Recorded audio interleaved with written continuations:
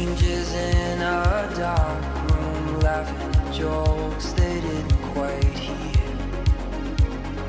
Frosted window panes and cheap champagne, a face appears.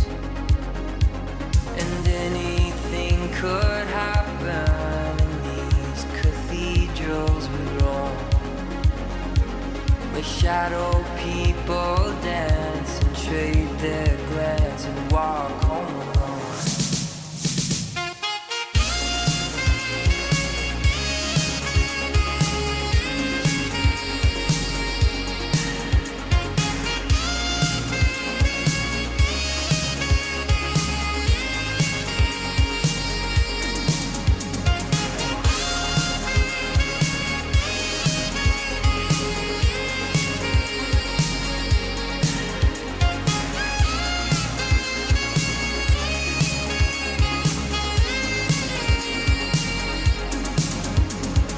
Staring out the window of the Roosevelt Hotel,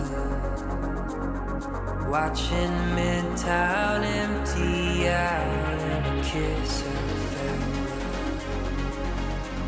They say we come from nothing and to nothing we'll return, and in between is gravity and bridges left to burn.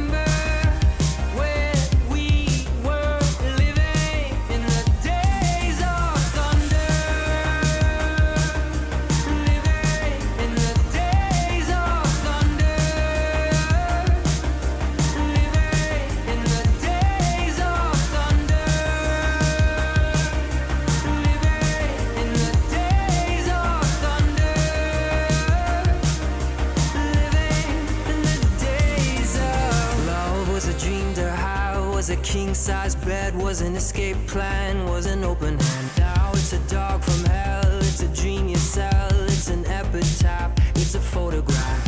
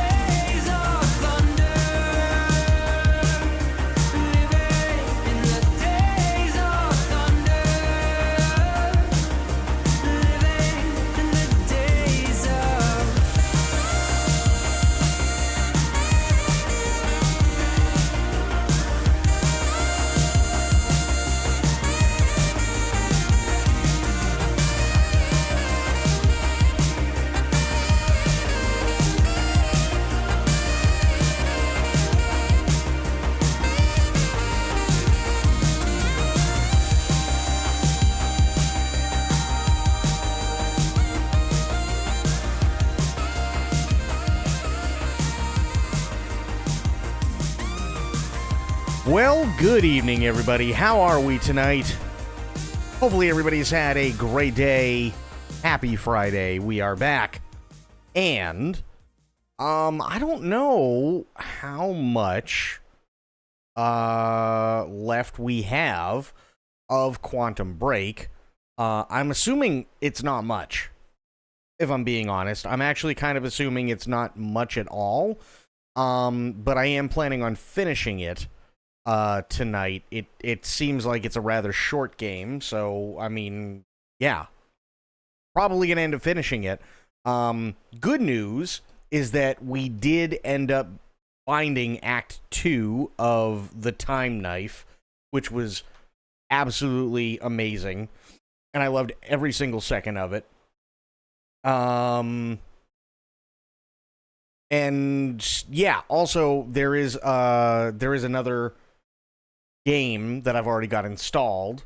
We can I'll take a look at the list depending on how long it takes to finish Quantum Break. But yeah, I've already got another game installed if need be. So, yeah, let's just get right into it. You missed Act 2, Itzy. It was bananas. I'm going to cry. It was insane.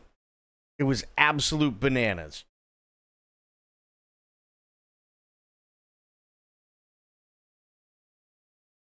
How you doing today, Itzy?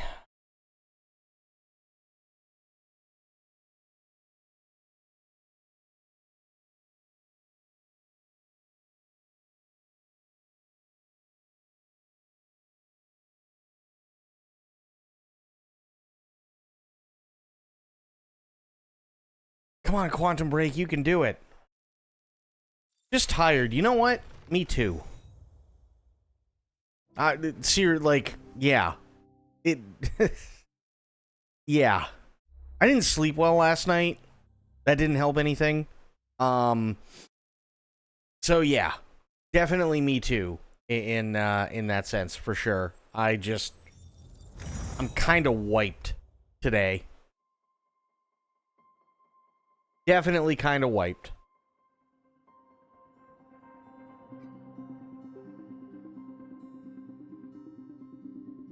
But other than that, I'm doing good.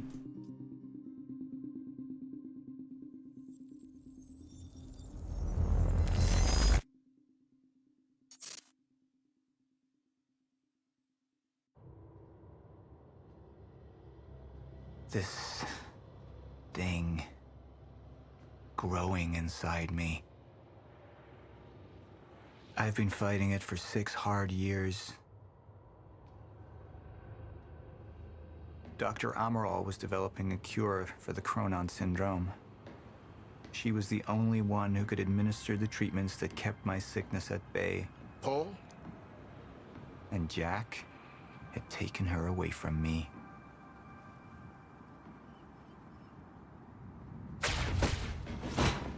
How the fuck did this happen, Morton?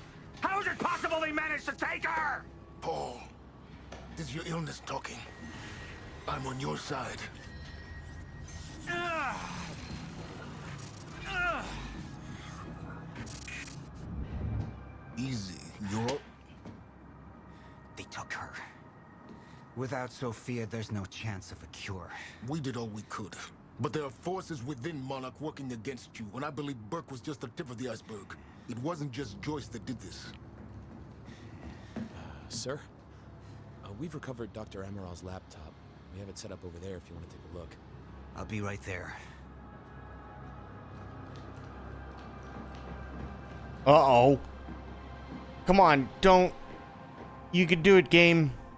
Please, you could do it. Well, we'll give it a second. It's probably still loading things, because the game's a little borked. It happens. We get it. We'll stare at Littlefinger for 10 minutes. It's fine. Oh, we got a frame. We got exactly one frame. Oh, there's another. Okay, we got 2 black eyeballs and 3 yellow dots and something happening on the left side. There we go. Sophia's figures. If she's right, the fracture is escalating a lot faster than we anticipated. You know the future. Dr. Amaral doesn't. Is the lifeboat even in a viable state for activation? She's trying to convince you the schedule's wrong. Why? To get you to rush this? To make a mistake? I mean, no. Chances are it's probably because the frames suck while it's loading. She isn't. Are you willing to bet the entire plan on that? I implore you, hold off on activation, Paul. Let me clean house before this gets completely out of hand. How do you want to proceed? I want to be able to turn my head without my eyeballs freezing. That's what I'd like to do. Just give me... Oh, God. Just give me a second. What is this? I should have been here. Somebody made a false report. Sent me to the tunnels to divert my attention. Like I said, people working against you. Who was that on the radio? We're still working on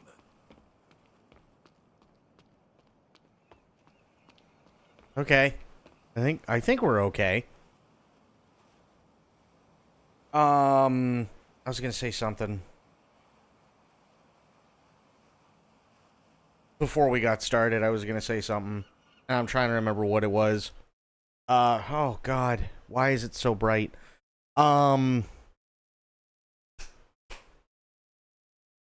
The pudding is still low. Yeah, the pudding needs to warm up a little bit.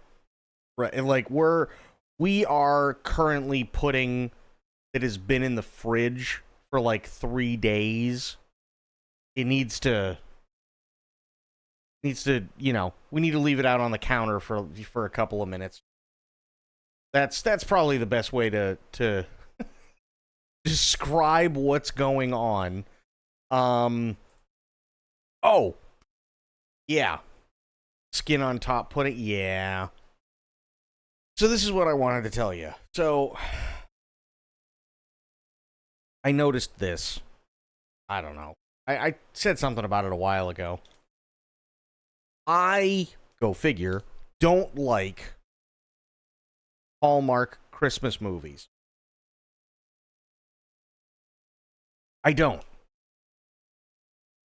And it's not because it's this thing where it's like Lacey Chabert and some other dude and love at Christmas. It like, or fucking whoever, like, here is one of 7 women that they use because they blew their entire budget on them, right? And some other guy out of like the 13 that they have, and they pair them together, and it's like, deck the halls with love. And that doesn't bother me. What bothers me is that they have no fucking idea what cold is. They have zero idea what cold is. In reality, I swear to you, everybody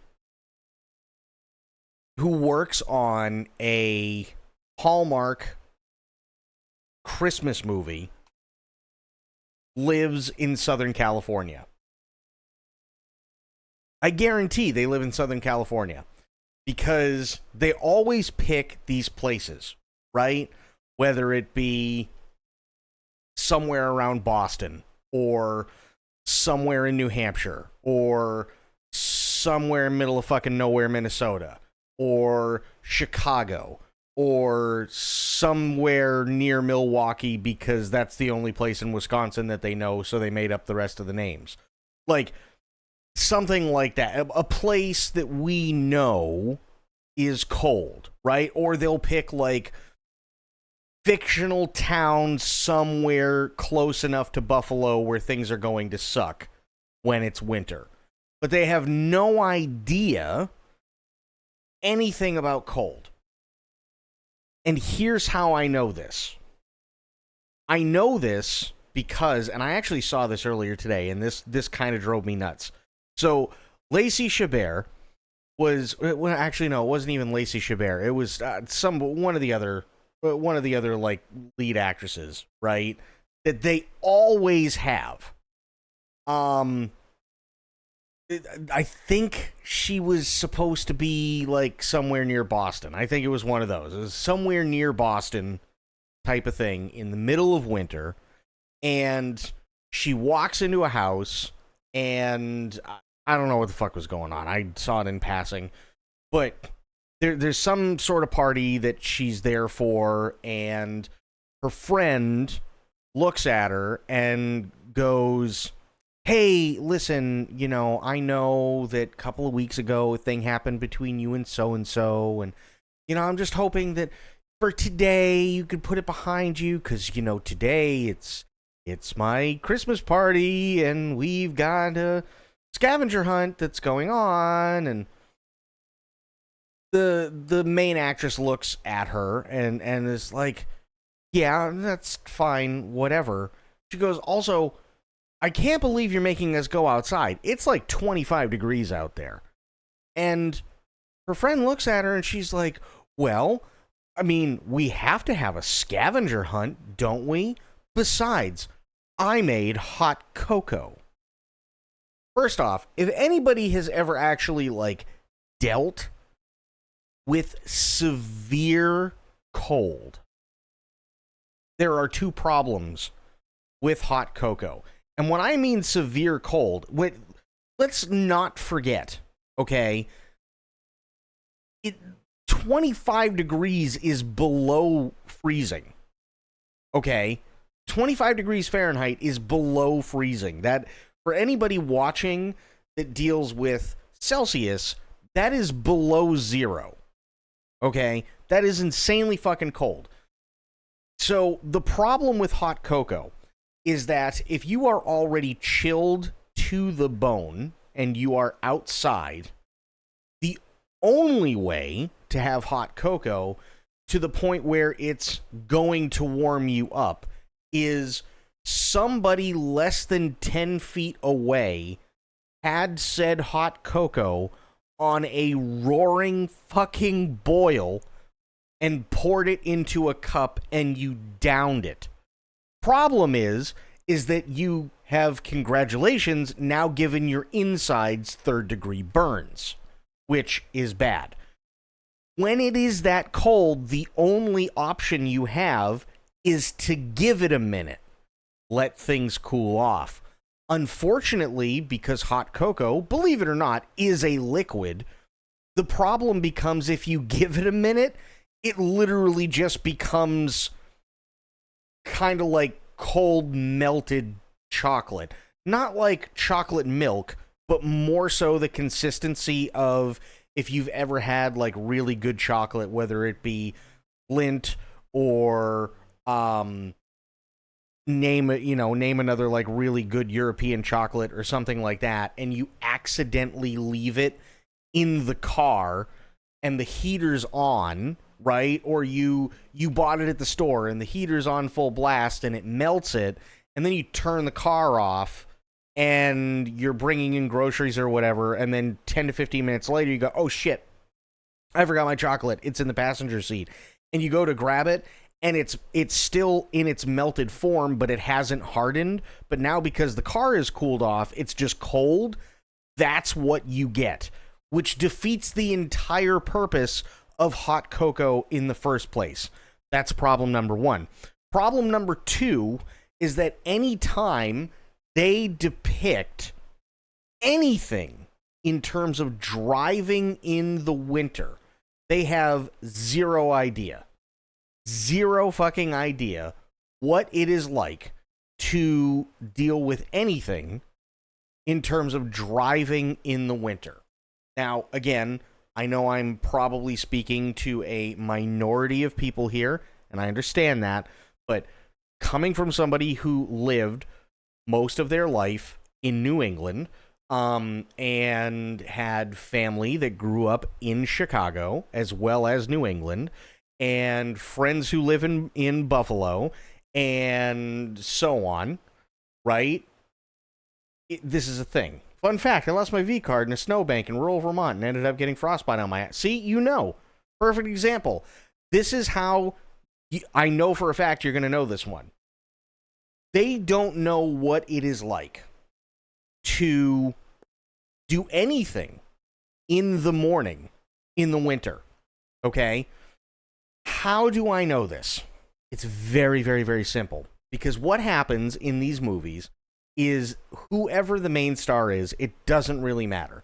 They go out to their BMW X5, or they go out to their Mini Cooper, or they go out to their Mercedes E-Class, right? And they do the little thing where it's like, they're kind of sort of running, but they're running in heels, so it's not really a run, it's more of like a really fast shuffle, right? And they hit the button, and the car does the beep, and it unlocks, and then they get in the car, and they go, whew, and then they start the car immediately, and you hear the heat come up, First off, that's not how it works. Second, if anybody has ever been in the winter in any of the places that I have named, okay, the northern portion, literally from fucking West Virginia up, okay, of the United States during the winter, this is kind of more how it goes. If you have to work at, say, 9 a.m., and It has snowed the night before. Okay? The first thing that happens is you wake up and you're really nice and comfortable, and you hate the fact that you have to get up because the arm that has come out from under the blankets has now frozen solid when you go to turn the alarm off.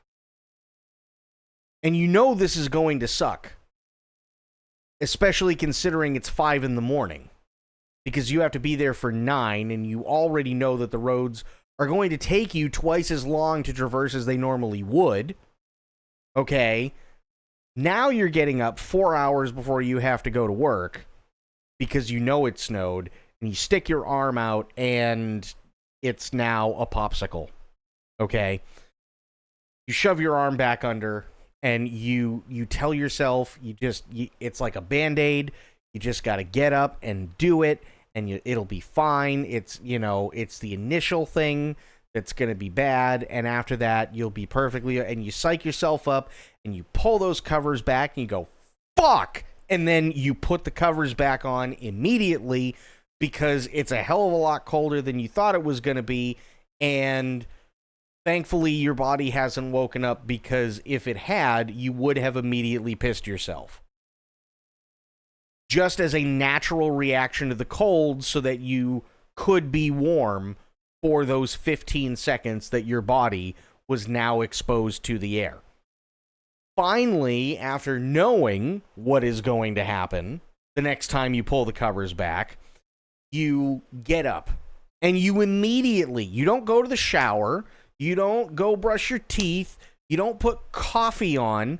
The first thing you have to do is go outside, which means that either A, you're going to be in your PJs and you're going to be in your fucking boots with a coat on that you're too tired to zip or button up because you're still looking out of one bloodshot eye, and a hat that's halfway on, and it's dark as shit outside, and your car is buried in the snow.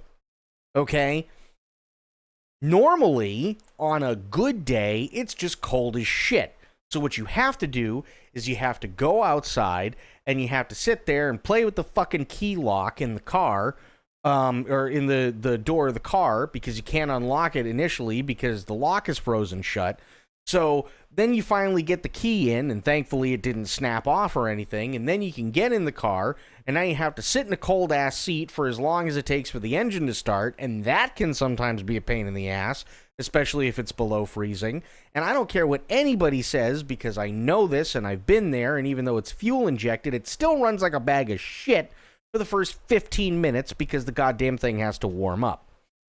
Now, you turn the defroster on as much as you possibly can. You close the car. You're letting the fucker run. And then you go, shit. Now you got to open up the door again. You got to hit the unlock button. You got to go into the back seat. You got to grab your ice scraper. Now you can close the back door. So then you go around so that you can start scraping the ice off the fucking window. And congratulations, right? Except if you were one of those unfortunate people that thought, oh, I got this ice scraper, it'll be fine, and everything like that. It is so goddamn cold. You bought a plastic one, and that fucker snapped. Now you're in a bad mood. Because you only got as far as maybe 5 or 6 scrapes of your windshield, and the only ice scraper that you have has completely snapped. Because it's cold as shit, and somebody in their right mind for marketing decided that a bright see-through orange plastic ice scraper was not only a good idea, but also stylish. Okay? And you, being the unlucky sod that you are, decided, you know what? I really like that bright see-through orange plastic ice scraper. I'm going to buy it. You know why? Because it's $7. And then it snaps, and then you realize why it was $7. So, you say, fuck this. You throw the thing out. and you go back in the house. Now the car is doing its thing. Now you can go take a fucking shower, and it's the best feeling because finally your toes, you can actually feel your toes now. And you don't necessarily need coffee, but you put the coffee, you get the coffee going because it's going to be at least 5-10 minutes, right? While you're in the shower, and then you're getting ready and you're getting your clothing on and doing whatever you got to do with your hair or makeup for the ladies or whatever and so on. And then you finally do all of that, and then you get your what do you want to call it? Not thermos, but your insulated mug, because it's cold as fuck, right? You get your insulated mug and you fill it to the brim with coffee of your choice, does not matter, and you seal that fucker. Grab everything that you need for the day. You are out the door, and it is 6:30, maybe 7. And you've got work at 9. No, you have to leave this early because, again, the roads are going to be shit, and everybody else is leaving early, which further exacerbates the problem. So you've already started out, and it's a crap morning, right? You get in your car. Now, whether or not your car has heated up completely, your seats are still the same temperature as the vacuum of space.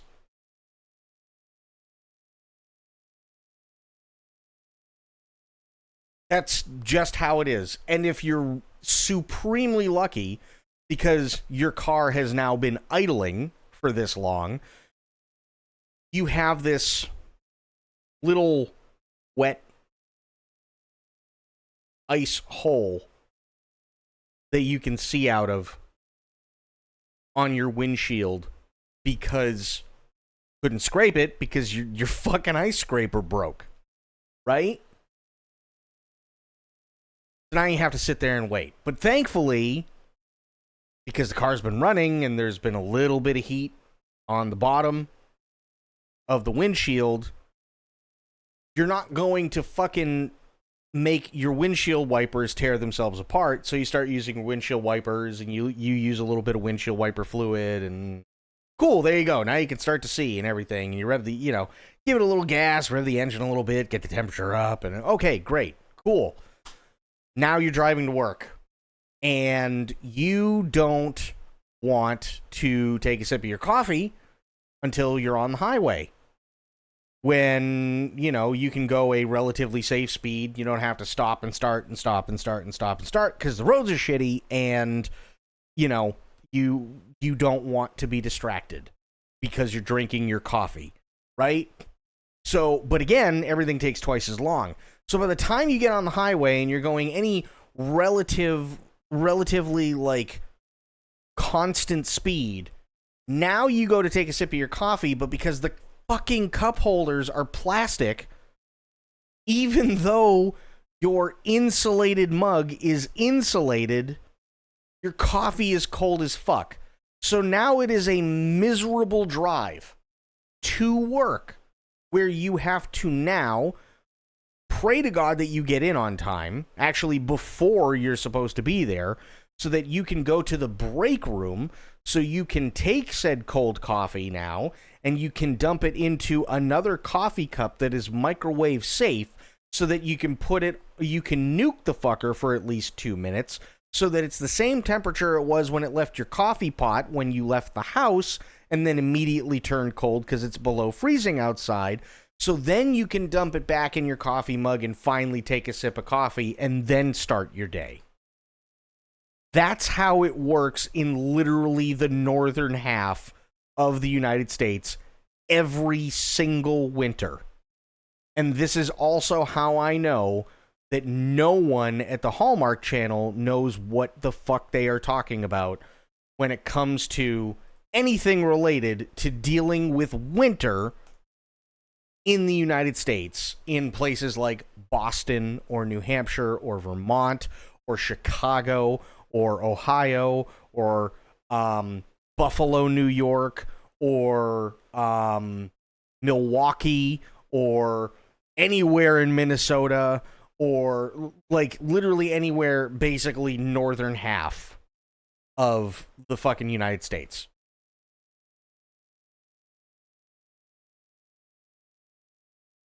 That all sounds like a scavenger hunt to you. The only scavenger hunt there is trying to remember where your goddamn keys are that early in the morning. Because somehow you can't see them through one bloodshot eye sitting on the table or in the little plate that you have where your keys go, or on the little, like, thing that you have hanging up on the wall where it's got the tiny little hooks so you can put the keys.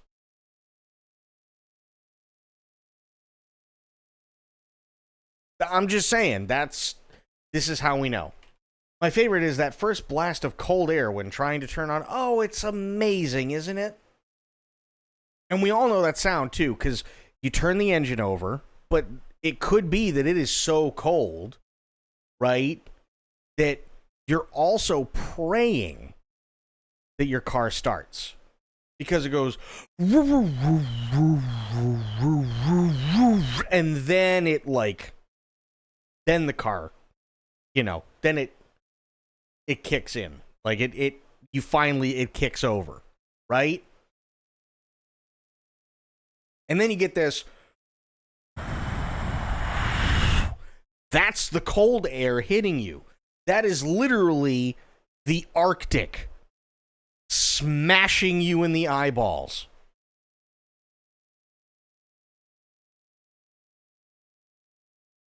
Or the wipers just saying fuck you and scraping across the windshield doing nothing. Absolutely.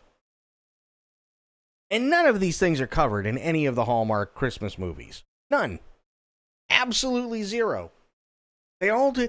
Oh, look at the snow. It's so pretty. And this and the. There is nothing. I'm sorry. After the snow has fallen, there is nothing pretty about the snow. It is all dirty and shit. And there is nothing fun about it. And it gets everywhere. And it covers the bottom of your pants. And it covers your fucking boots. And God forbid you're a woman and you're wearing heels, which obviously that's a bad day to begin with. But God forbid you're wearing heels. Now your heels, you might as well have just sandblasted your fucking heels, right? Assuming you make it from the car to the front door of wherever the hell it is you work without literally snapping your neck. It looks like you've sandblasted your heels. So it's just miserable all the way around. And the other thing, too, and again, this is how I know, they don't know what the fuck they're doing when it comes to portraying winter well, when it comes to any of these places. The car always looks perfect. I can tell you flat out, the cars in New England never look perfect in the winter. Because they are covered in the same salt, slush, snow, dirt, shit mixture through April. Because it is pointless to go get a car wash when it's just going to happen in less than 2 hours.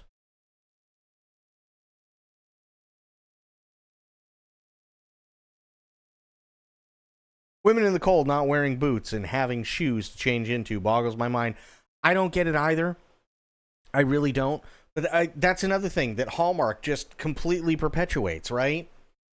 Oh no, I need to stop off and get my coffee. And like, they get out of the car and they shut it off and and they run into the coffee shop. As if Boston is just fucking 18,000 coffee shops. And you're going to find parking in Boston when it's snowing or has snowed and it's cold as shit and everybody's trying to get to work. Hi, Laura, can I get your order or are you just looking for the regular today? Oh, just the regular today, please. No, that's not how it works. How it works is you make sure that you leave early enough if you're planning on getting coffee to go to fucking Dunkin' Donuts to sit in the drive-thru and pray that the car warms up before you get your coffee for about 20 minutes. And then you just go.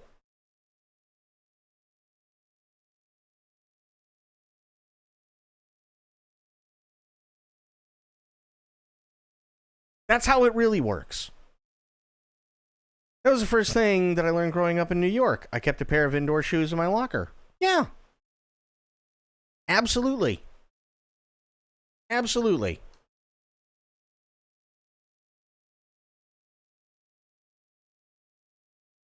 So yeah, that's my rant for today, because it drives me nuts. Whenever I'll sit there and it's like you see these aerial shots, right, that they take with a drone, or chances are they probably just get the aerial shots online nowadays, right? They probably pay the licensing fee and then they get the aerial shot of whatever the fuck fictional town they're gonna use, right, for the movie, because they're in Southern California and can't be bothered to actually film anything on location. Especially considering everybody's miserable in the winter, so if they tried filming it on location, everybody would punch them in the dick and tell them to go fuck themselves because they got shit to do and to get out of their fucking way, right?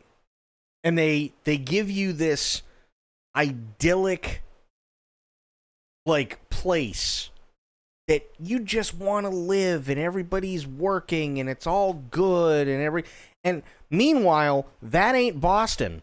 That certainly ain't any place in New York, and it's definitely not any place in Chicago, and it's definitely not any place in fucking Milwaukee. And I'm pretty damn sure, with the exception of a few places, that's probably not anywhere near the Twin Cities region when it comes to Minnesota, right? Because chances are, when you get into the city or you're anywhere near the city, there's some sort of road construction.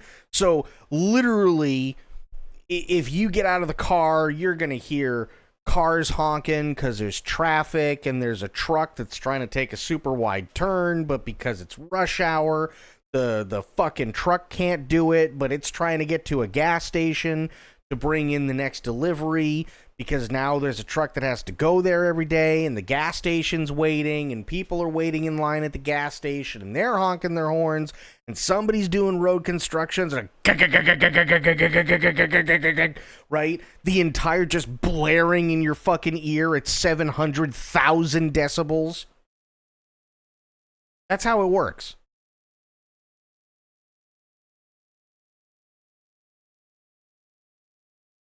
This is like a really funny Simpsons episode about a Hallmark type channel wanting to film a holiday special in a holiday movie in Springfield, but it's like the middle of summer. Of course it's in the middle of summer. 100%. 100%. Or like even the one that I saw today, right? The lady that was talking about, oh, well, I made hot cocoa, right? And she put together the scavenger hunt.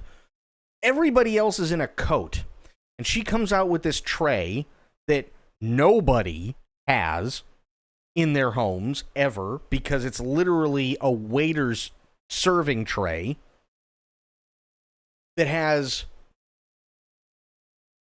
teacups full of hot cocoa in saucers.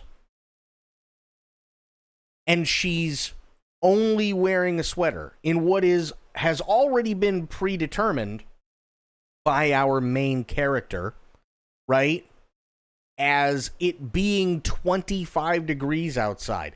This woman who is carrying said hot cocoa not only puts the tray down on her immaculate lawn furniture, right? Because she's got the glass table with the umbrella that comes up through it and everything like that, sitting on the porch. Then she decides, I'm going to walk down into the snow where everybody's doing the fucking scavenger hunt, where they're all wearing gloves and hats and winter coats, even though they're not fucking zipped up, because God forbid the actors have to get a little bit sweaty. And she's just wearing a sweater. Listen, I have known many, many, many women in my time. A lot of them have been very, very good friends of mine.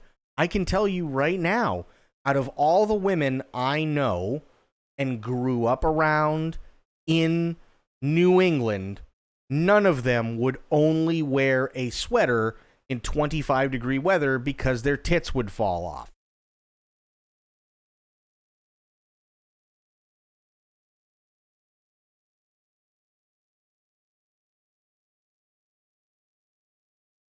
Just that simple. And she's just standing there having a conversation. Meanwhile, the main character, right? She's rubbing her hands together even though she's got gloves, and she's got the big puffy coat and like there's another girl with another guy because they're paired up, and she's got like the stupid fucking, and everybody knows this hat. It's the stupid fucking red and white hat with the dog ear flaps on it and the strings that come down off each dog ear, and it's got the stupid red and white pom-pom on it, and it's got the designs, where it's like it alternates. So if it's the red stripe on the bottom, it's got like white designs, and if it's the white stripe above it, it's got the red designs, and it keeps alternating. But because it's such a stark contrast, you have no fucking idea what those designs are. They might as well be hieroglyphs that kind of like got worn away by time. And you got the stupid pom-pom shit, right? And she's all bundled up, and she's got a scarf and all this, and she's pretending she's and meanwhile the woman with hot cocoa is just standing there talking to everybody. Hey, how's it going? You finding everything okay? She's in a fucking sweater in 25-degree weather. It's like, lady, either your tits are made of titanium or you lost them a long time ago to the winter because you have no sense of temperature.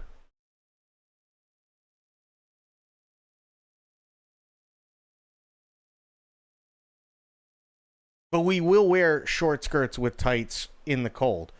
I will even take it one step further. When I was going to high school, hell, even when I was going to college, most women would wear incredibly short skirts with no tights.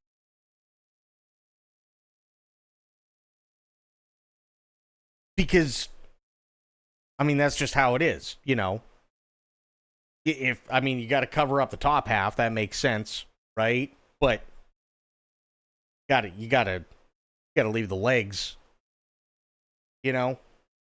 Somebody's got to see something. Like, and it just never made any sense to me when they did that either. Like, don't get me wrong.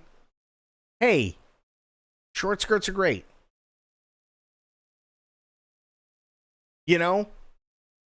Short skirts are awesome. But maybe it's okay if it's a little bit longer. It's fine.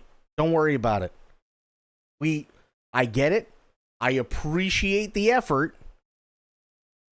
Having said that, also, like, none of your body parts to fall off.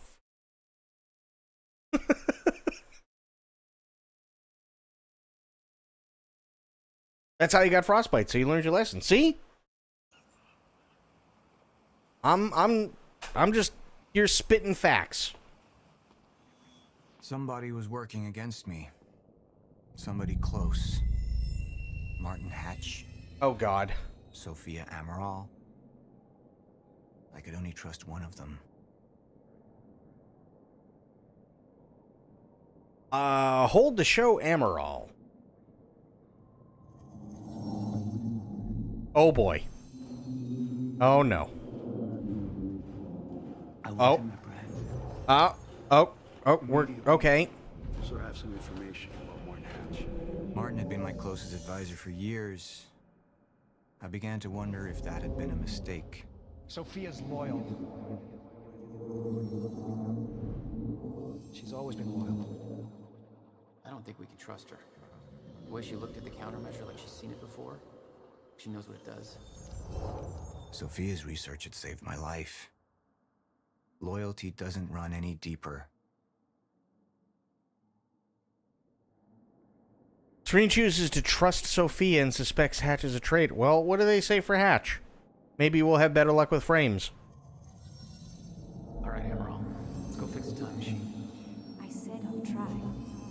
Evidence was mounting against Sophia. I couldn't simply ignore it, despite everything we had been through. She knew you'd never make it without those treatments. And then she took them away. If she'd turned against me with what she knew, the damage could be immeasurable.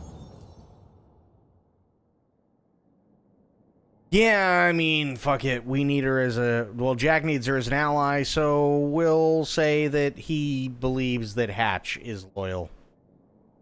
You're right. We need to stick to the original plan. But Me if too, Sophia's I date like is it. good or not, we can't deviate from that. Clearly, we have been compromised. Put a team together. Find out who she's been working with. Actually, I've already got something on that front.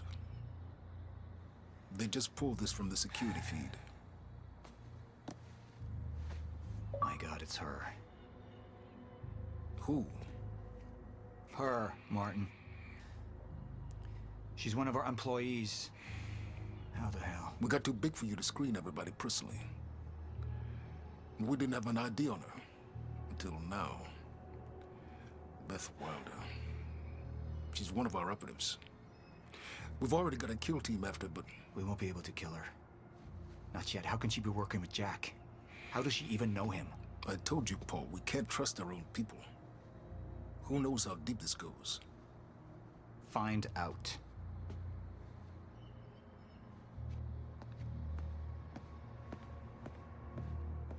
Beth Wilder. It was the first time I'd heard her name, but she had been there in the past.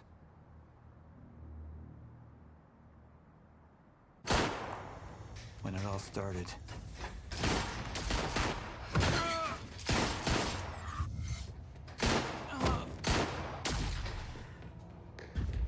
She'd been there the whole time, working against me from the inside. And she wasn't the only one. Right.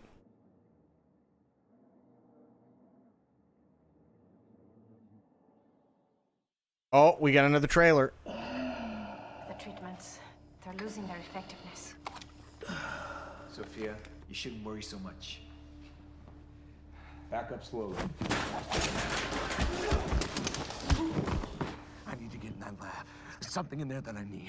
The lifeboat protocol. Paul's a very dangerous man, and things will only get worse if he continues unchecked. What is it that you're so threatened by, Martin? Do I look threatened to you? This is Dr. Amaril's report. The stutters, they're increasing in frequency. What is that? A chronon-disrupted life form. Extremely hostile. It's Dr. Kim. Let's go! Let's go!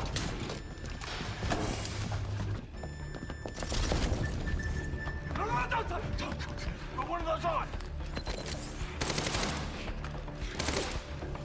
Charlie! Let's go! Let's go!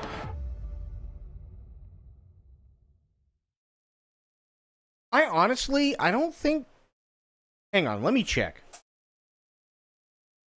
I don't think it was ever actually on. Let me see. Quantum Break TV show.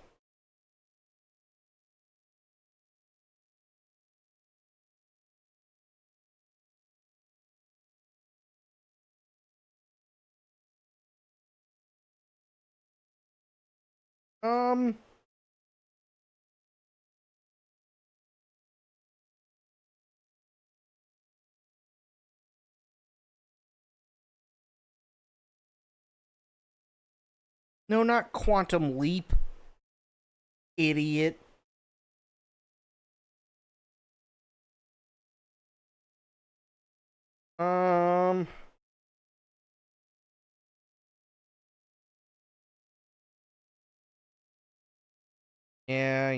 Yeah. I just... Okay. So they... It looks like it only lasted one season, maybe?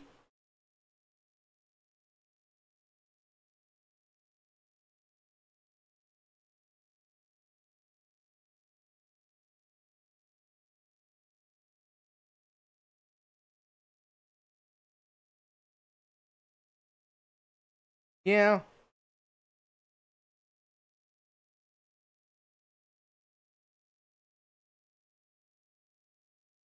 Hmm.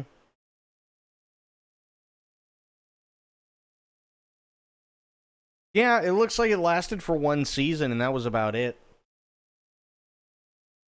I'm sure you could find it online. I'm totally sure you could find it online.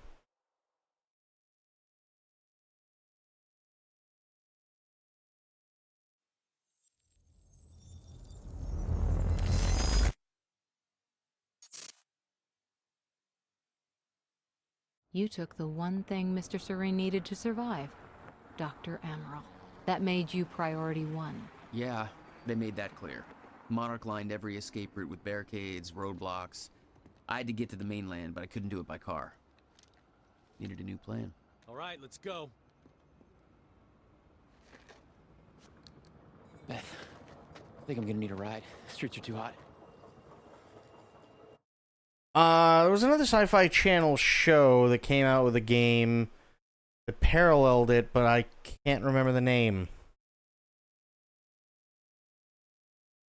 Yeah, you know what? I seem to remember something like that too, and I don't remember what it was. Alright, where do you want me?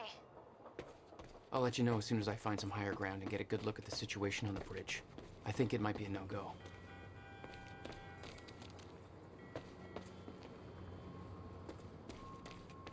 Yeah, for the life of me, I can't remember what it was. I'm looking at the bridge right now. It's a lot of Monarch. I don't know, maybe you could sneak across? Well, maybe. Or I could pick you up. Let me know. Pretty exposed out here, so try to make it fast.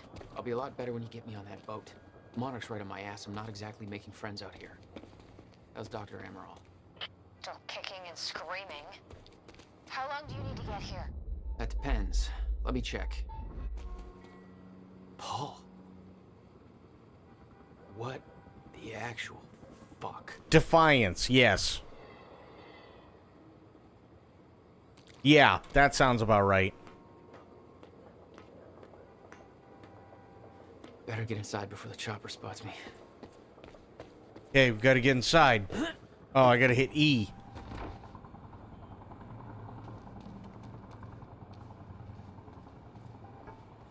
Yeah, Defiance sounds about right. No, just go to the TV.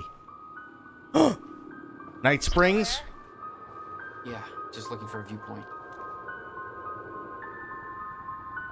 So, we don't know where he is. We can't find him. So we need to look into a replacement. I don't know.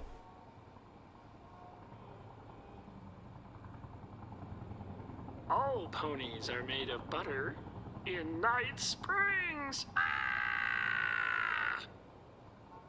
There is all of ours. Lots of the Kratzu things happening in Gitu of Nigat Springs. Thank you. All ponies are made of butter in Night Springs. We know the old dance, the fortunate and the destitute. The haves and the have-nots. Those who dine at the table and those who starve in the street. But the tables can be but the tables can be turned. The gluttonous consumer may find himself the consumable resource. Do that again.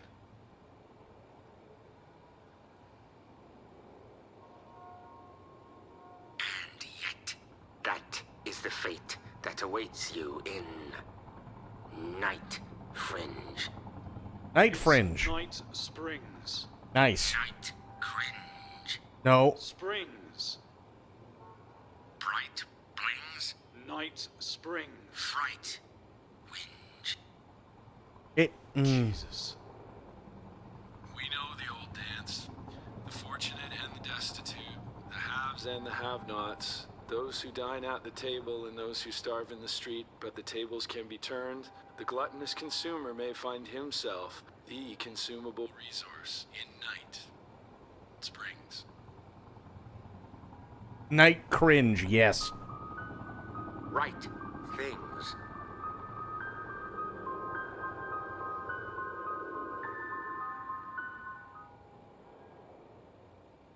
I like it. You didn't let me down, Sam Lake. And I love you for it.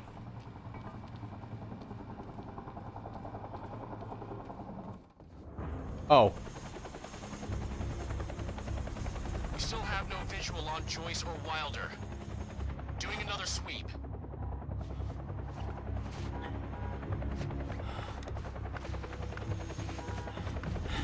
It's night cringe for me forever. I can't stay here long, Jack. You're gonna need to be quick. Yeah, about that. Bad news? Reoccurring theme of the night. I'm looking at the bridge right now. If we let Joyce across that bridge, we're big slips. It's getting tense out there.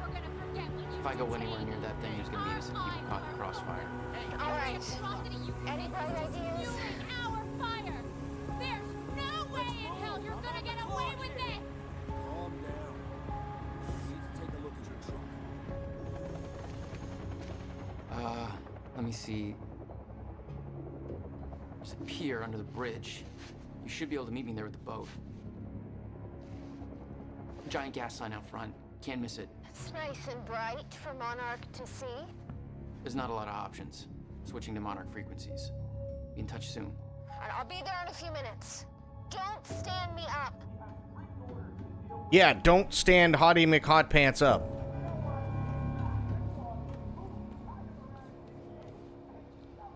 Okay, how are we getting down there?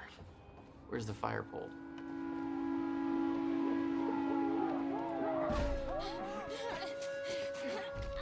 You bastards. Yeah, don't touch her.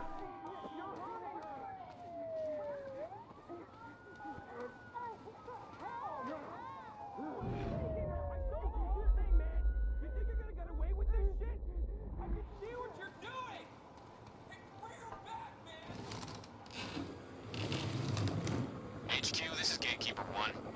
Sleepies are up in arms over here. Oh God, what was that?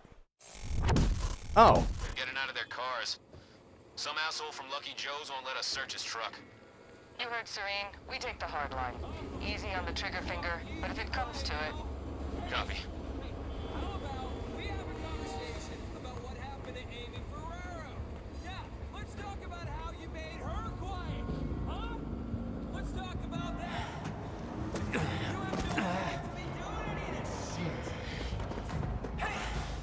You down there! Don't come up here, man! Monarch's got this whole Checkpoint place team, locked move down! in. Target has been spotted under the bridge. God damn it.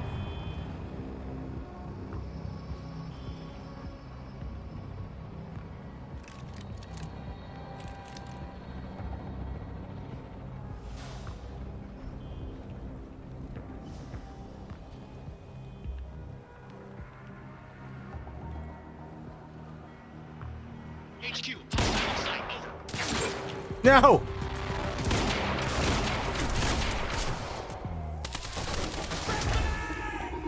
I need you to work!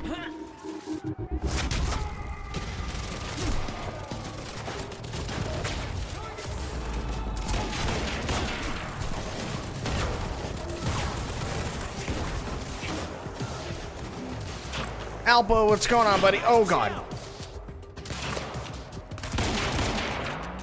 Oh, shit.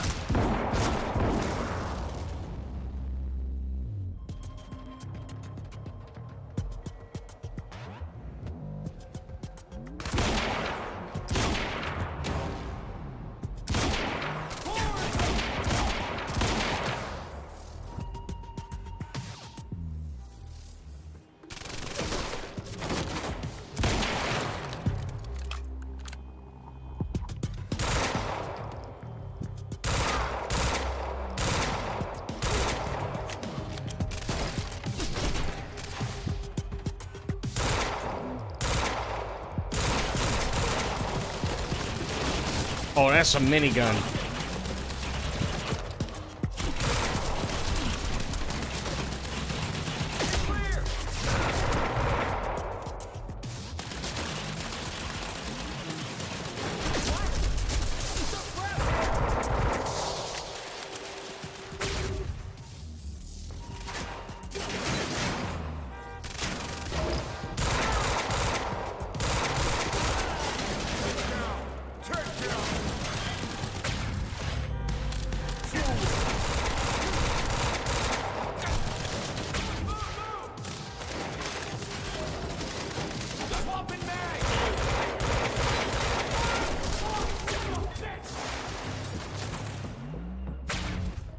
Son of bitch! Shit!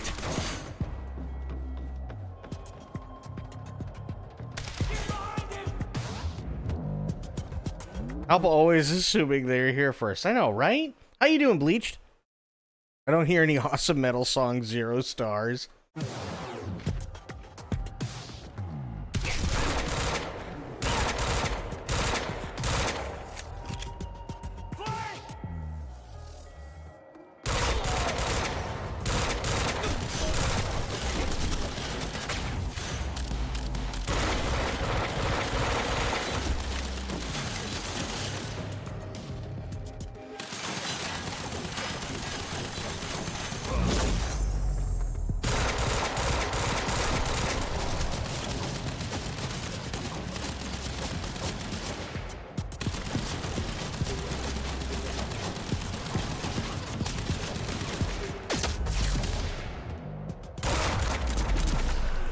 There we go. HQ, we've got eyes. Keep your sights on that dock. He may try to escape by water. I have a new coworker at work who's the worst. Ew. He's mostly just really snide at the women. What the fuck? Shit. Why does everybody have to be a shithead? Civvies heard gunfire. They're freaking out up here. When I told him that he needs to put his items into the right carts, he kind of went off. Change What? of plans appears God too damn. hard. Gonna find another way across. Almost there. Just wait 2 minutes. I'm not putting Dr. Amaral at risk. I'll make it across that bridge. Whatever. Music has a really nostalgic 2007 to 2013 vibe to it. It's true, it does.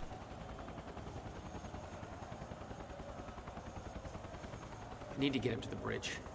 Cross it. Oh. We got civvies trying to push through the Not line. sexual at us women, unlike some coworkers. Like, what I don't understand is why it is that, like, there's so many guys that either A, have to sexualize every woman, or B, just have to be complete dicks.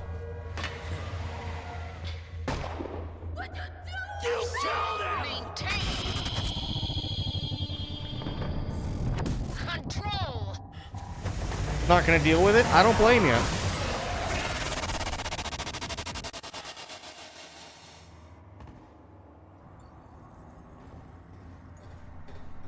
I don't oh no! Fuck! Okay, just keep your head down. Jesus. It'll be fine. We'll just get through all the shiny.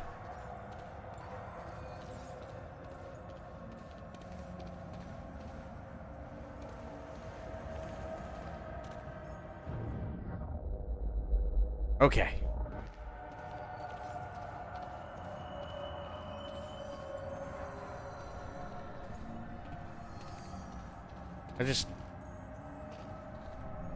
No, that's not what I wanted.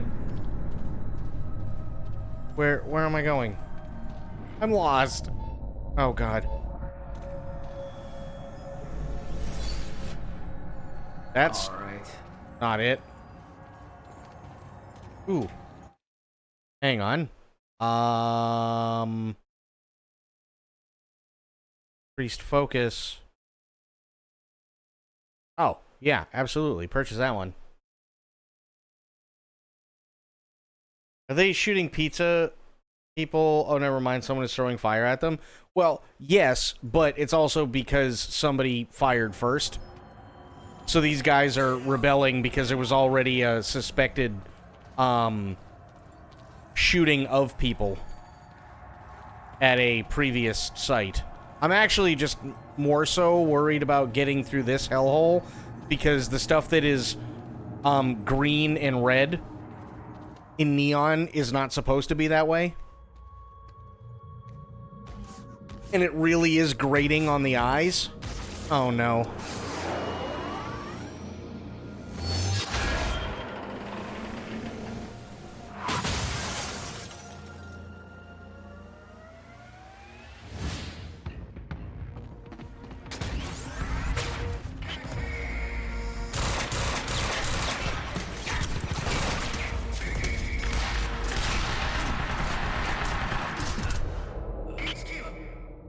$50 Shades of Flashbang. Yeah. It's The only thing that I can think of is it's a shader issue, and the only way to actually like fix it is to back out of the game and start it back up, but that's not even a guarantee, which really sucks.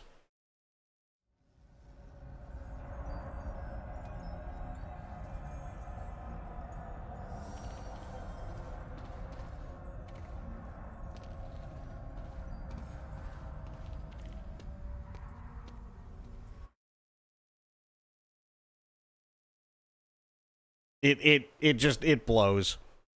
That's the only that and the fact that the game runs like crap. Those are the only two things I don't like.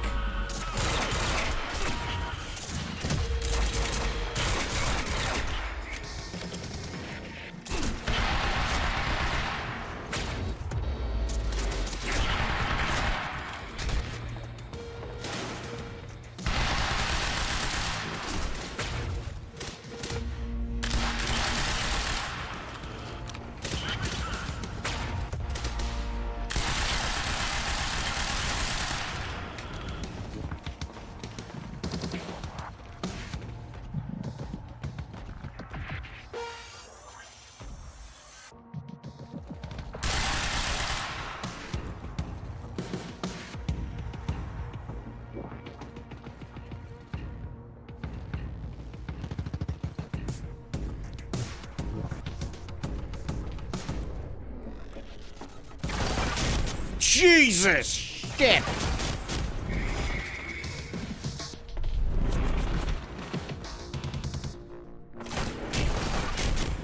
Ow. Fuck.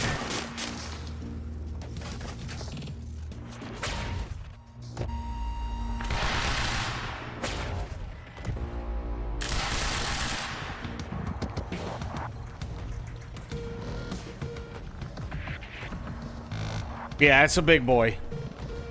The very big boy.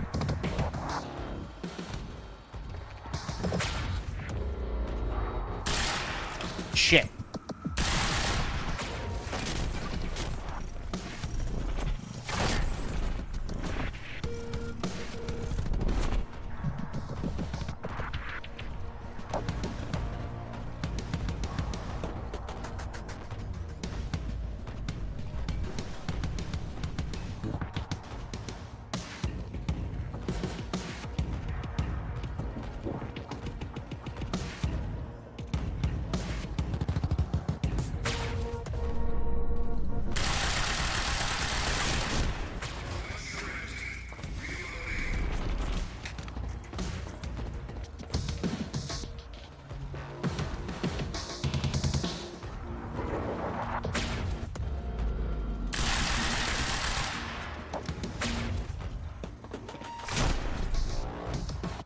Also, Leto got cast as Skeletor. Oh god, fans are crying even harder because why? I don't like him. I don't like him acting. If I'm being honest, I really don't.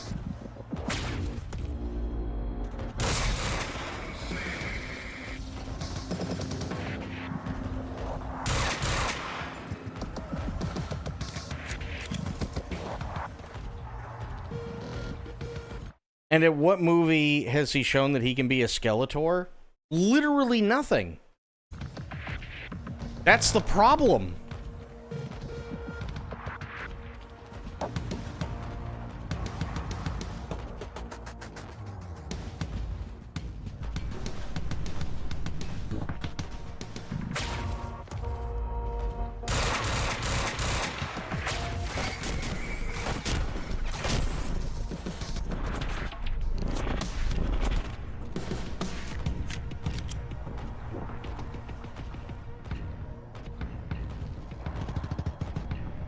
Okay, Biggin is stuck.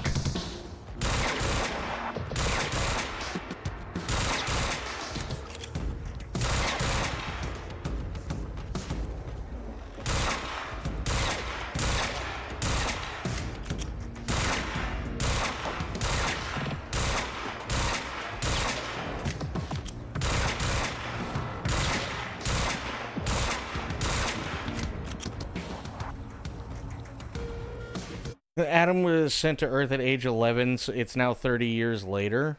Oh, God.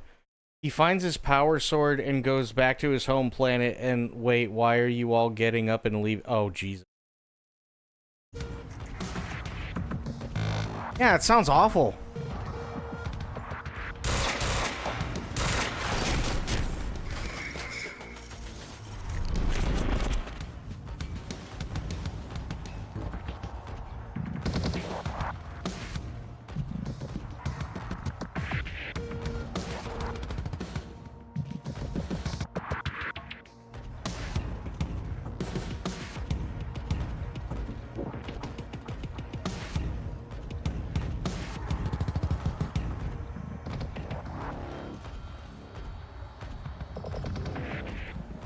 Oh, God, I remember Gem.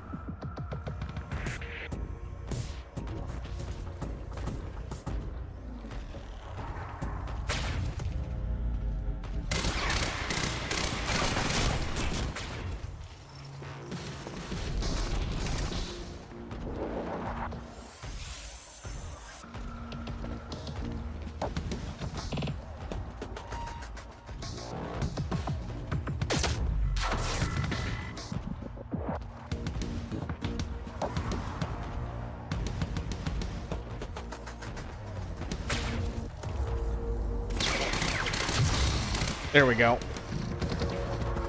Okay. Okay, good. Just gotta make it across this damn bridge and I'll be clear.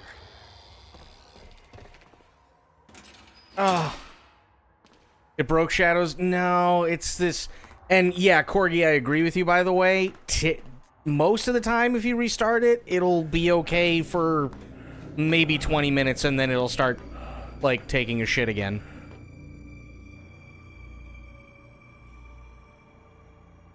It really sucks, because when the textures aren't, like, absolutely having a fucked up diarrhea all over themselves, the game actually does look really nice. No, there's some major fans of the series. Let's make them a live-action film. And there's nothing in it relating to the show or comic books. Yeah, well, sounds about right, sadly.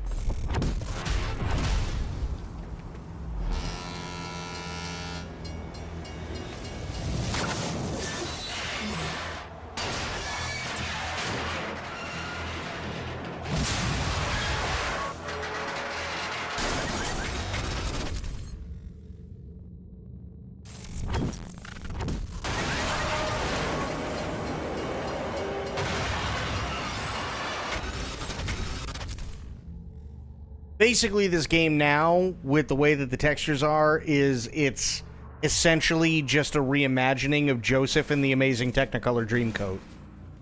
That's all it is.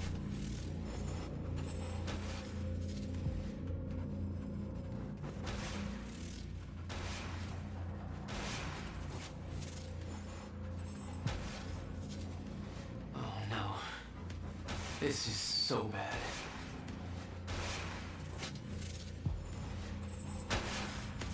I knew I'd be dead if the stutter collapsed while I was in the frozen crash. I had to reach solid ground, and the deck of the cargo ship was my best bet. Just had to find a way down.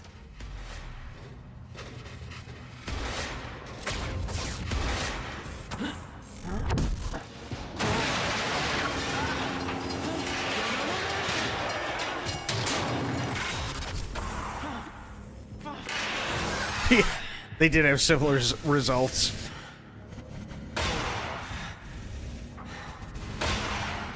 Now what?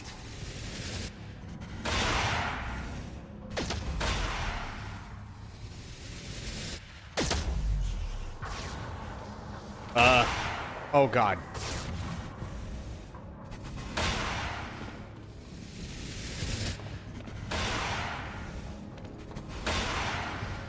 Wait.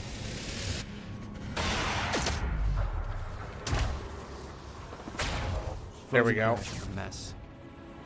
Somehow I had to find my way across. Hope for the best.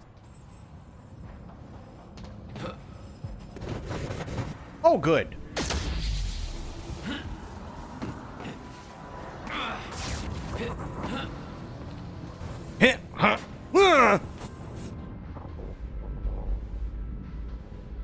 Game would probably run a lot better if it came out about 10 years later. Oh, easily.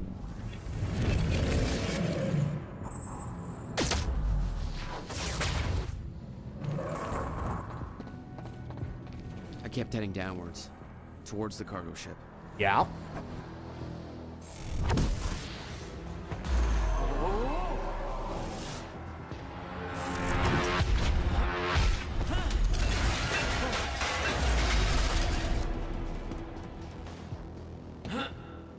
The route down wasn't exactly user-friendly. The fracture was getting much worse. Timelines getting scrambled. Caught in violent loops, off sync. Crashing into each other. This was what the end of time would look like. Everything was broken. In chaos. Frozen. Oh, no, And no. one would know. Come on, come on.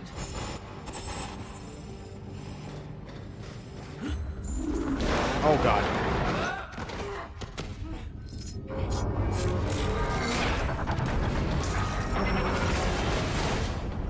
It is a really neat idea.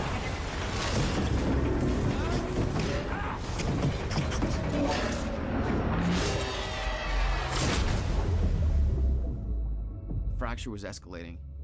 Objects were moving out of time, out of order, entire timelines overlapping. And it was gonna get worse, unless we could stop it. No, that's the thing though. They do run better nowadays. You have to remember, this game came out like 12 years ago, Prepared for what happens next. You say you're prepared. and the best they could do was the fucked up diarrhea special edition. Even if I fix William's machine, what could you possibly hope to achieve? The end of time is coming. There's no way to. Hey! This isn't a debate. I just watched a ship fast forward through a fucking bridge. Time is running out, and the fracture's getting worse by the minute. And it cannot be stopped. Paul has been to the end of time. He's witnessed it firsthand. Can't you see? We prepared for what's next out of necessity. Your research is based on work by William Joyce. You respected him.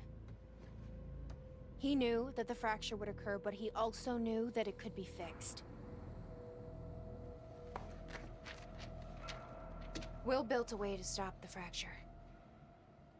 This. The countermeasure. We're traveling to the past to retrieve it. You can help us get there faster. Or you can agree to disagree.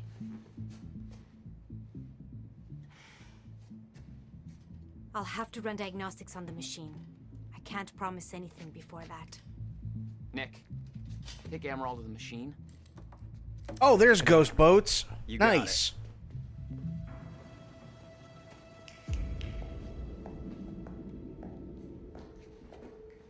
Welcome to the team, Doc.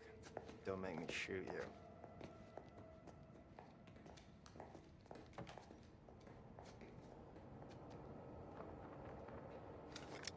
Jack, before we head downstairs, we have to talk about something. Fuck yeah, Ghost Boats is here. He's my favorite character so far.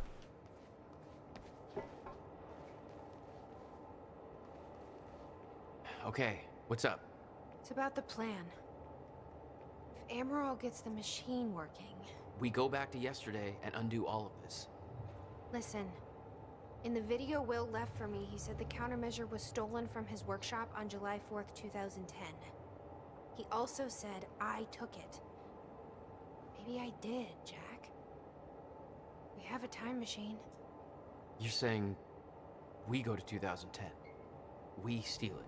If Will was right, that would mean it wouldn't be a change. We take the countermeasure, bring it to the present, fix the fracture, save the world. Okay. Explain to me why that's a better plan than just going back to yesterday and preventing all this from happening in the first place. Because I'm afraid that based on what I know about time travel, we can't change anything. The past has already happened. We can't change it. But my way, we don't have to. Yeah, I don't know. I mean, my plan still feels simpler. Let's just get the machine working.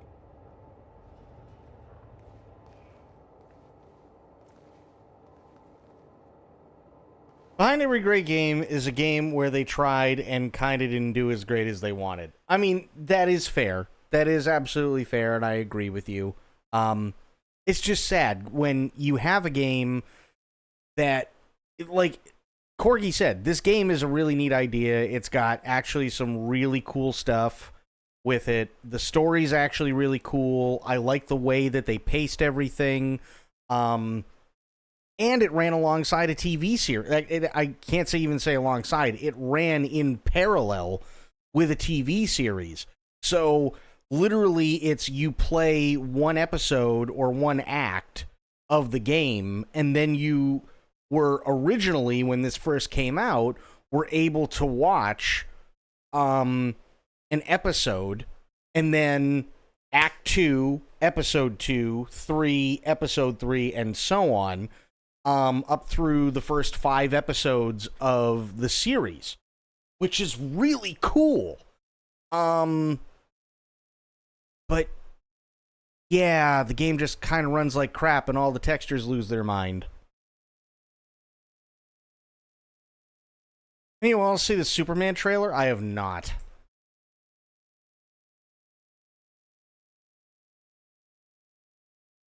The shittiest part is it's not a bad game. It's just disappointing. Yeah, I completely agree. It's not a bad game at all. I really, really, really like this game. I just really wish that the textures would stop shitting themselves and it didn't run like a bag of shit.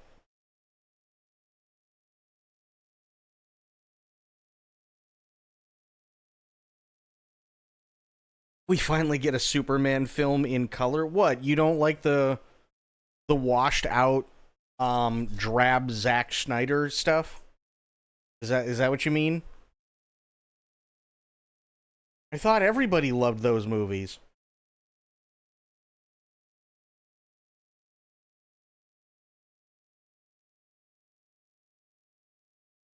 Especially the Snyder cut of Justice League. Oh boy.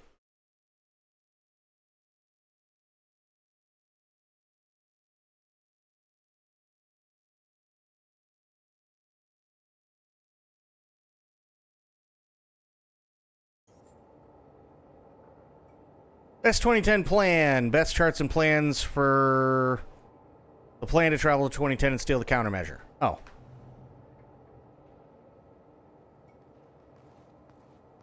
If I'm being honest, Superman, to me, kind of boring. I hate to put it that way, but it just is. Superman, for me, gets old really quick.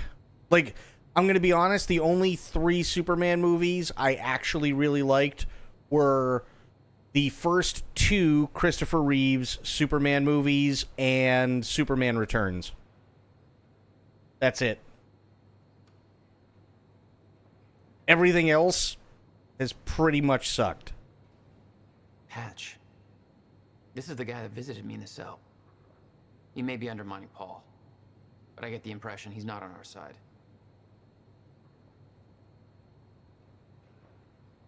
James Gunn makes me excited about it. He legit told people, I'm into making a power fantasy for you who want that.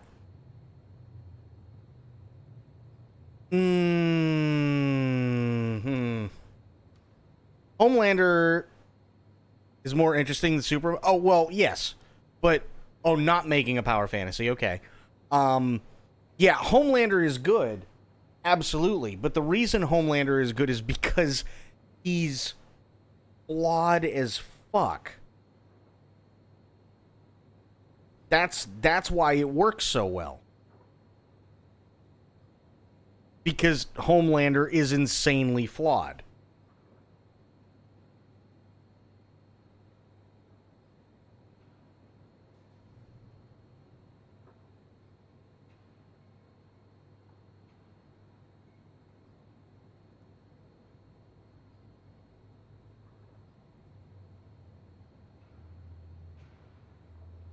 I think he'll finally allow Clark to be Clark and not just guy Superman turns into.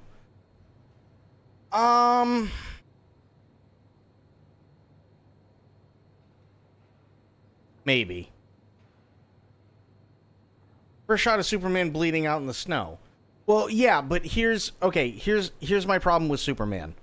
My problem with Superman is that Superman essentially, and I don't care whether it's in the comics or it's in the movies, Superman at this point is essentially God, which means that all the other things, even if we're just keeping through movie continuity, right? Let's say that the Christopher Reeves plus the movies before Christopher Reeves and the one with Brandon Routh and like all of them are all in the same universe, right? With the exception of the Snyder stuff. The issue is that because Superman is essentially God, that means that you have to have villains who are more powerful than Lex Luthor, more powerful than anything that has come from Krypton, more powerful than Zod, more powerful than literally anything and everything that Steppenwolf did. And it's like the stakes just have to keep getting bigger. To the point where it's so completely like blown up to where the audience can't relate.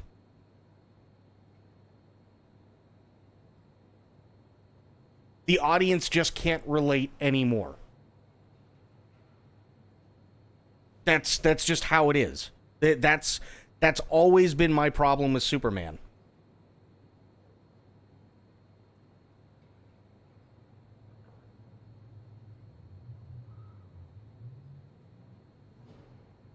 Like, that's the problem.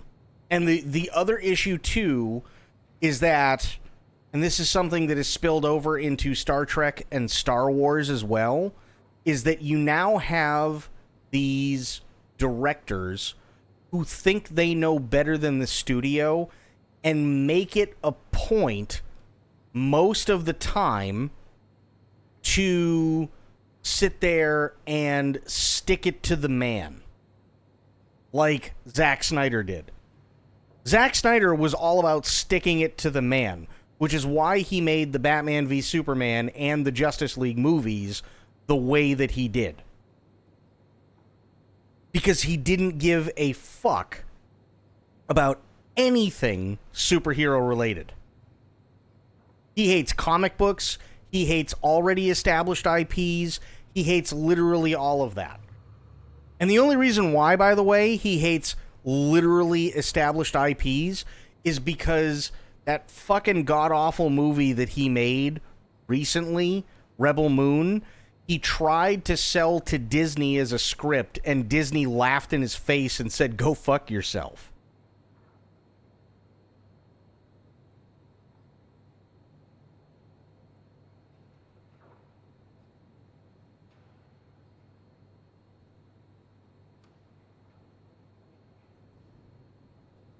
You know what I mean? Like, that's kind of the problem. Want to let you guys know that Mariah Carey in Fortnite is a thing now? Of course it is, because it's Christmas time. And because people are too stupid to realize that over her almost 40-year career, she has done more than All I Want for Christmas Is You. But that's all anybody for the last 2.5, possibly 3 generations knows her for.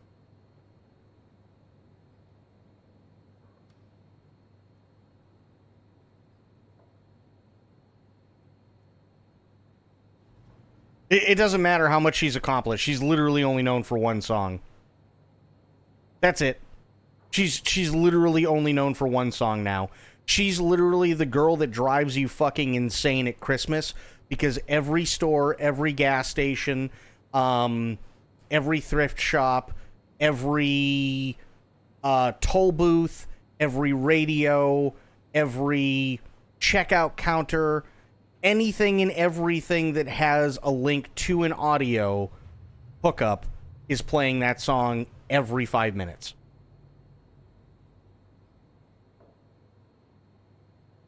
No, the one that's playing over Really Depressed Animals is Sarah McLachlan, In the Arms of the Angels. And Sarah McLachlan already came out and apologized for that. She says that it, like, Sarah McLachlan has actually come out and said, if I had known that they were going to do that with that song, I never would have allowed them to do that. Because now, you don't even have to be watching TV. You could be in the kitchen making a snack or grabbing a drink. And you hear the first line, and you know you're not going to go back to the TV because there is a dog with 3 legs and both eyes missing, as it is huddled in the corner of a cage.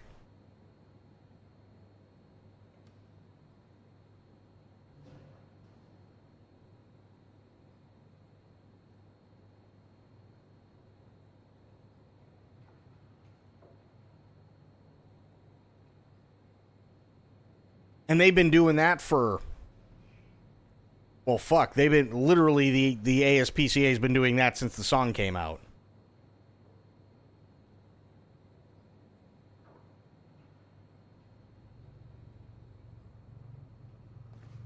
And it sucks.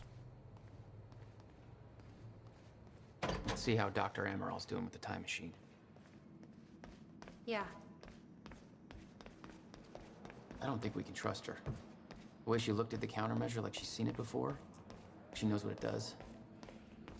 Oh god, the textures again. Why? Oh, it's... Oh no, the lab's just gonna turn into a Christmas tree. God damn it.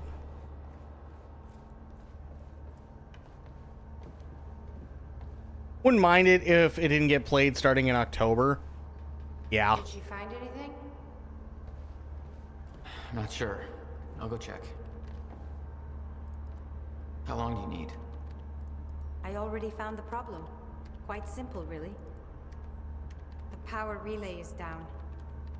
You'll need to find a way to reset it up. There. Where the light is. I'll lower the ladder for you. What happened to the power relay? Power surge occurred at 7 a.m. this morning, when the machine was activated. 7 a.m.? That's hours before we even got here. Well, the numbers don't lie. Okay, I guess I'm doing some climbing. Nathan Fillion as Green Lantern looks so funny. I mean, it's possible. I like Nathan Fillion. I'm superheroed out.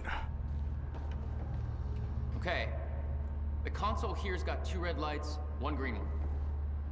You'll have to reset the power to the 2 stations with the red lights before activating the relay.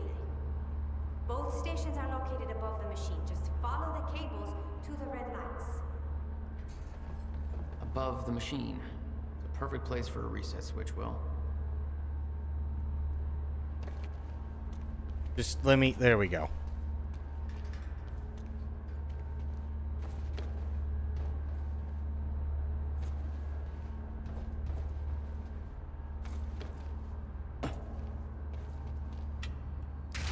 Okay, the first red light is now green. Good. 1 more to go. I'm not sure if you can reach the second one that way. You may have to climb down and reach the other side of the machine. Yeah, thank you, Doctor. I kind of gathered that.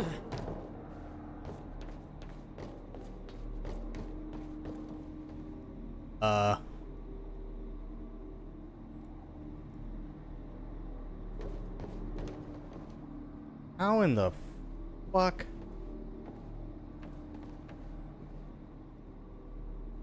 I don't think I can parkour. Oh, no, wait, I can. Yes. Yes, I can. Oh, that's dumb. Okay. Oh, God, green.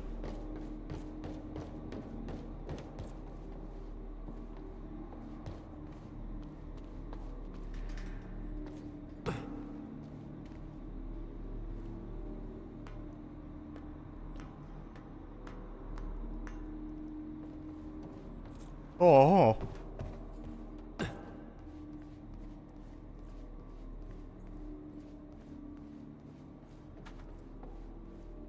Jack, come check this out. Come check what out? Hello? Don't leave me hanging, Jack. I got the goods. Oh. Okay, what's up, Ghost Boats? What do you want? You should give Amaral a hand over there.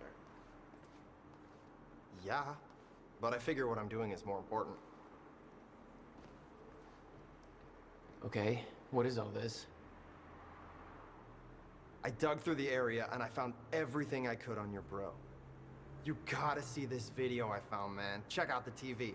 And everything else, I put on those tables over there. Check out the TV.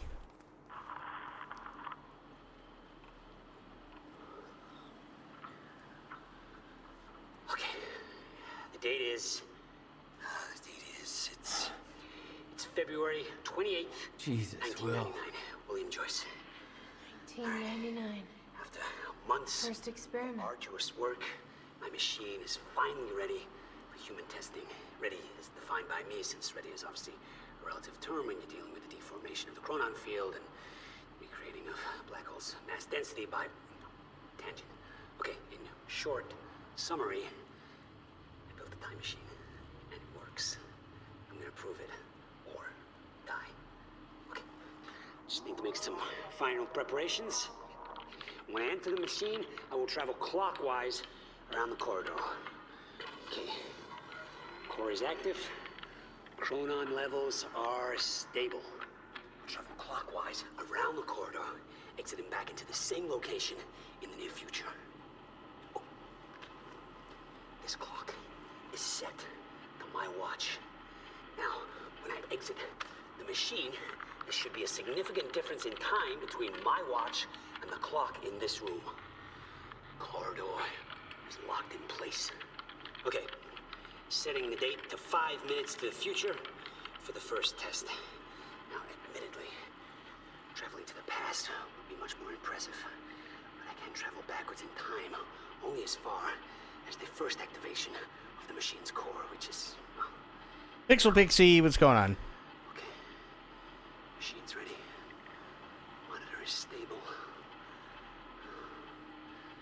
What I'm about to do is going to change the very fabric of... I don't remember.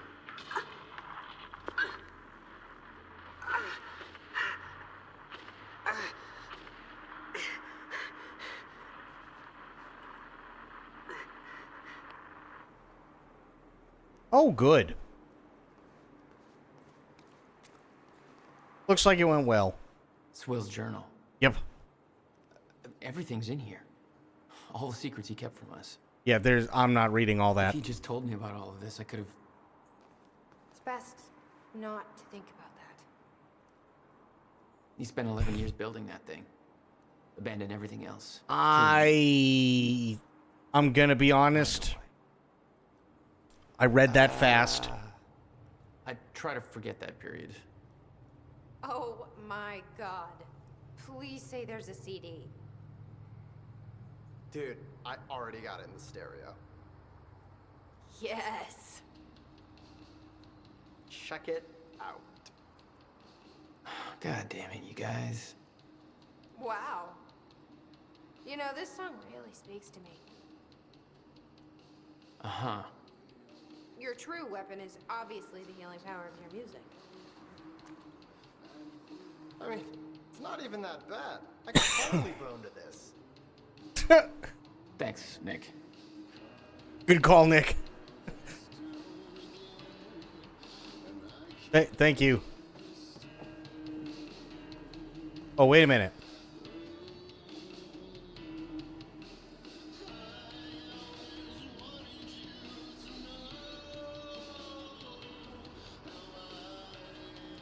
Hang on.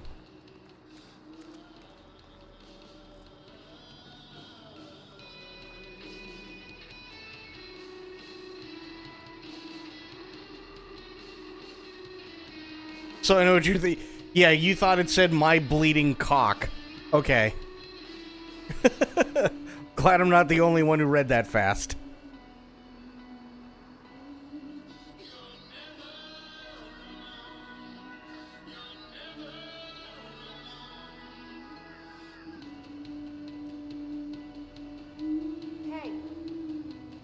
might be able to reach the other side of the machine through here.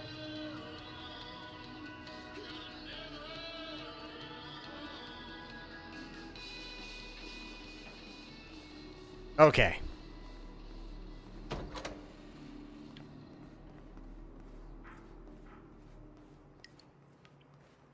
Where does this go? I don't know. You've got to be kidding me. What is it? What? This is all my stuff from our family home. Oh. Kept everything. Well, yeah. Guess you thought you might come back.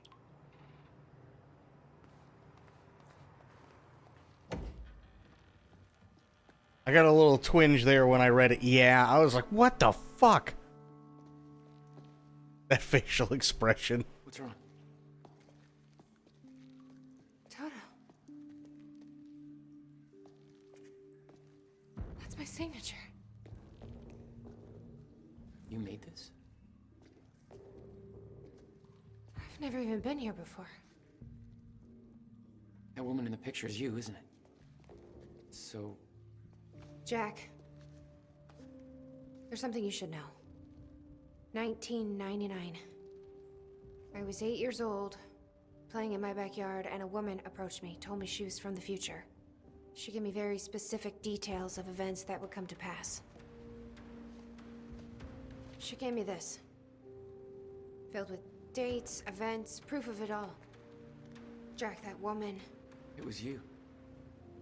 everything I Oh, told God. myself would happen, did. Texture, Every why? detail, for better or worse, came to pass and couldn't be changed. Our fate is laid out before us, Jack. Everything that happened to get us here, every sacrifice that was made, they're all a part of this path. And they can't be changed or undone. Beth. When we step in that time machine, you will see for yourself.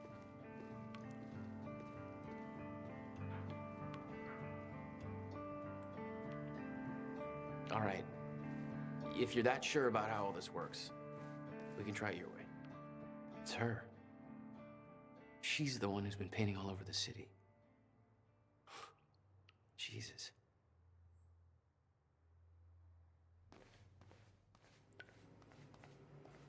That's okay. I found out years ago. This is when my faith in humanity started to slip. Now, I was in middle school when I found this out. There is a band called Anal Salad. There is also a band called Rectal Pizza. I don't know if they're still around, but there used to be those bands.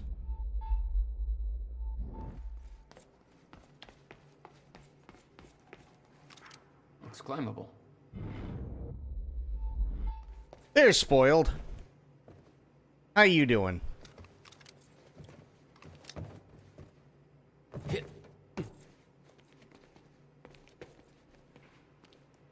God damn it.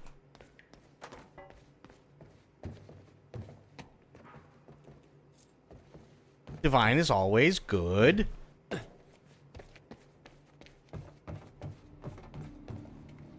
the hell would your brother put maintenance controls way up there? Oh, green. That's exactly the kind of question that never would have entered Will's mind while building this thing. Hey, I think I can get to the reset from here.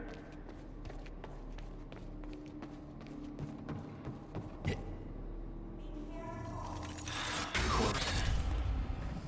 Shit. I'm still getting used to that. Don't expect to.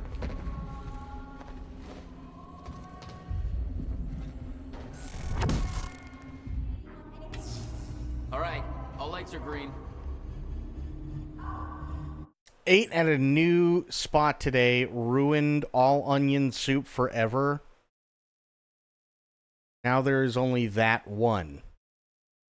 What? Are there no fixes for those annoying ass lights other than resetting? No, there are no fixes. It's awful.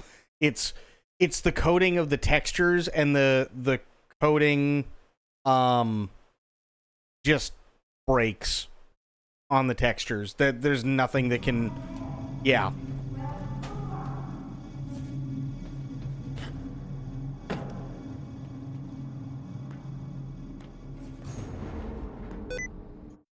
Sticky keys, go away.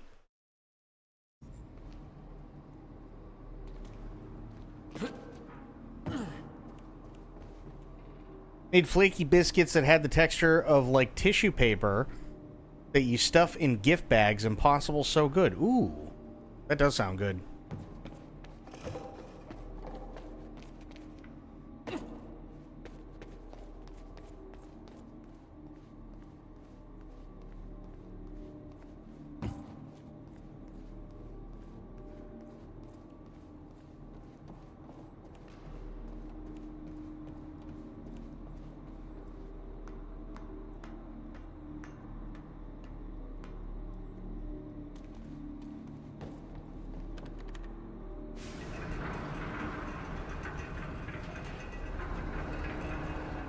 Chronon levels are stable.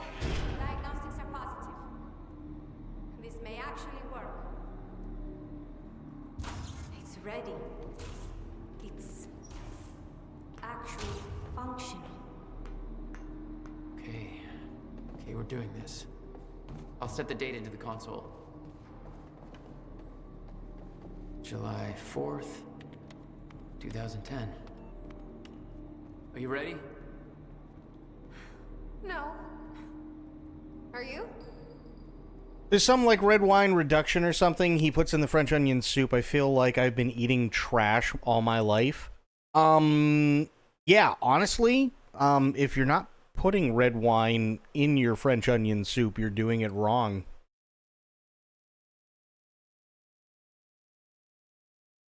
You always got to put red wine in there. No.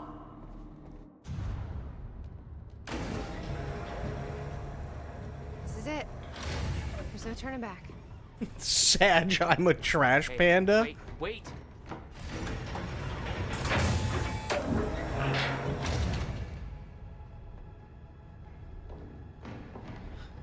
What did you do? That was the wrong door. You changed the date. Where is she? Where is she? I had no choice. I couldn't let you take the countermeasure. It would put our entire plan at risk. I already called Monarch from the terminal. They're on their way. It's over. Fuck! We need the countermeasure to run the lifeboat. Have to do chicken broth? Yeah, that's fair. Send me a homemade Pop-Tart. Ooh, that sounds really good. I'm gonna follow through with the plan. Tie her up and get as far away from here as you can. Yeah, I've got this. Don't worry. I believe in you, Ghost Boats.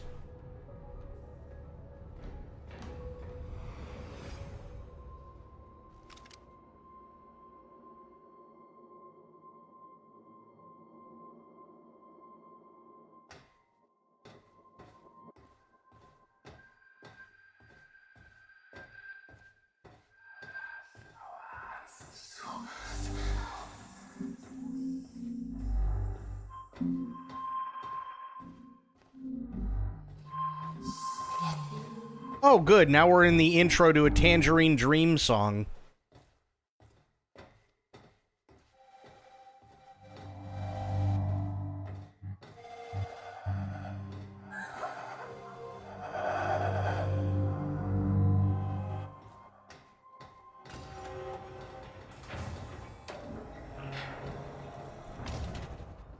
Wish I could just puke. I'd feel so much better. Oh.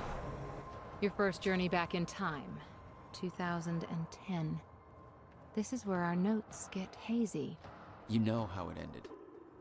Your goal when you arrived was to retrieve the countermeasure. But my goal had to wait. Because I wasn't alone.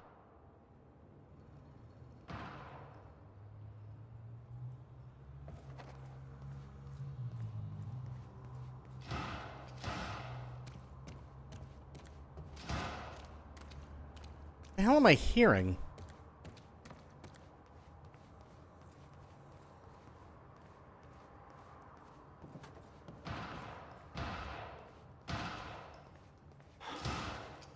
What the?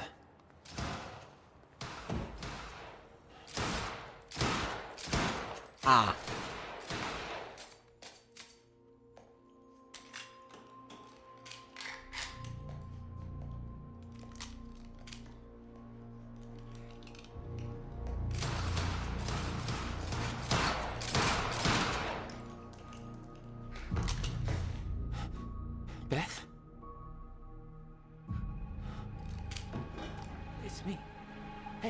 Hey, hey, hey. What happened to you?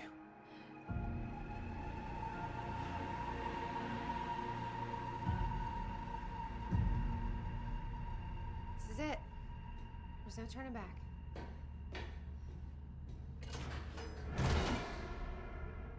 Jack?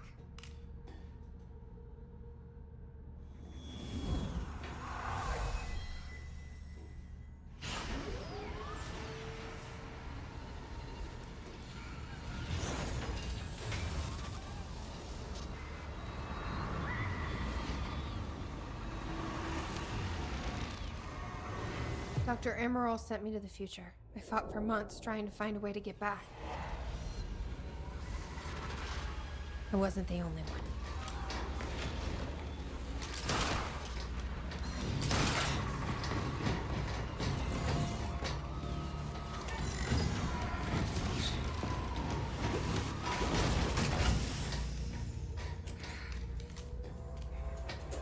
Stop!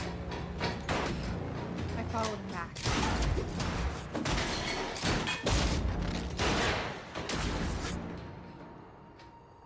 He set Williams' machine to 1999. The first possible exit point. Don't shoot! Don't shoot! Don't shoot! It's okay. Hey, it's okay. Ah, it's okay. I'm on your side. Who are you? I'm Beth Wilder. There's some things you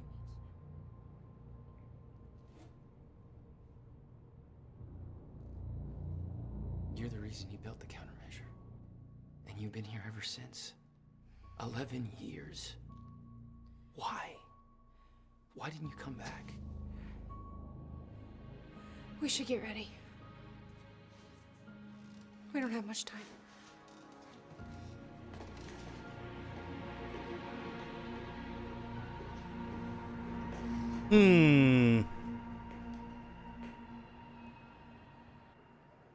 Okay, well She had that changed. explains where the tags came from. And there was a weight in her eyes. She was hiding something. She always was. I can't do this anymore. I can't. I can't fucking do this.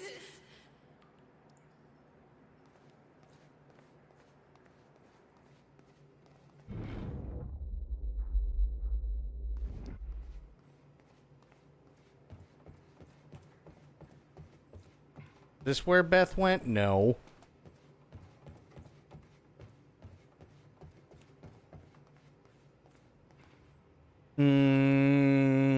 Where did Beth went?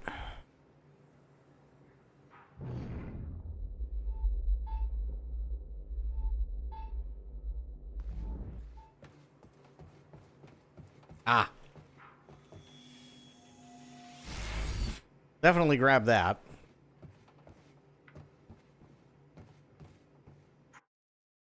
Upgrades. Enemies remain revealed for longer.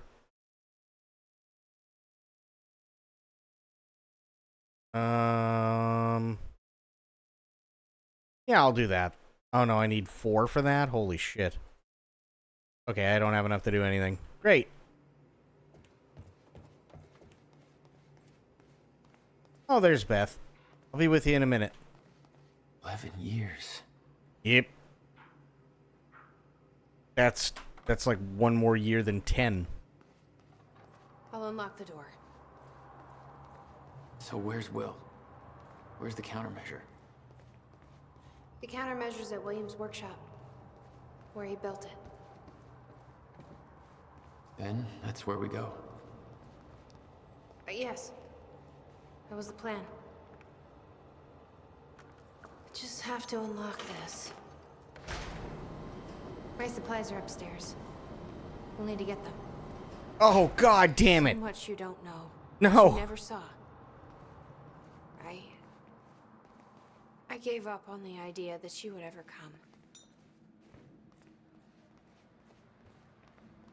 come. Okay. No, it's just... I need to know we're still in this together.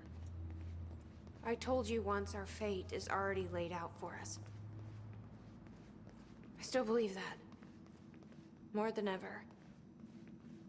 I'm just worried what that might mean. Oh!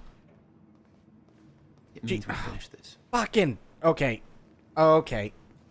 I'm just gonna make it through the door. Okay. You need gear? Oh, God. Take whatever you need. The rest of it's going in the river. Along with everything else I brought here. Okay. That's a little drastic. My time here is done, Jack. I have to erase my presence. Let me know when you're ready to go. Okay. The countermeasures at Will's workshop. We find it, then what? You bring it back here, use the machine, and return to the future. Use it to stop the fracture. That was always the plan. That is still the plan. Yes.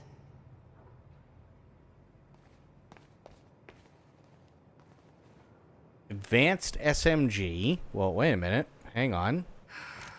Burst fire pistol. Ready when you are, Jack. Nice. No. No. Oh, God. Light machine gun. The LMG sucks. I'm gonna be honest. I'll take the advance. Oh, Jesus. You followed Paul to 1999. Why did he travel so far back? To form Monarch. Prepare for what's coming. You kept tabs on him. And he's kept tabs on me. Okay, let's... Oh, God. Imagine what happened to you. When you entered that machine, I wanted to go after you, but I didn't know where Sophia sent you or how to find you. You made it here. It's all that matters. You followed the plan. No, no, no, no. Okay. Whatever happened to you? Change it. Don't. We can fix this. Don't. We can undo this. You still don't get it. I can't see. Changed. No matter what we do, the pieces fall in all of the exact same places. I've tried. Over and over. I can't just sit back and do nothing. You have to let go. Jack. You have to let go. Oh, God. I've seen it. The end of time. That is where she sent me. I was there. I've been fighting this fight my entire life, and I saw us fail. I saw where this leads. Bree, thank you for the hydrate. I just don't know anymore. I don't know if we can win this thing.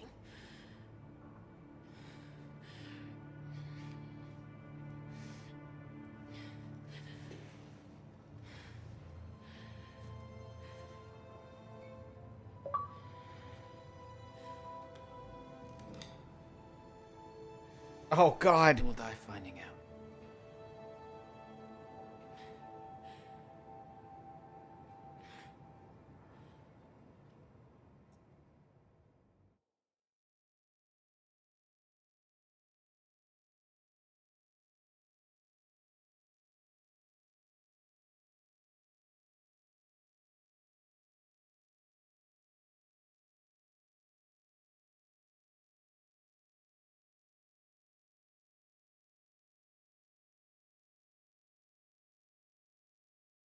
You're worried about the white screen and it's been strobing green and purple for the last 10 minutes?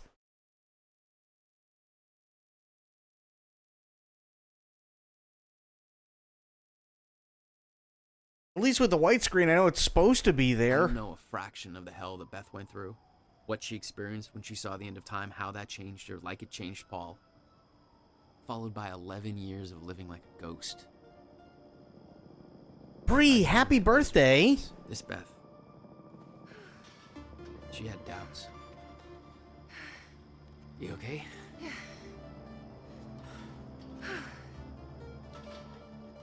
But the countermeasure, the one thing that could set things right, was waiting for us at Will's workshop. There it is.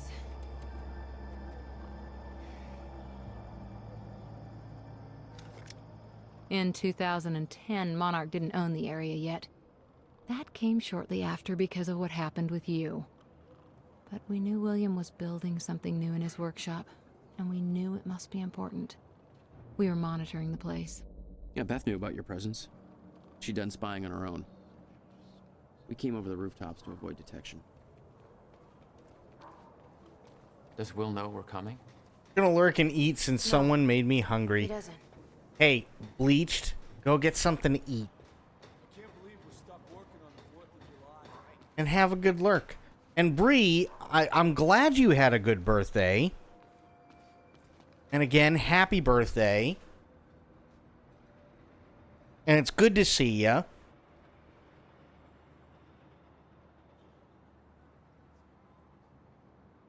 Ooh, what's that? This way, Jack. Whoops, sorry. You're officially old? Nah, you're not that old. From this point on, we may be in their sights. We need to be cool.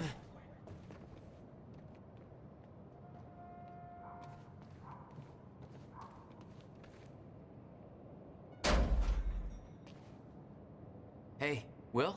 He's not here. I made sure of that. What? Why? He's the only one that knows how to use the countermeasure. Which is why he needs to be kept safe. In case... things go bad. Fine. We get the device, then you lead me to my brother. Sure. Now, where do we find this thing? Will said he secured it inside a safe.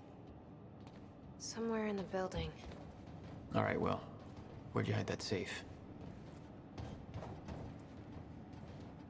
This must be where he built it. Probably.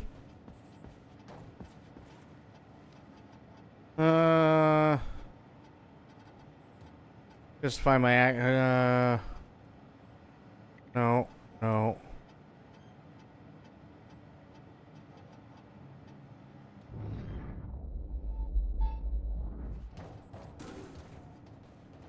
Ooh. There's some things you need to know. You're the only one who can stop it. There's no theoretical groundwork. It could take even years to build. And it will. You'll have to keep it a secret. Even from the ones you love. It's the only way to keep them safe. You witnessed one, didn't you? An echo. Yeah. It was you. A long time ago now.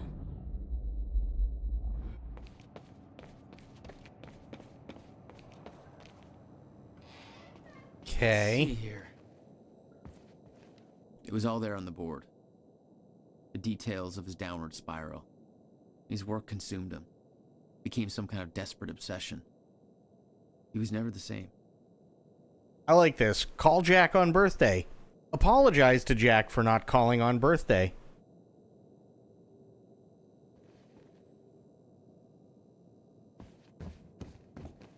The device wasn't there, but it must have been at one time. The power setup wasn't working, but it must have worked at some point. Maybe I can rewind time to get this working. Maybe.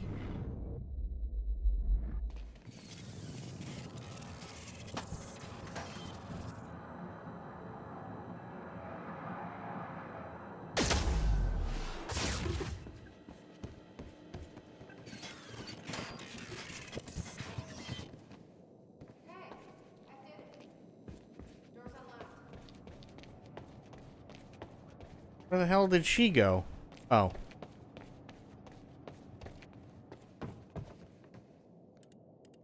Come take a look at this. He didn't leave the code. But I can crack it. I just need some time to... Somebody's here. It's Monarch. I knew it. I knew they'd find us. I'll take care of it. Just get that safe open, stay inside.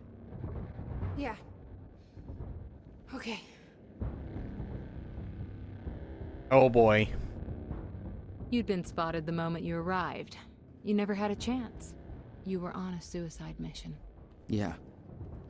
I wasn't gonna lie down and just give up without a fight. Not then, not ever. This is Trojan 1 approaching workshop perimeter. Over. Remember, orders are to take her alive. Monarch Actual's en route. Roger.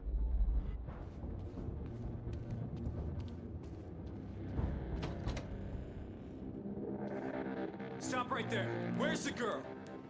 Hey, hold on. Take it easy. What seems to be the problem, guys? On your knees, now! Trojan 4, we're going inside. I can't let you... He's got a gun! Open fire! What the fuck was that?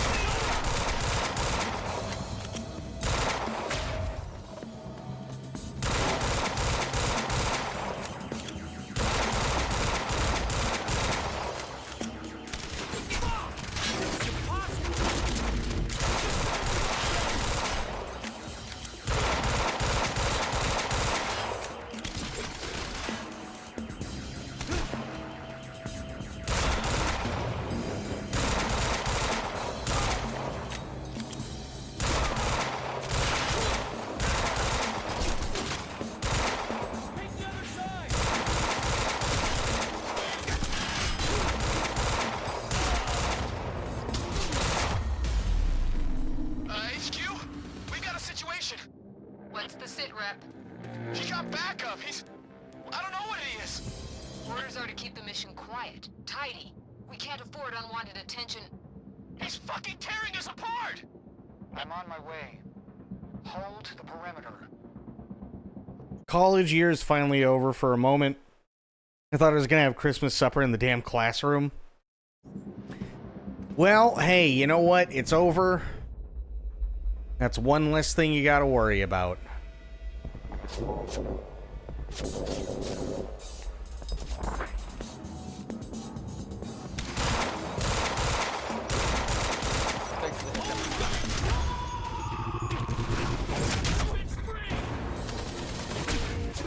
On sniper cover.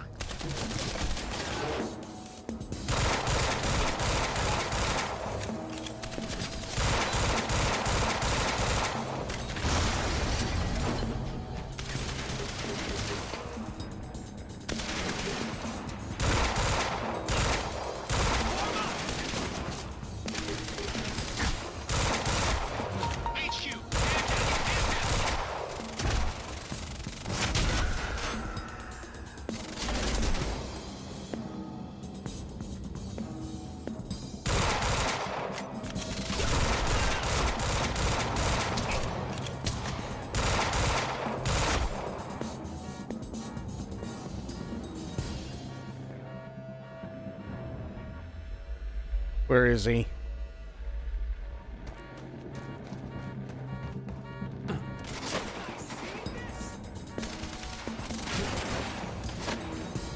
That's a lot of snipers. Holy shit. Sniper cover. Targeting crosshairs.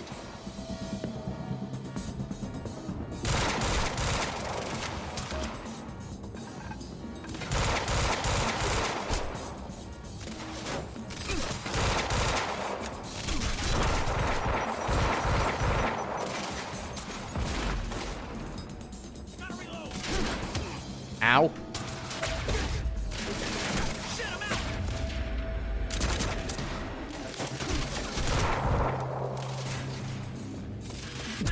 Ow. But hey, you know, yeah, Pixel Pixie school's over, so you don't have to worry about it so much, which is really nice.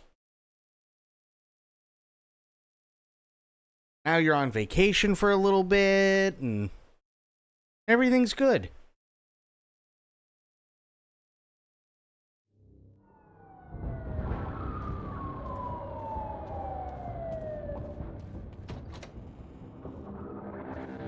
Stop right there. Where's the girl? Hey, hold on. Take it easy. What seems to be the problem, guys? On your knees, now! Trojan 4, we're going inside. God, open fire! What the fuck was that? Shoot him! Multiple cock shots. Wife likes to walk around naked? Hey, nothing wrong with that.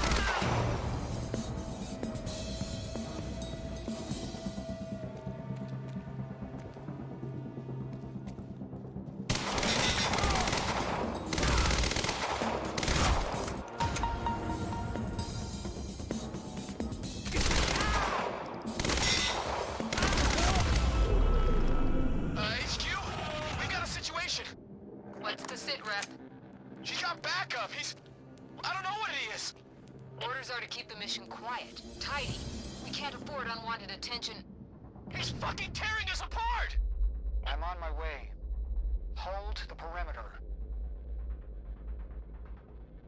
He's right here!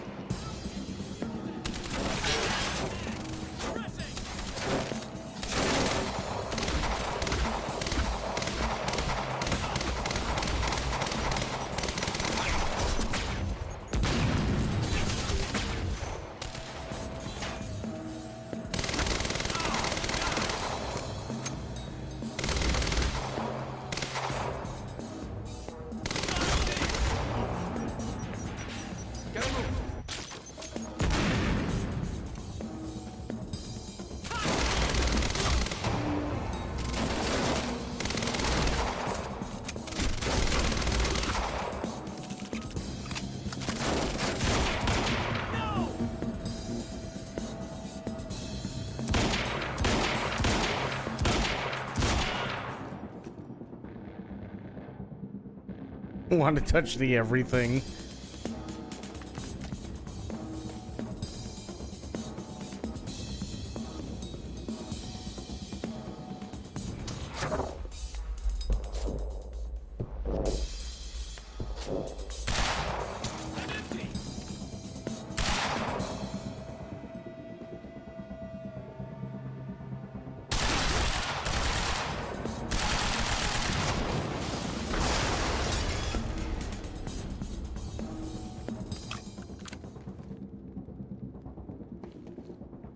Thought so.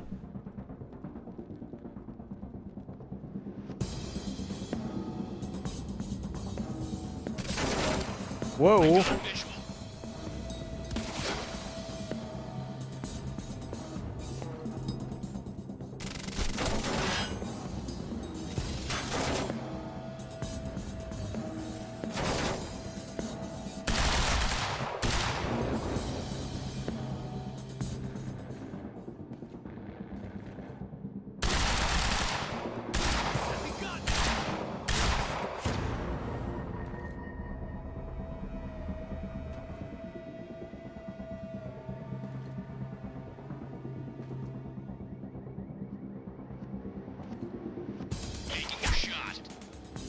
Jesus.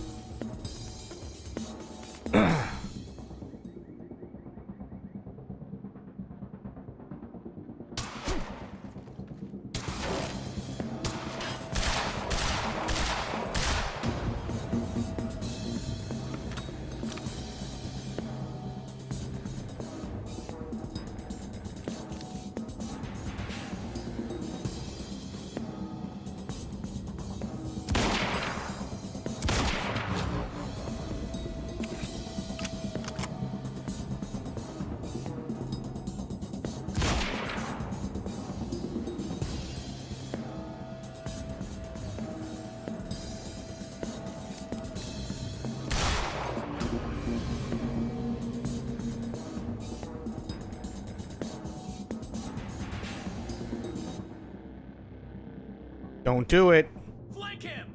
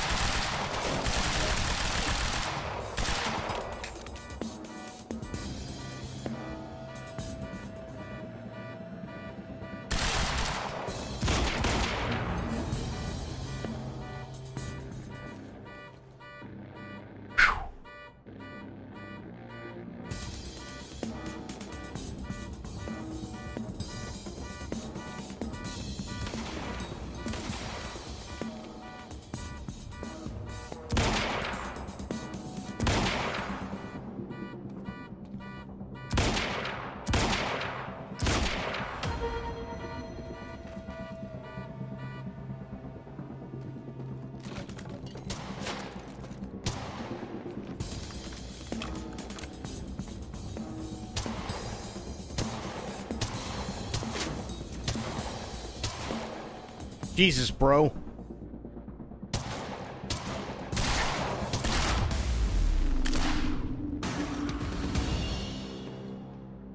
Get out of my way. Oh, shit. Again. Exactly where we left off years ago. Paul. Hand it over.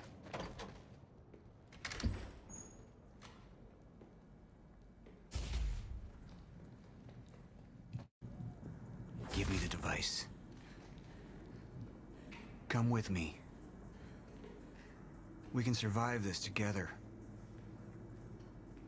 You know it can't be stopped. I can see it in your eyes. You know this. What if you're wrong?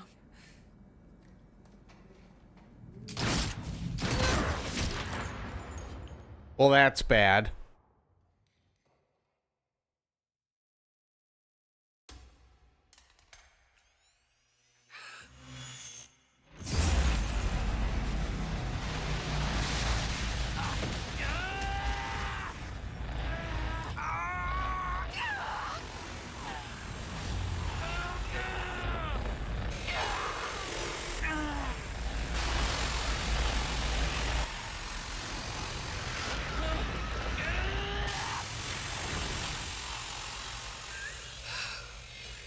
We failed. We created Ground Zero. Caused everything to happen how it always did. Every piece falling into place. Except one. The blast sent you through time. Brought you back to 2016. The same exact time from which you left. Something anchored you there.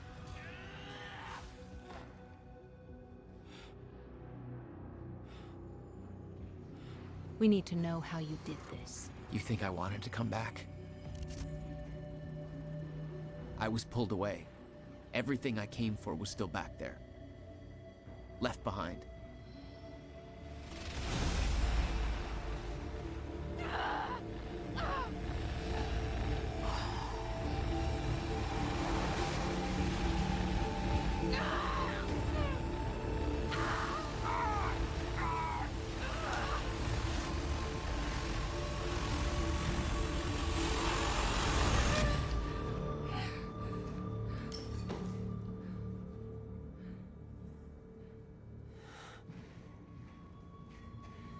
Never trust Littlefinger. This is true. No, Beth. Beth. Come on, move. Beth, get up. Beth, come on, get up. Please, Beth. Beth, you need to move, okay? Yeah, that's it. Get the gun. Come on, Beth, move. Come on, please. Beth, move! Paul, don't do it. Don't do it. Don't! I'm not wrong. You can't. No! Wow. No!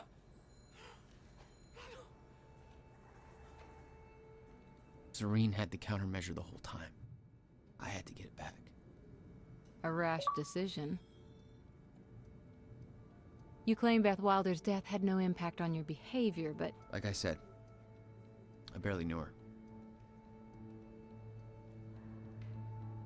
So, what you did next? It wasn't personal? No.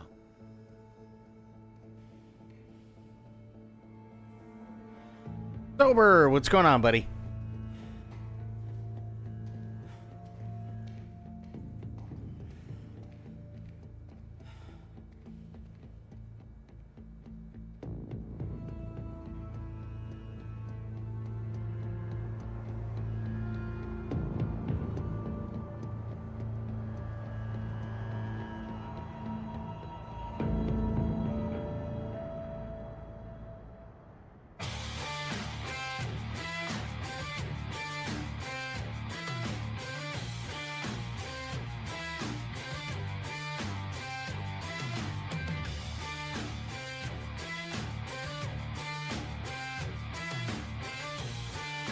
Got invited to the Ukrainian to watch the Usyk fight tomorrow. Nice.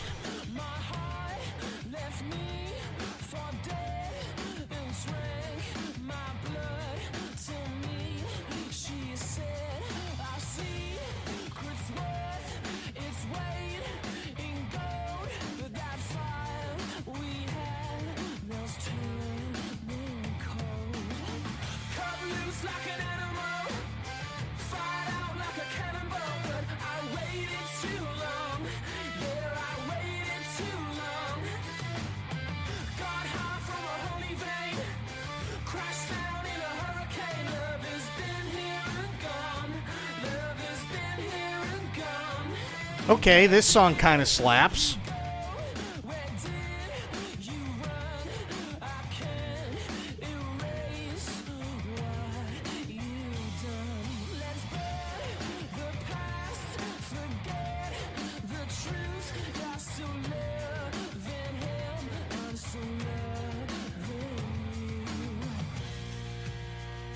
Not bad. Yeah, it's not bad at all.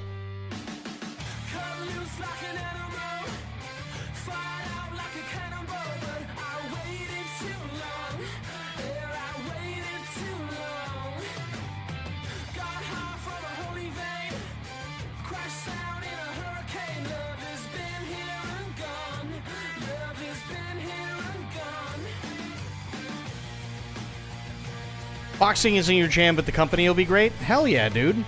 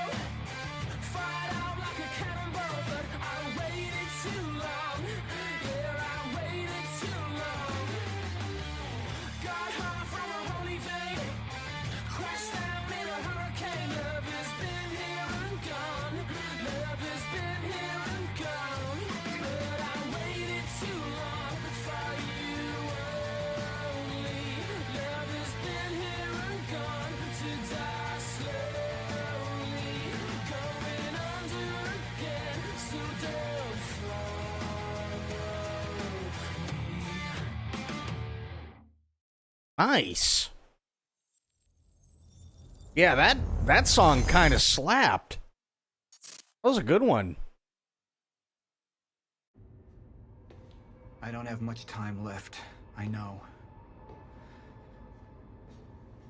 I spent 17 years working it out, planning it, building Monarch, because I knew what was coming, and I knew it couldn't be stopped.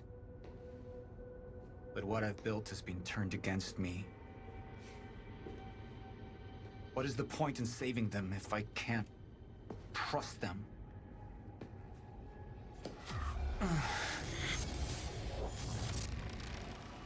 I'm slipping away into pain and rage.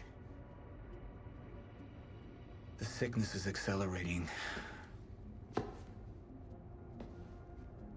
CFR. It has cost me so much. But I have harnessed its power. And with it, my plan will work. With it, I will keep the lights on when the world goes dark. Mr. Serene? Sorry to disturb you, sir, but I have that cleanup report on Dr. Kim's lab you wanted. Meet me in my office, soldier. I'll be there when I've sealed the CFR chamber.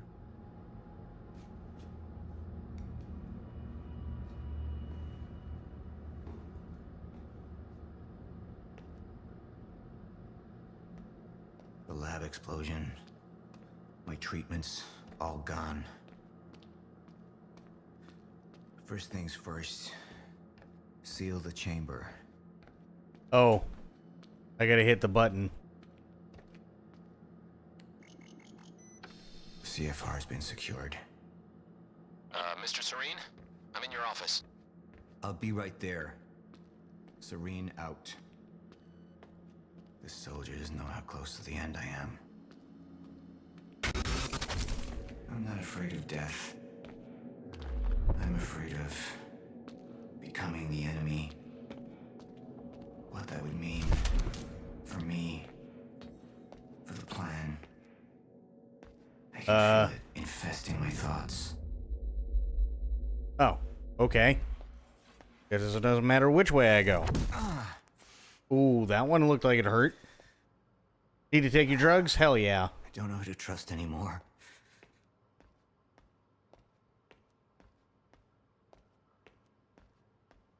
Sophia Amaral. She wanted to activate the lifeboat before it was ready. She wants to sabotage my operation. Who knows what she's told Jack? That's a lot of post-it Who notes. knows how long she's been working against me? Sir? Be right with you, son. That's a lot of post-it notes. Holy shit. I spent years living in the past, living in the safety of knowing what happens next. Years of planning, building. It's all come to this.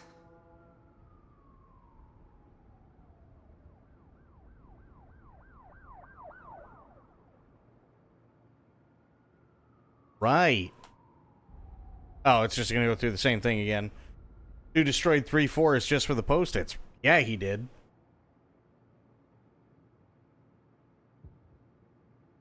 Holy shit.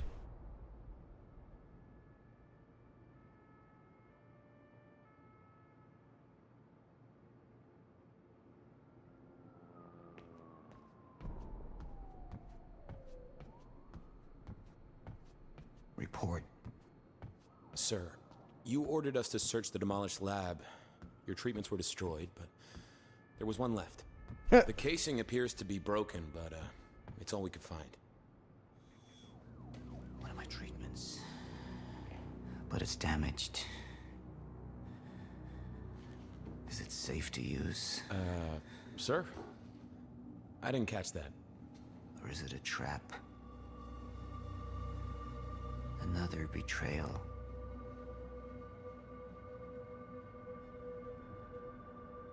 The treatment will make me weak. Is that what they want? Can any of them be trusted?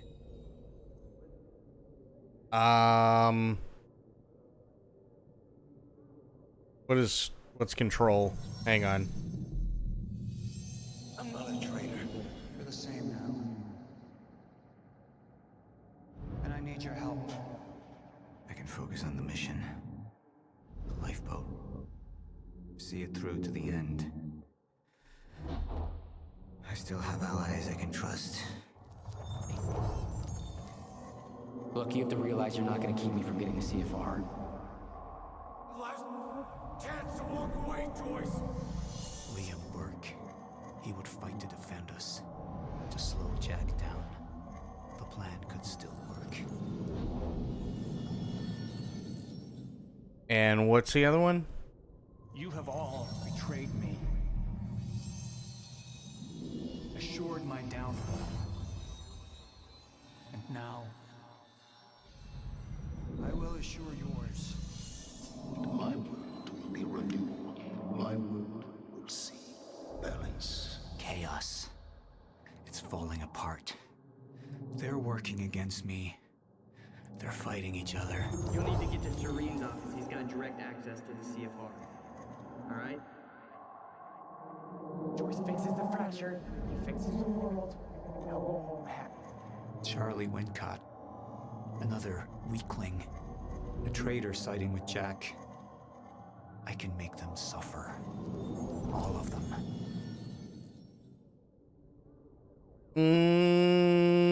Yeah, we're going with that one. Sir? Are you alright? Who put you up to this? Sir, you ordered us to go through Dr. Kim's lab, find what we can... Who are you working for? You, sir! Liar! What the fuck?!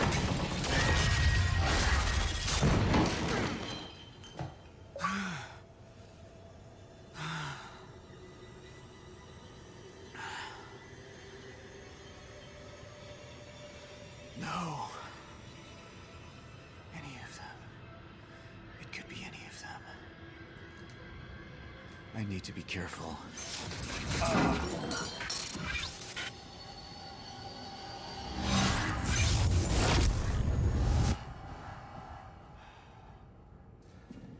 Bradbury swimming pool.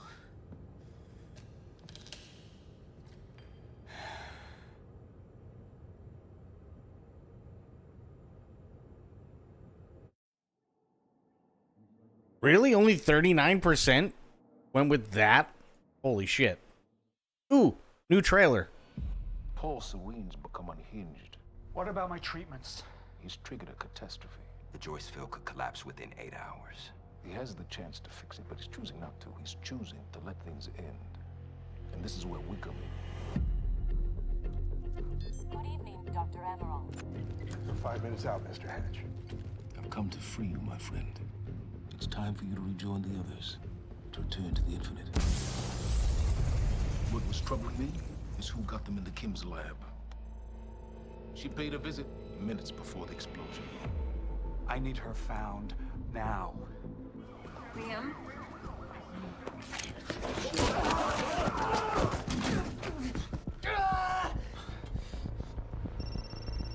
Yeah, so I have some information about Warren Hatch. I want him apprehended immediately.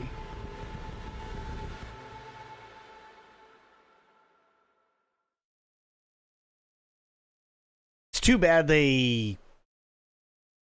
It's too bad they still don't stream it.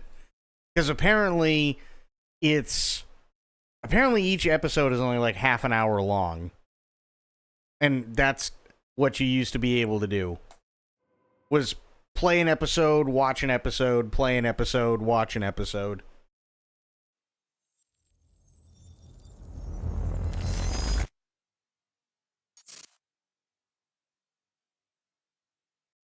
It's obvious the city's going crazy. The entire world. I can't even keep up with the reports. Listeners, you really want to stay indoors? Don't go outside. We don't know. Time was broken. Working out of sync.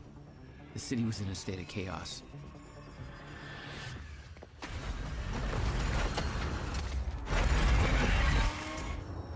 The end of time was closing in. And you still believed you could fix it? The solution was inside Monarch Tower. A countermeasure. The CFR, as Monarch knew it. The key to the lifeboat protocol. Monarch's survival plan.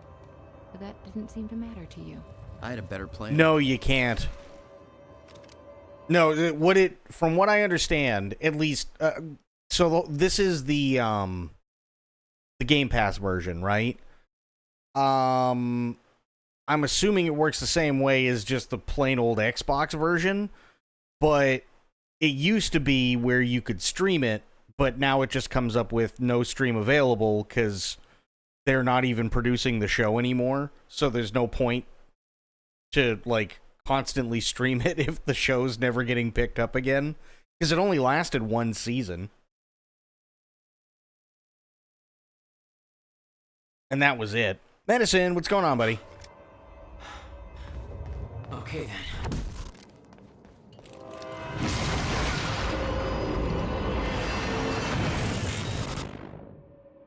then.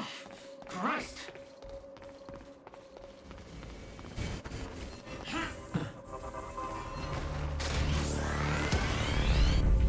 Oh, fuck these guys.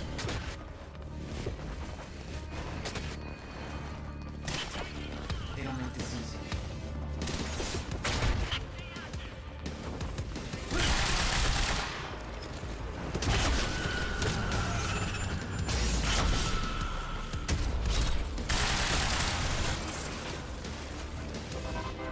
That worked really well.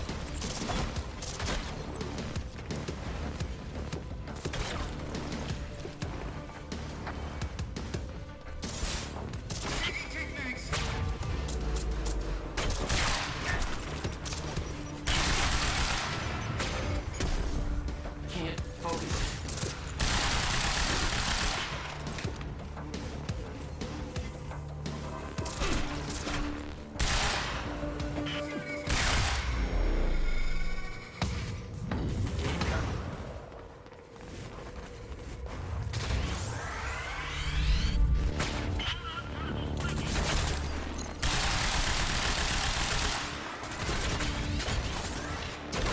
Jesus.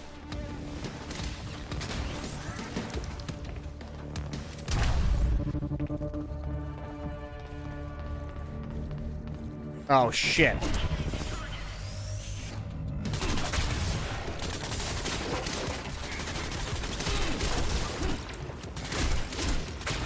Okay, well, that's awful.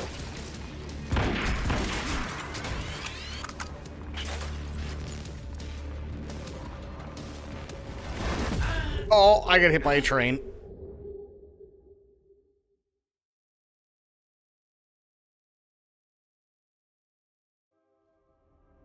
Let's try that again. Christ!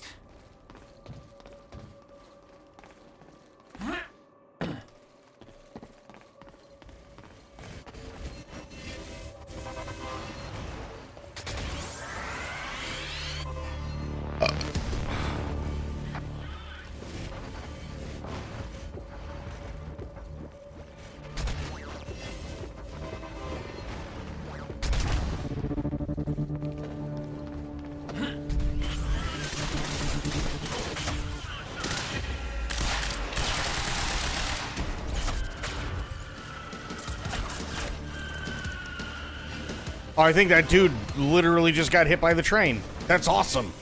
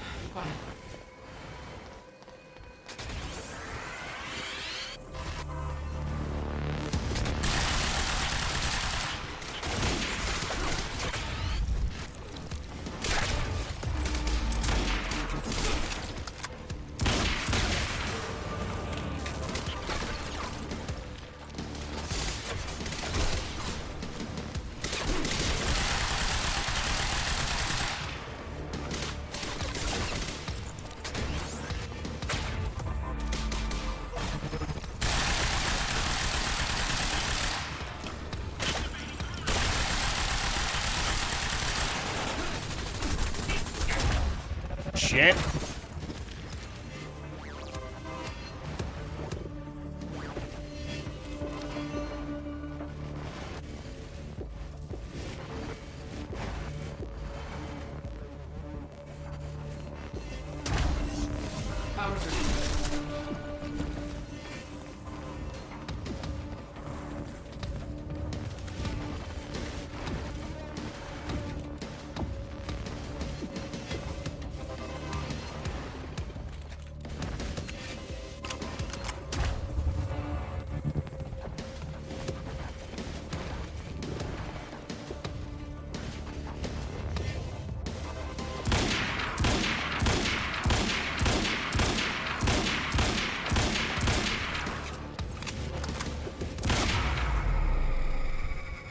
Where do they keep the countermeasure? There we go. Shouldn't be too hard to find. It's the biggest damn building we're report. Definitely reloading.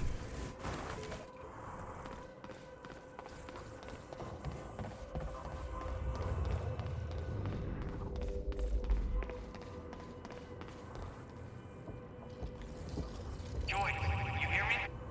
Charlie, You're here for the CFR, right? the countermeasure. Well, you're kind of lucky because Serene's left the building. We're in lockdown, but the good news is I know this system like the back of my hand. I can open doors for you. All of them. Cute. You'll need to get to Serene's office. He's got direct access to the CFR. Alright? Okay. I don't know where that is, but okay.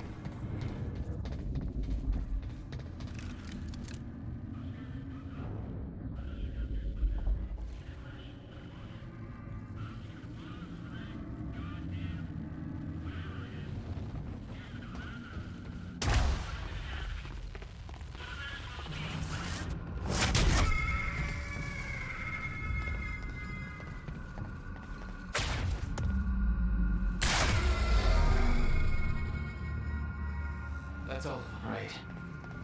Paul's office.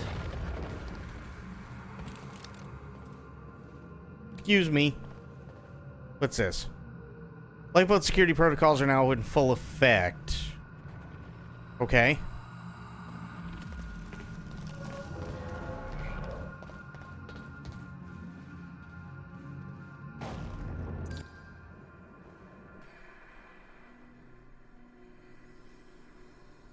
I was getting closer to the countermeasure.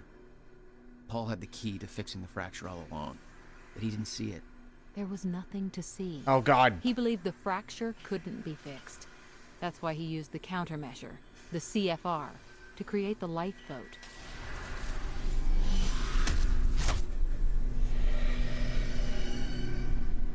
Of course.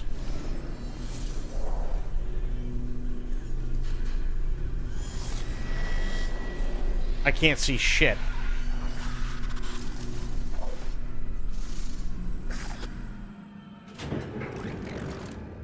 Oh, God. What the fuck is that? Those men died fighting something that lives outside of time. The very reason our weapons program was built. Jesus Christ. Hang on. I don't care if I gotta start this part over. I gotta quit, because that's way too many fucking lights that have just all taken a shit. That's way too many. I literally can't see anything, and I'm supposed to fight in that? No, thank you. That's horrible.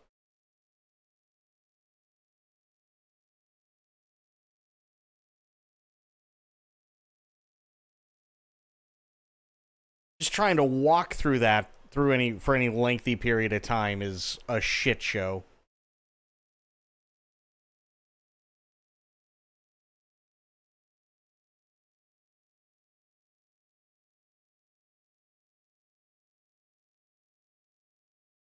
Now the question is, will the game actually quit?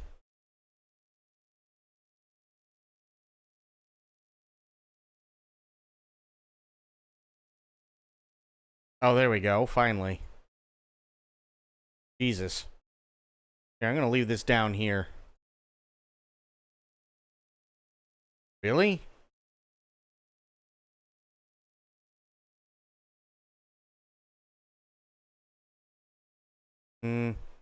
Oh yeah, it's up here now. I forgot about that. Give it a second, because it's got to do the thing through Xbox.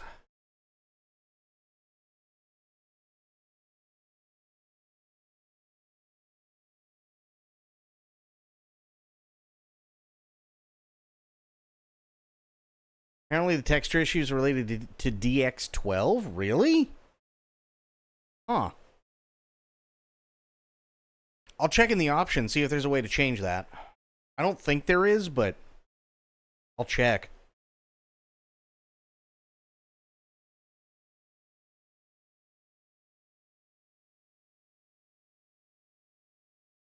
Oh, yeah. So I did see this today. I didn't actually click on the article. But supposedly Final Fantasy VII Rebirth, right? It's coming to PC January 23rd. Yeah, if you don't have an RTX card, don't bother buying the game.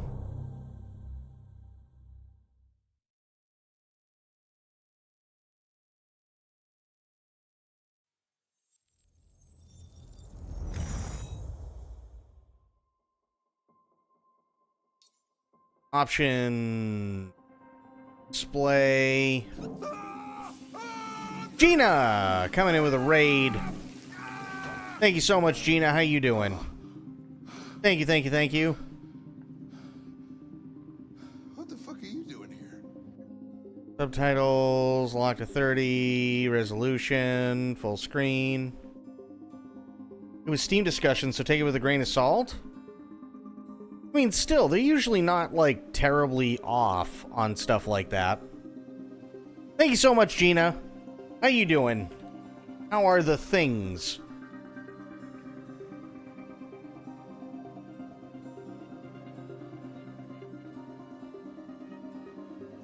I'm doing pretty good. I'm wrestling with this game. It's a good game. It's just disappointing because the coding isn't good. So although it's really, really, really fun, either you don't have a lot of frames to work with, or you're getting a headache because the textures just kind of crap themselves and they go into full, like, disco neon mode to the point where it, like, hurts your eyes.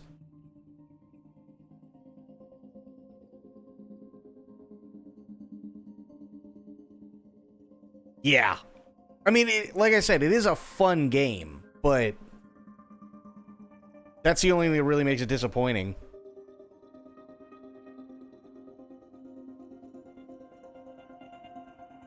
Yeah, I'm not seeing anything to change that either. That's a bummer.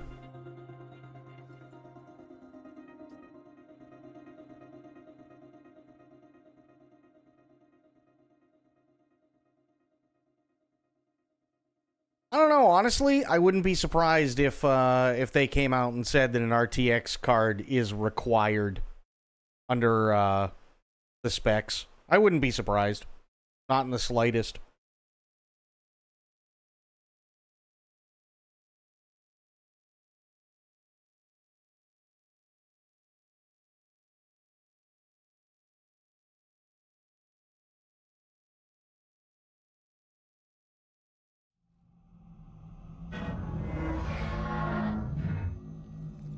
Okay, how far back am I? Doesn't matter, because I gotta sit here and wait for the thing to, like, unfuck itself. I didn't read the article, Corgi, so I couldn't tell you, like, what it is. I definitely want to go back and read the article, but I wouldn't be surprised if, like, the specs came out and it said that it was required, but I couldn't tell you one way or the other. I didn't read it. Oh, this is an old game. This came out in 2016. Unfortunately, even after whatever patches they were able to put out for it, we're still only left with the fucked up Diarrhea Special Edition. So you just gotta kind of deal with it, sadly.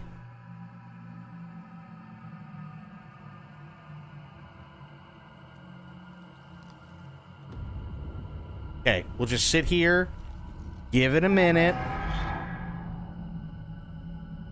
No, it's really bad coding. That's the problem. The issue is that like I can run everything on ultra or low or anything in between, and it doesn't matter. You still have massive frame drops and everything like that, and the textures they just bug out. So they go to like the It's almost like specular mapping, basically. For whatever reason, the textures just kind of crap out in some things, and it goes to specular mapping, but everything else is fine. So if, like, there's supposed to be, like, a shaft of light coming through a window, the shaft of light will still be there, but because the texture itself defaulted to specular, it'll now just be a giant neon purple thing that keeps punching you in the eyeball.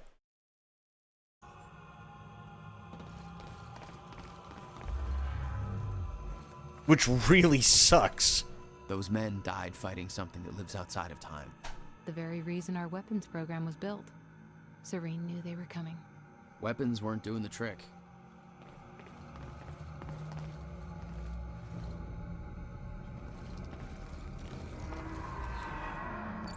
Hey, guy. You in there? I'm locked out. Yeah. I'm gonna get that door for you. Hang on. But be careful. There's a lot of scared and angry meatheads on the other side. There you go. Don't get your ass killed. Considering Indy requires ray tracing and I can run it just fine on PC. Yeah. Yeah, that's true. And I mean, they did say they had it on by default. I just wouldn't be surprised if, especially considering it's Square Enix, you know what I mean? Like, I mean, look at it this way, right? You needed some fucking, like, massive horsepower to run FF7 HD Remake when it first came out, and it still had problems. You know what I mean? So, would I be surprised in the slightest? No. How far from endgame are you, I wonder? Sorry, it was BRB getting a mug. Oh, no. I have no idea. I have no idea how far away I am.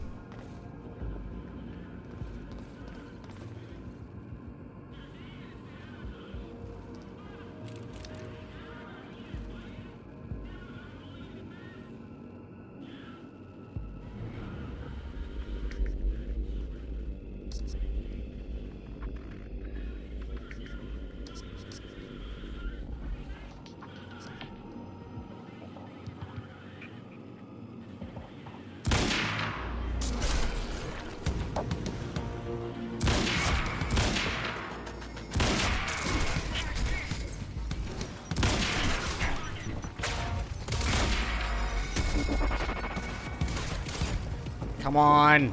Give me my fucking frames.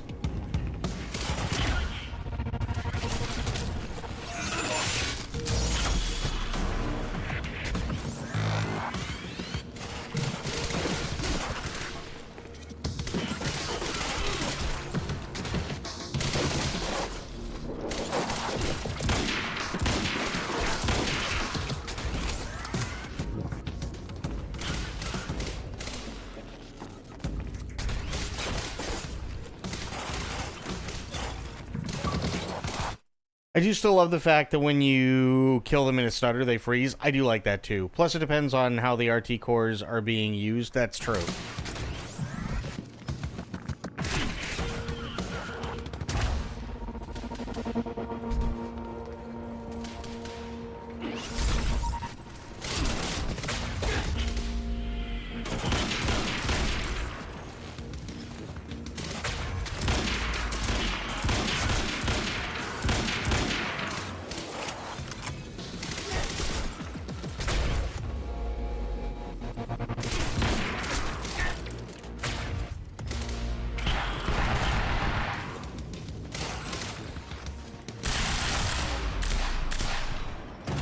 There we go.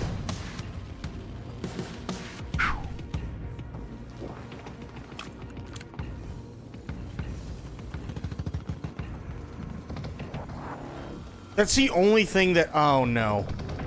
Is that all you got? No, it's not the...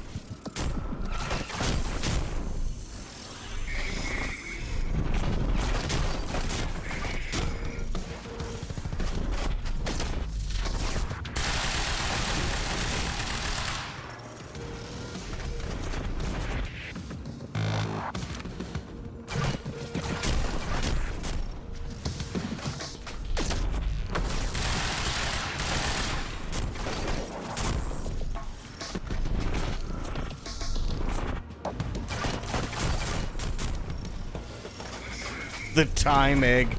He did say the time egg. This is true.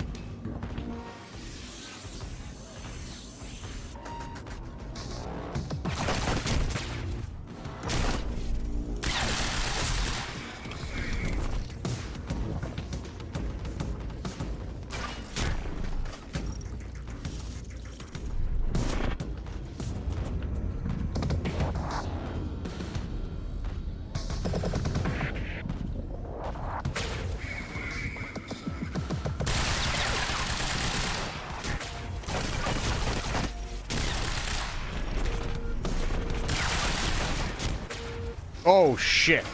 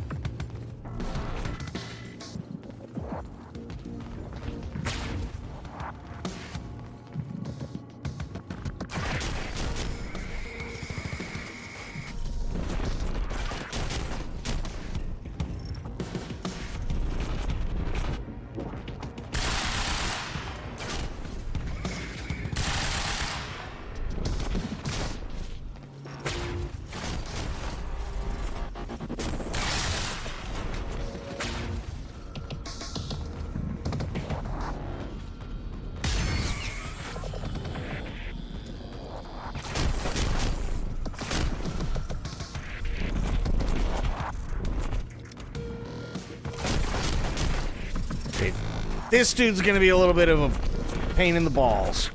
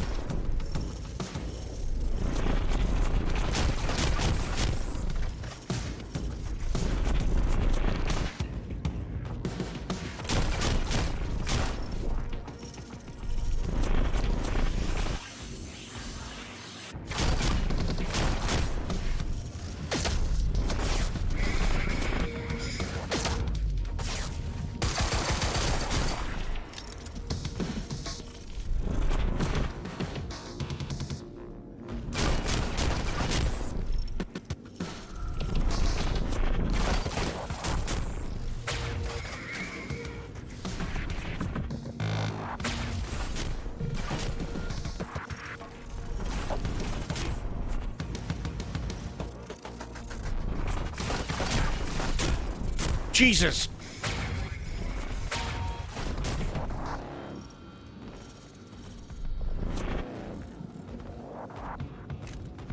RoboCop pistol.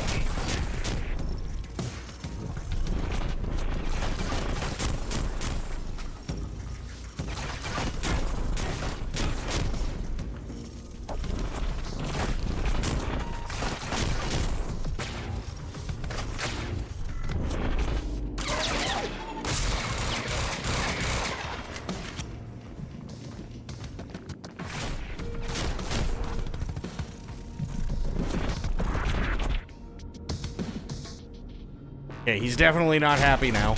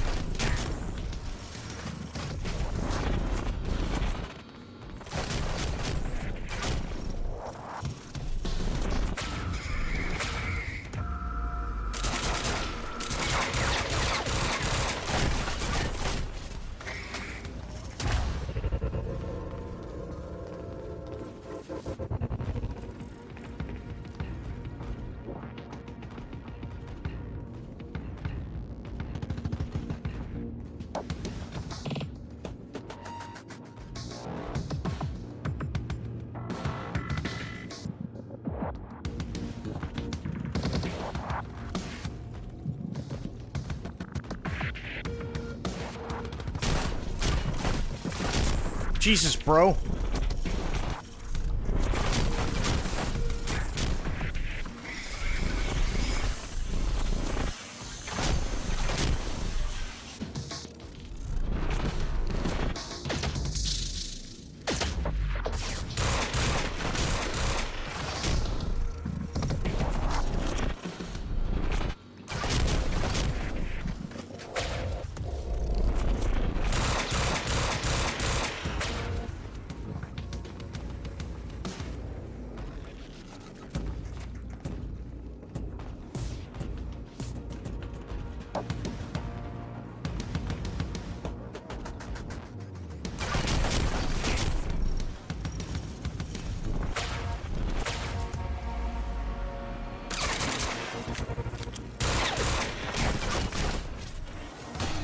Ow.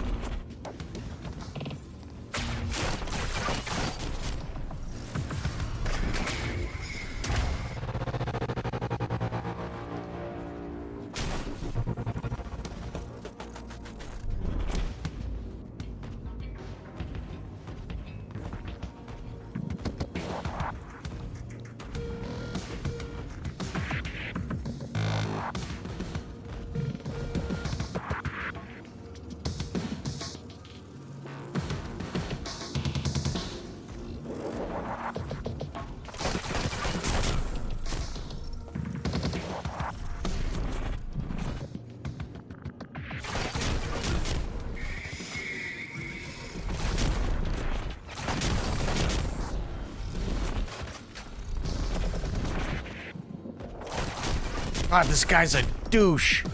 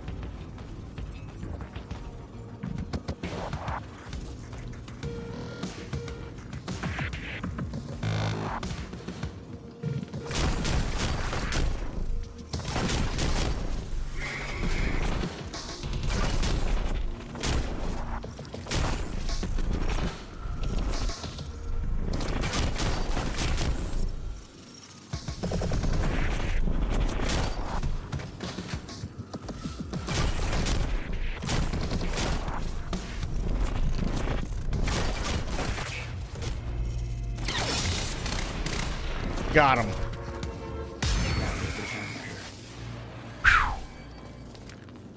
Jesus.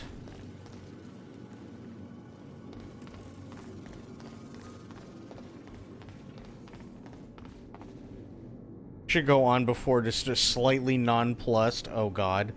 But they play at tin pot clubs that sell artisanal ciders called things like Gentleman's Codpiece and Badger's Ass. They at least have talent. Badger's Ass is a real cider. I've tried it. Tastes like it sounds. But I mean, yeah, I could see that.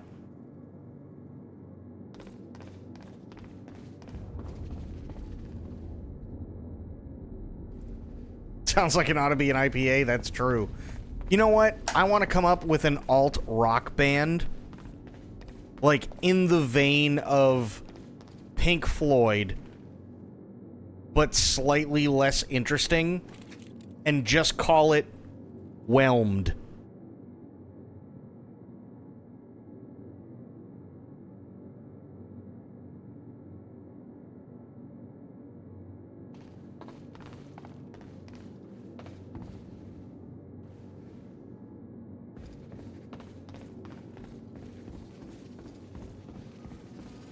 Like, I wouldn't want you to be overwhelmed, or underwhelmed for that matter. I would just want you to be whelmed. That's it.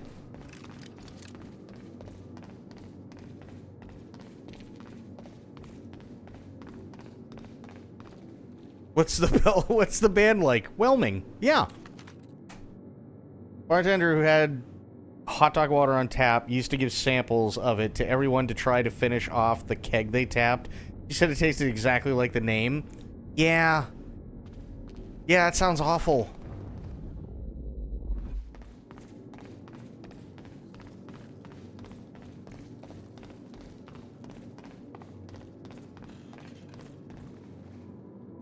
I need to access that sky bridge.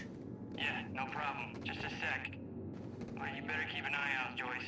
That thing out there, I don't think it's gone. Okay, off you go.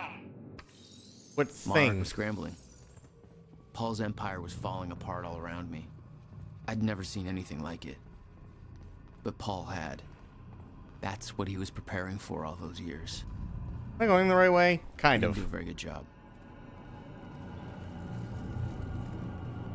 Holy shit. Once laughed myself hoarse about a Reddit post where a Brit had discovered his wife was putting old hot water bottle water back in the kettle to make cups of tea, and he was like, why is my tea rubbery? Oh. Oh, Christ. Oh, man.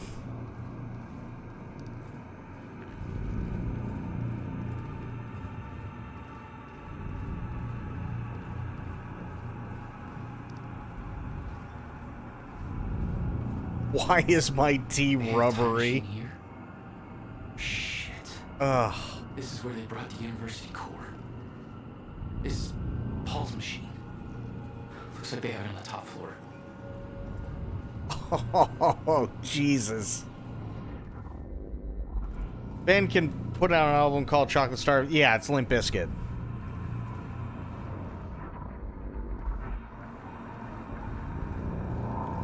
I mean, do you really expect anything more of Limp Bizkit?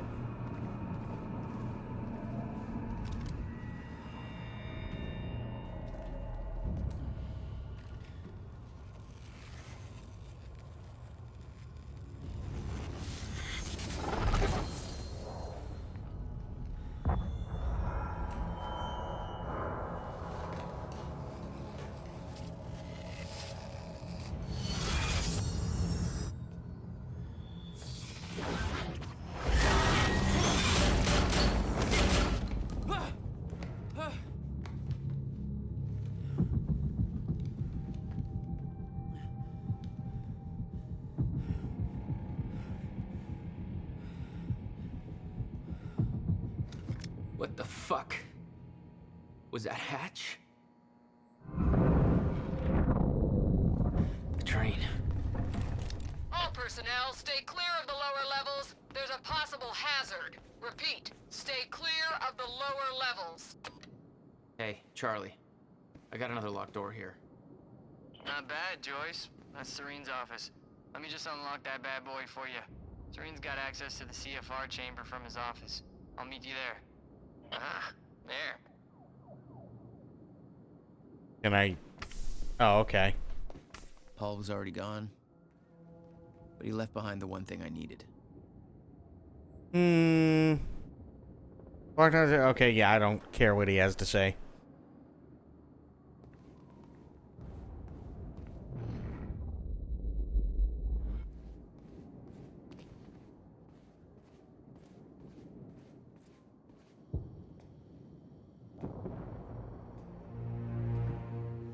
Oh, it's from Hatch? Oh.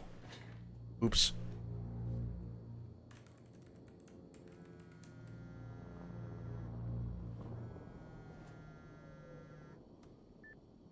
My office alarm went off. Is that you skulking around, Jack? Fuck you.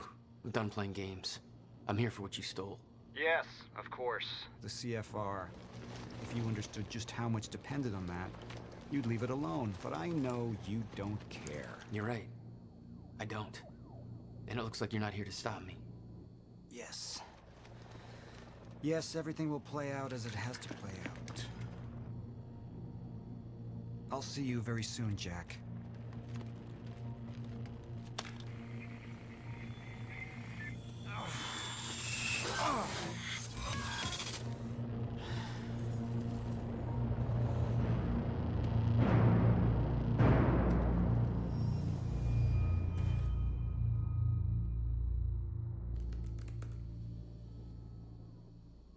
I'm done dancing your tune, you crazy bastard.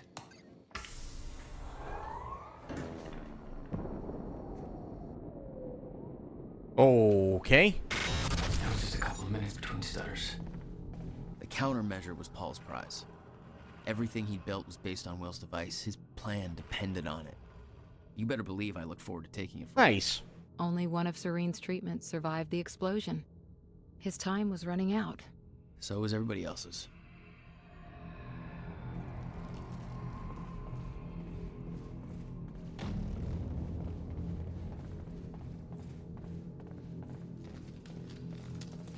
Paul saw what was coming.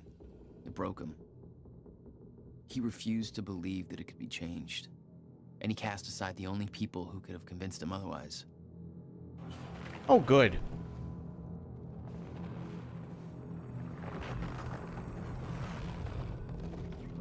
I don't want to read.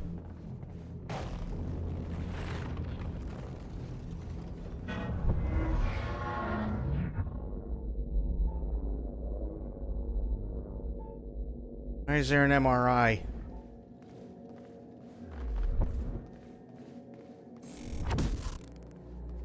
You're not supposed to be wearing that. No, look, Joss, I can explain. Joss, Wheeler. I'm tech support. No, seriously, just put the gun down, man. I'm just here to make sure the chamber's working right, okay? Just routine. Your security clearance doesn't match the outfit, buddy. Do you think I'm stupid? I mean, shit. Joyce! Help!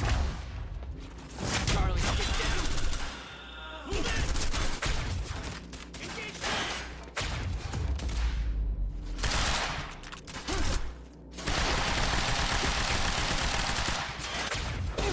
Reloading! Fire some more!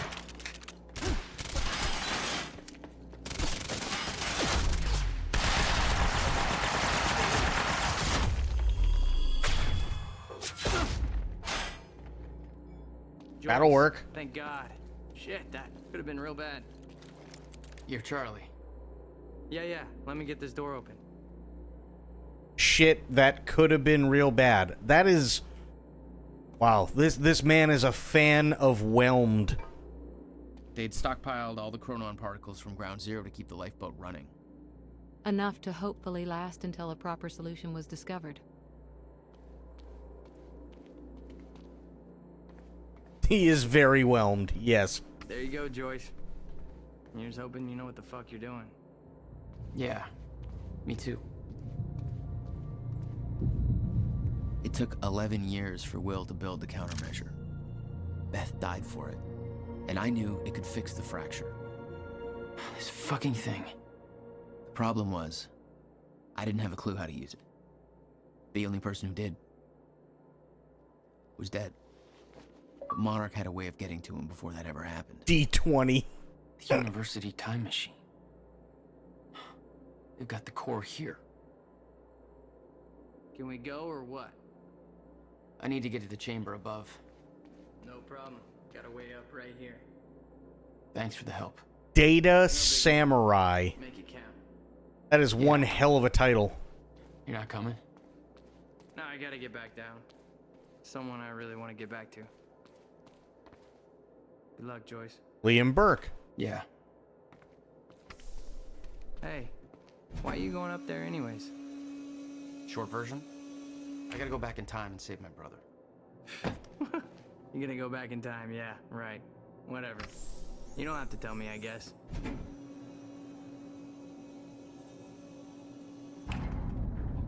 Gonna add that to your CV. Data Samurai. Nice.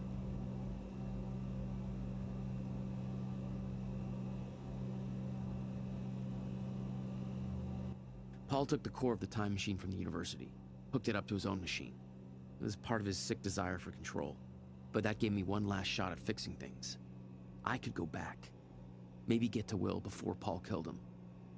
And if I could get the countermeasure in Will's hands, maybe I could still turn everything around. Why do I feel like shit's about to hit the fan?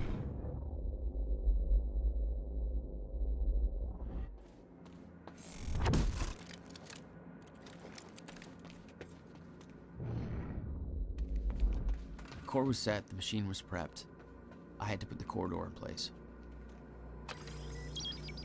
Okay, this should do it. Deploying the corridor.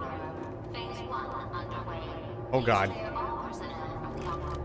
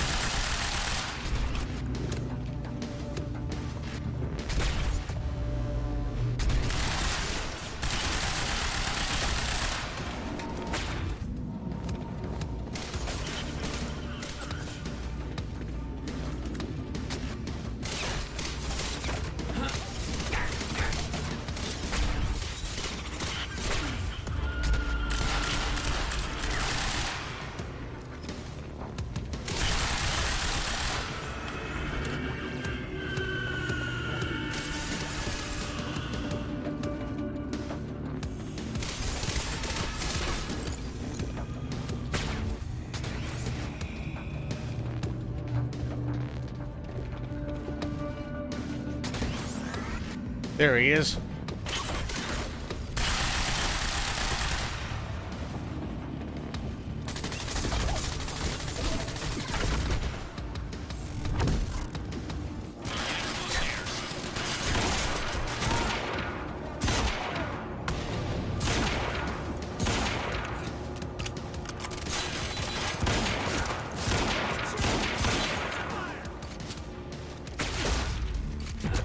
Oh, fuck.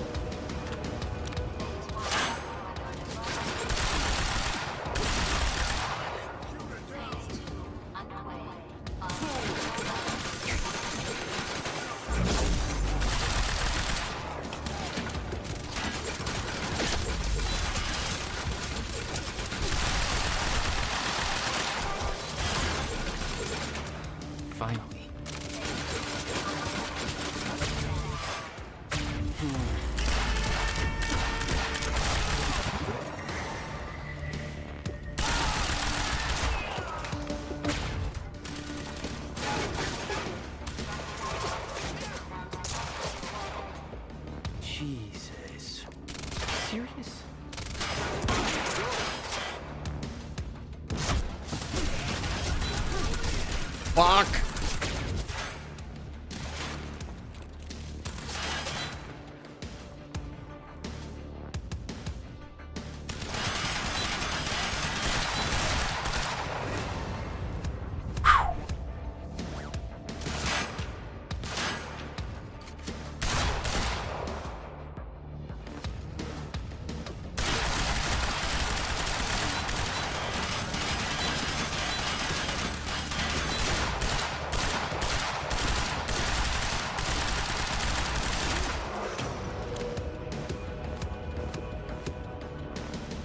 Holy shit.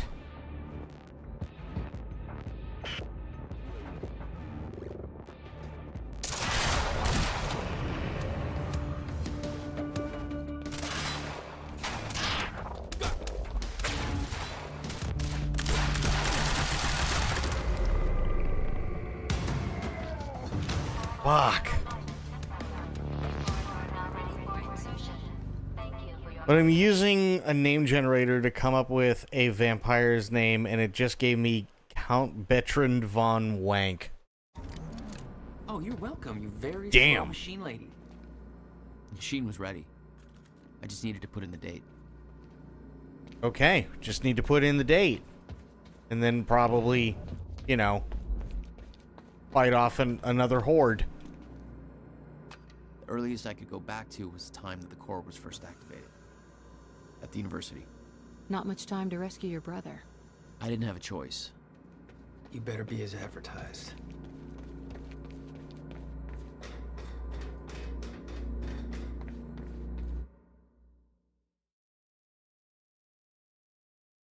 Shall henceforth be changing my name, especially for birthdays and bat mitzvahs. Oh, God.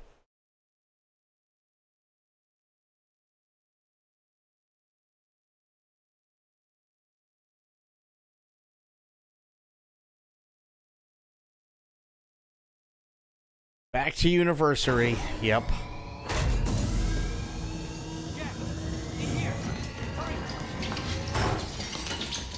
Targets have escaped the lab. What's up, fellas? Oh, shit!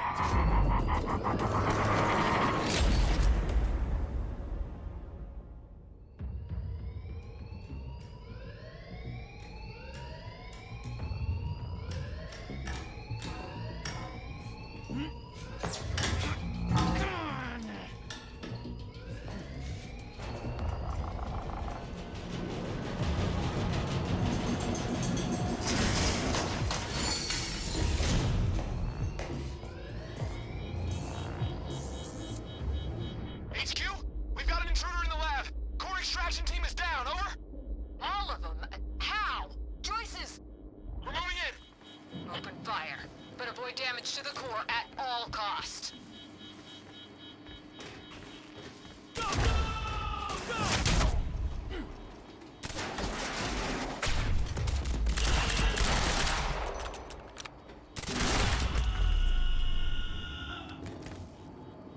There we go. I got there after the fracture initiated. Too late to stop it all before it ever started. But not too late to save Will. All you had to do was get to him in time. Yeah, that was the plan. HQ, we've got security footage of the Joyce brothers escaping through the server room on the lower level. Raider Team 3, intercept immediately. Ready another extraction unit to remove the core. Get.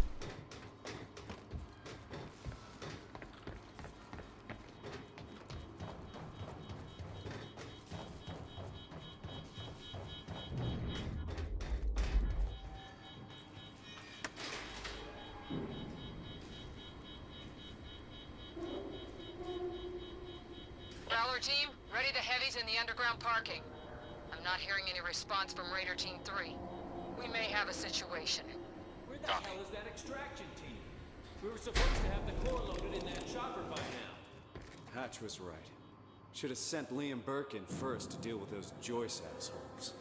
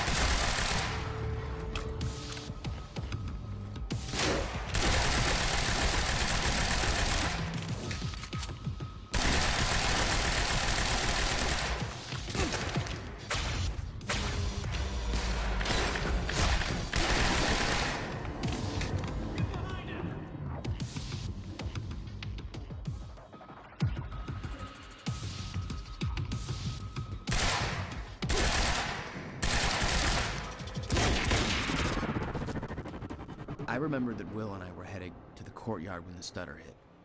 That's where I needed to cut him off. Find a way to the library. Again?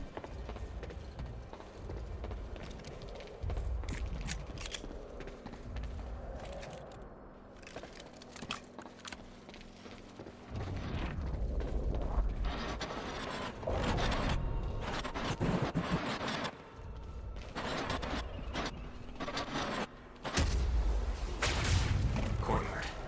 How do I get there? Oh. Dem stutters, though.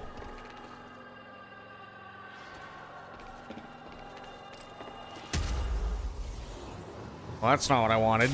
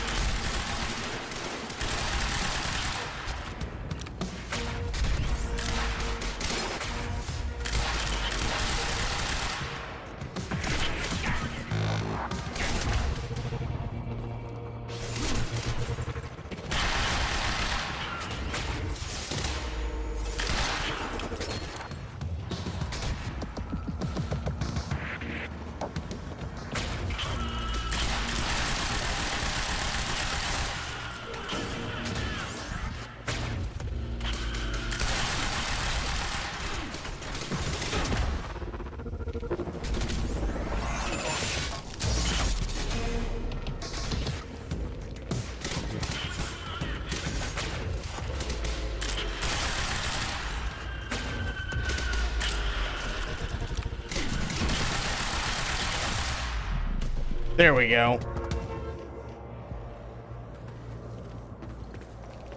That actually worked a lot better than I thought it was going to. I'll take it.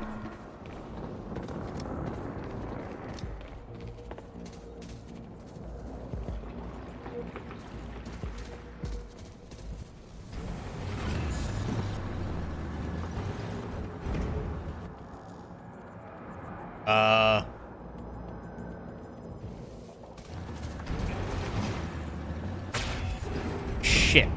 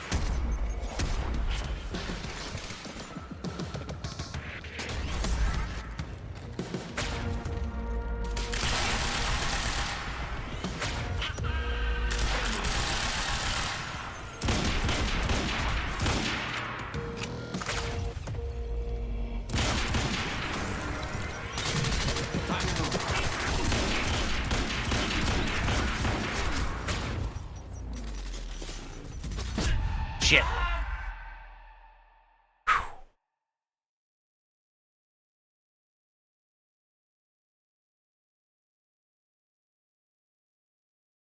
Wow.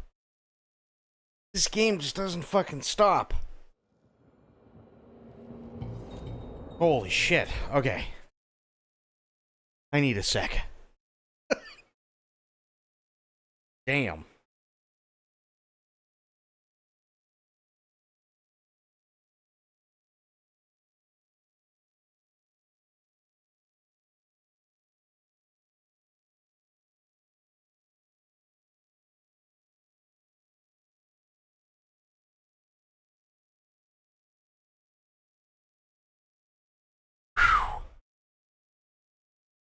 Oh my god.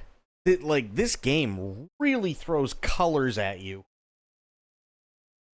Like, even just forget for a second that, like, the textures take a crap.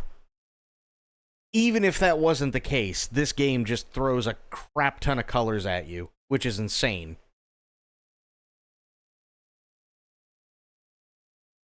Absolutely insane. Whew. It's a sensory overload. It really is. It's like you need a minute. I mean, it's a good game. It's a really fun game. The combat is really fun, but whew, Jesus, guys. I can see why Quantum Break didn't go over so well. You know what I mean? Like, my God.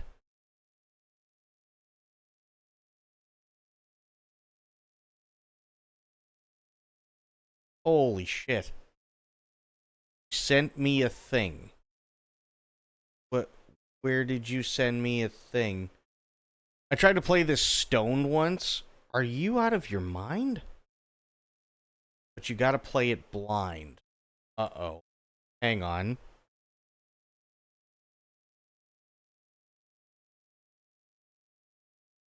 What is this? Oh, shit. You have to go into this blind. You'll be glad you did. Merry Sithmas. Spoiled, thank you. I only know what I saw in the original trailer for this. I have not looked up anything for it, and it looked really good. It looked really, really good.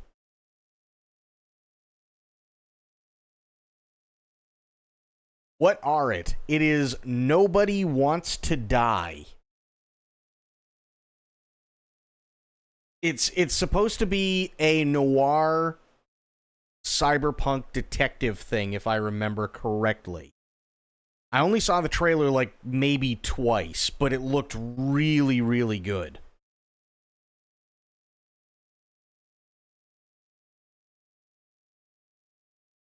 It looked really good.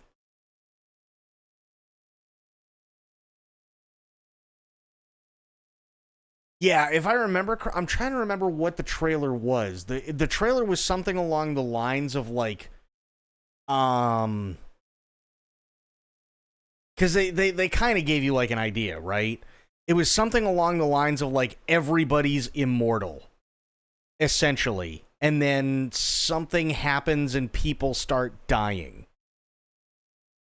And then I guess people get desperate or something a lot, like, I don't know much about it. Lose yourself in dystopian world of New York, 2329. Immortality comes at a price that someone has to pay. In this interactive noir story, lead the investigation using advanced tech as Detective James Kara, who risks it all in pursuit of a serial killer targeting the city's elite. Fuck yes. Thank you for that. Yeah, that looks badass. That looks insanely badass. I was watching a playthrough on YouTube and was so tickled by the opening that I had to stop watching. Really? Well, I know what I'm playing after this then. Another Crab's Treasure is just gonna have to wait.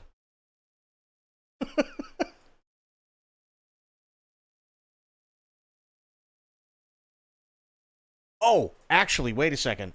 Wait a second. There was one thing that I did want to show you, Spoiled, because I don't think you were here when I saw it.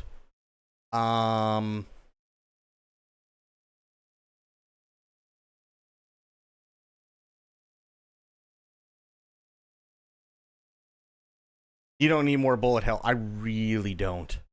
Yes, okay. This is an official trailer. It's a reveal trailer. This looks really, really good too. I don't know. Nobody knows anything about it.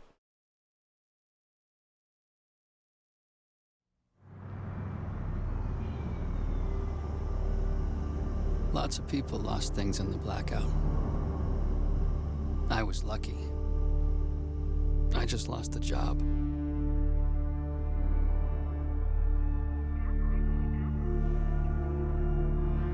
But now, they want me back.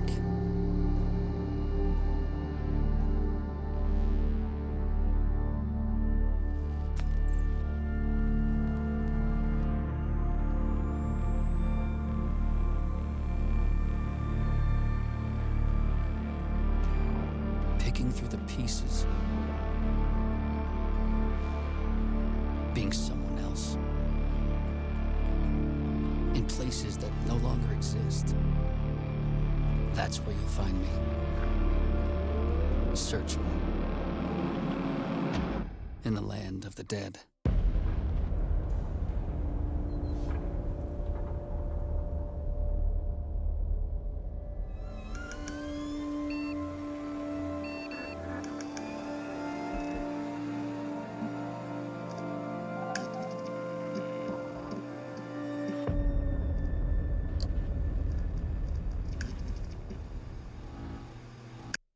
That's all we know. They better not fuck this. I mean, literally after seeing this, I was like, if they fuck this up, I'm gonna be pissed. Because this is gorgeous. But now, they want me back.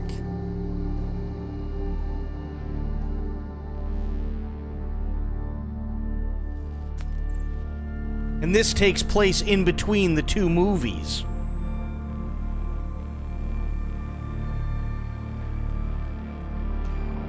Picking through the pieces. Being someone else. In places that no longer exist. What happened with Blade? That's where you'll find me. Searching. In the land of the dead.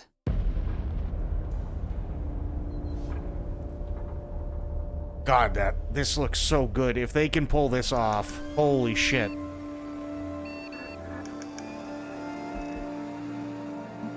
Oh, the movie?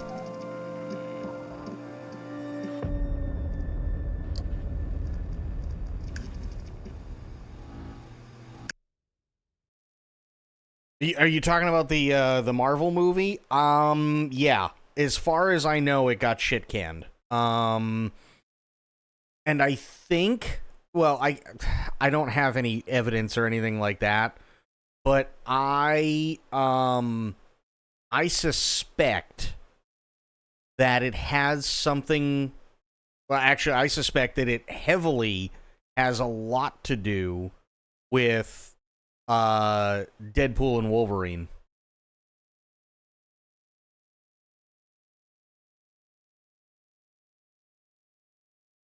I really, really, really suspect that, and they realized we can't do this at all. Like, it's gonna flop. There's literally, like, there's nothing we can do after this for Blade. I really feel like that's what happened.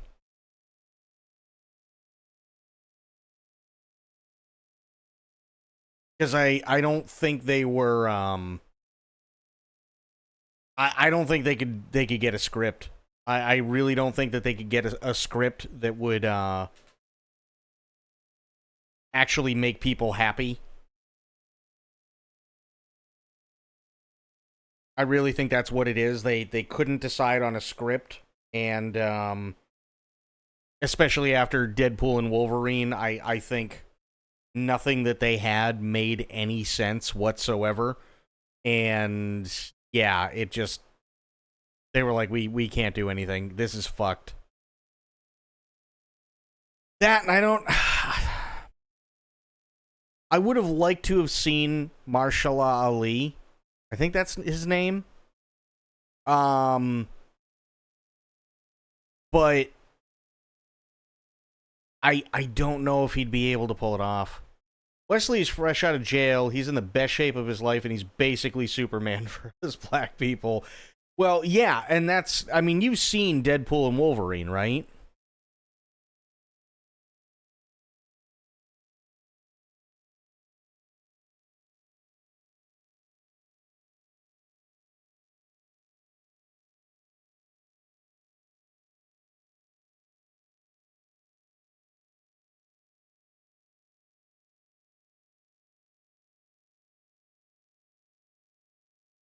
Did you end up seeing Deadpool and Wolverine? Spoiled? You skip ketchup and mustard. Okay. But I literally cannot say anything. I literally cannot say anything other than you have to watch it. And I like,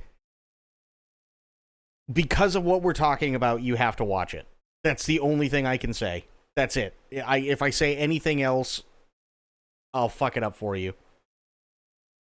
I thought that one did it. Oh no, Deadpool and Wolverine did phenomenal. The problem is what happened in Deadpool and Wolverine.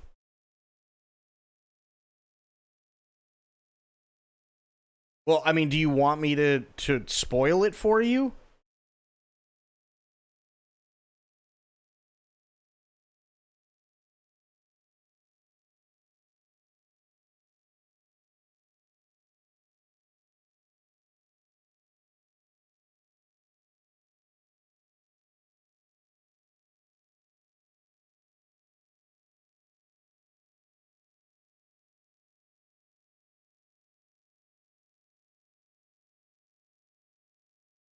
You can. I don't care about ketchup and mustard. Okay.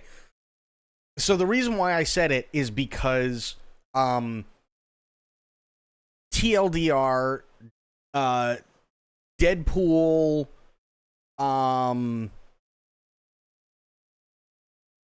Deadpool digs up Wolverine's body at the beginning, and there are people that are after him and he doesn't know why, but he digs up Wolverine's body, and come to find out he is really dead, and then he beats people to death with Wolverine's skeleton. But then they finally catch up to him and they bring him in, and come to find out he is like, this whole thing is part of the Marvel multiverse. So what they had to do is they had to send Deadpool to another multiverse to stop shit from happening, but the only other person that could help was a Wolverine that wasn't dead. So they find a Wolverine, great, yada yada yada, story goes on. They finally make it to the main bad guy, but trapped in basically like this limbo in between like all these different parallel universes are who was it? It was Elektra, Gambit, and Blade. And when I say and Blade, I mean the man himself. So there are multiple different superheroes and supervillains and everything like that. And then there's Elektra, Gambit, and Blade. And Blade's looking a little bit longer in the tooth, but he still looks badass. And they come up with this plan to kill the bad guy and all this other shit, and that's fine. But the reason why I think they had to shit can the new Blade movie is because the story in Deadpool and Wolverine is that throughout all the different multiverse, like all the different universes in the multiverse, there is only one Blade. And that is specifically stated and was okayed by Disney. So now there's only one Blade, which means they let Ryan Reynolds write them into a corner. So now they can't sit there and go, oh, we can just have another Blade. He's part of another universe, because they literally said, no, there is only one of them.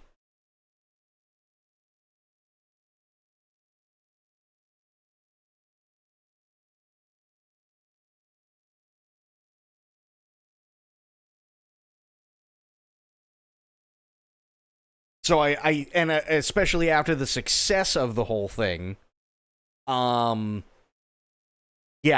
think they took one look and went, there's no way we can write ourselves out of this corner. We're fucked. So and to be fair, like, COVID didn't help anything. And then, they had a backlog of things that they had been trying to get out. since like pre-COVID that were backed up, and it just kept getting backed up and backed up and backed up, and Blade just kept getting put on the back burner.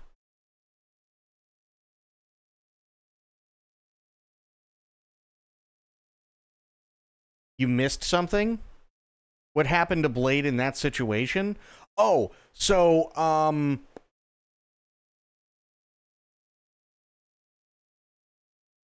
wait. Hang on. What, Blade as in the movie that they were going to make, or Blade as in Wesley Snipes' Blade?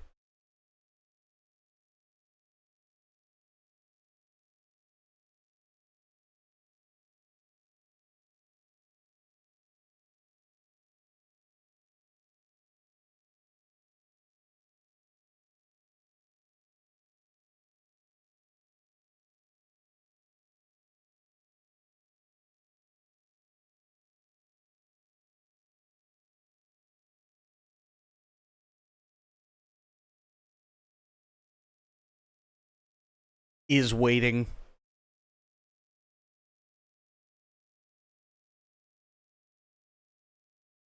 What happened to Blade in that? Do you mean like Blade as in they came upon Blade and Gambit and then... Oh, okay, yeah, I guess you did miss. Okay, so it was stated in that movie when they came across Blade and Gambit and Elektra that the Blade that everybody knows, Wesley Snipes, he is, in the entire multiverse, the only one.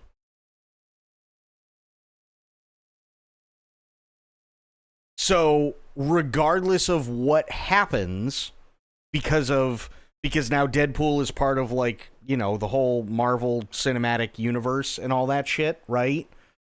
It is now canon that Wesley Snipes' Blade is the only Blade.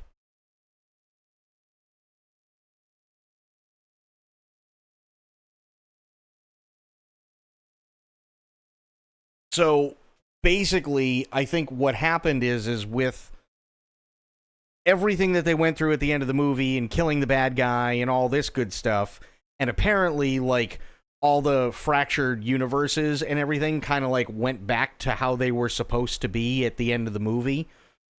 That means that Wesley Snipes' Blade was taken out of limbo and put back into whatever universe it is that he came from, which means that literally he is the only Blade. And because of the success of the movie of Deadpool and Wolverine, Disney allowed Ryan Reynolds to write them into a corner. So why can't they have another movie about Blade? Because if you're going to do another movie about Blade and there's only one, then you can't have a Blade movie without Wesley Snipes. And because they didn't want Wesley Snipes, and Mahershala Ali was the one who was contracted to play it, and it dragged on for so long, I think two things happened. I think, one, Ali's contract was up with Disney or Marvel, and now he's able to go and do other stuff because they never had a script, as far as I know. They never finalized anything. There was no pre-production, and it just kept getting put on the back burner because of COVID, and they got backed up with other stuff. And then because of the success of Deadpool and Wolverine, and Wesley Snipes came back as Blade, and Ryan Reynolds basically wrote them into a corner. So now the only thing that they can do is make another Blade movie with an actor they don't want. They're like, yeah, no, fuck this. We got to shit can this. This isn't what we wanted.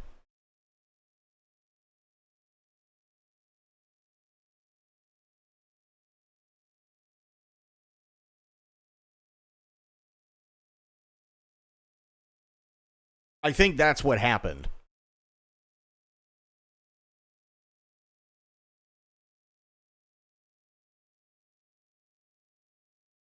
Because now everybody just wants Wesley back as Blade, but Disney never wanted him. And it was a personal favor. But Wesley can totally still play Blade.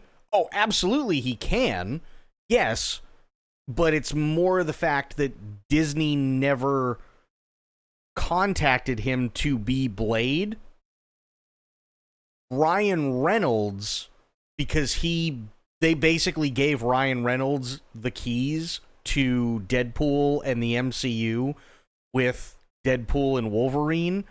Ryan Reynolds personally called and asked Wesley to come back and play Blade as a little bit more than a cameo. And he goes, okay, sure. But because of the way that Ryan wrote it, Disney got backed into a corner and now they can't dig their way out. Because he's an actor, Wesley Snipes is an actor that they never wanted.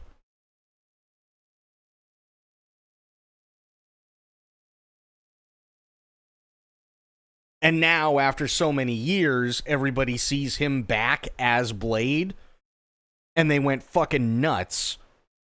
And now Disney knows if we put anybody else in this, if we put anybody else in a Blade movie other than Wesley Snipes, whom we do not want, then it's gonna bomb. And it's gonna bomb hard.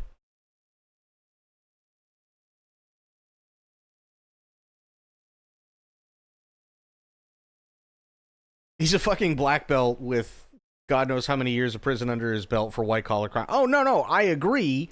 And trust me, I would love to see Wesley come back in his own movie as Blade. 100% I would. Absolutely. I just don't think Disney wants to take the chance. But now they can't do anything with the character because Ryan kind of fucked him. Not that he purposely meant to, but that's just the way it ended up working out. Because now nobody's gonna want Ali.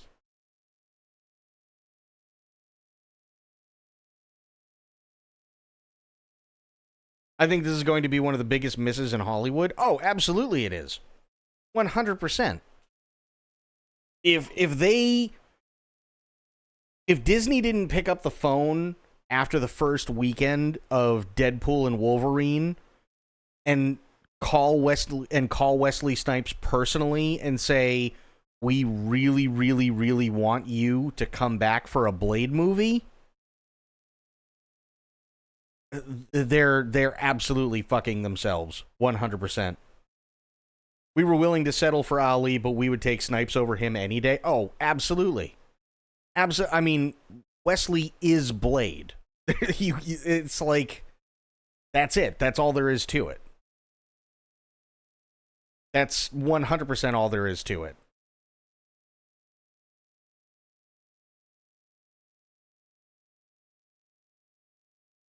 So, yeah, yeah. I think it's just Disney being Disney, sadly. And just going, oh, shit.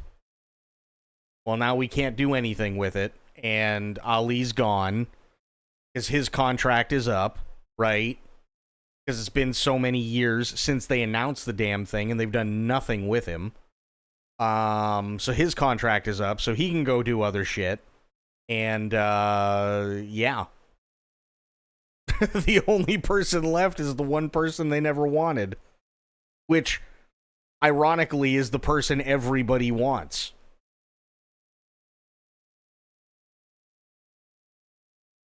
Okay, wait, let's clarify something. Sure.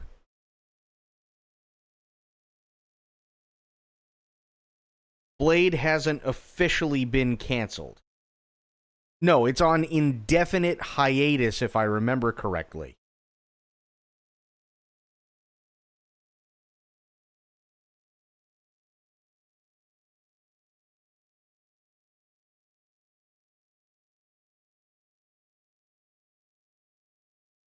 Which, unfortunately, in Hollywood might as well just be dead.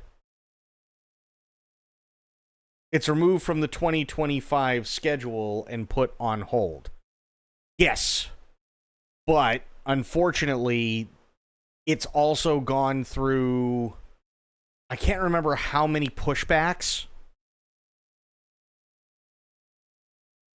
Like they every time somebody has asked, ever since the announcement where they were going to do Blade again, every time somebody is asked about news when it comes to Blade, they just keep pushing it back.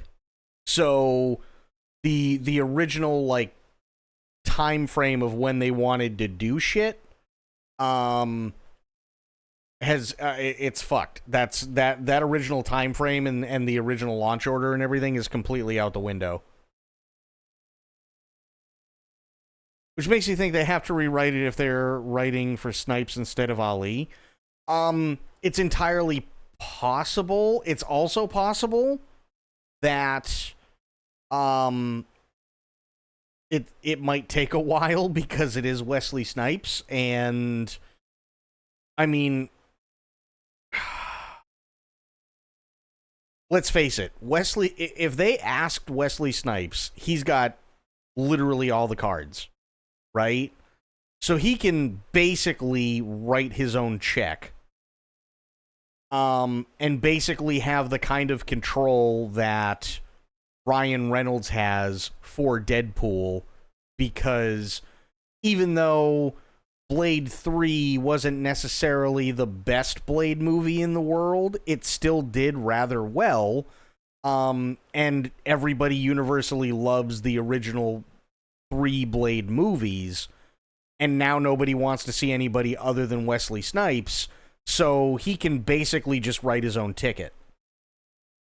Which I'm sure Disney is just absolutely head over heels for.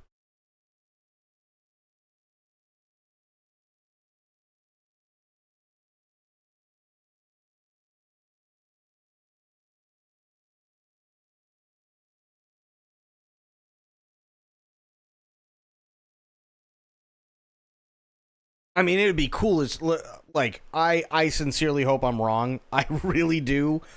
If they came, like, I would love if at some point next year they don't tell anybody, they just drop the trailer online, and holy shit, it's Wesley Snipes, and we're getting a Blade 4. You know what I mean? That would be insane. But who knows? And sadly, much as I love Wesley Snipes, the dude ain't getting any younger. So the longer it takes, the older he gets.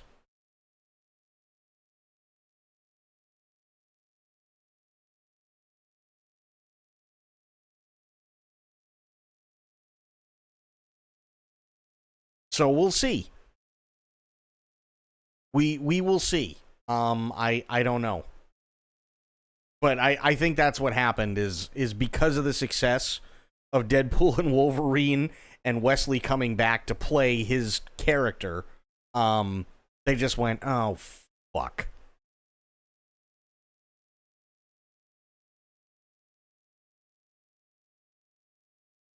So, yeah. We'll see. We shall definitely see. Because Blade is easily my favorite superhero. He's 62. Yeah, he's not getting younger. He's starting to get up there. I mean, dude could still easily, even at 62, he could still easily pull off at least one more movie.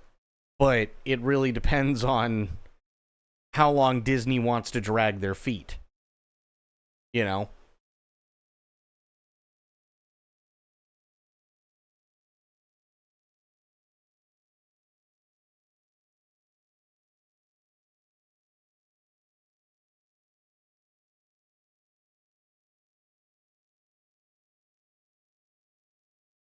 So I don't know.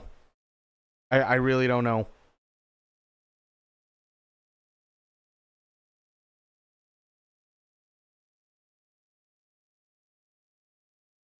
Yeah, let me look at something.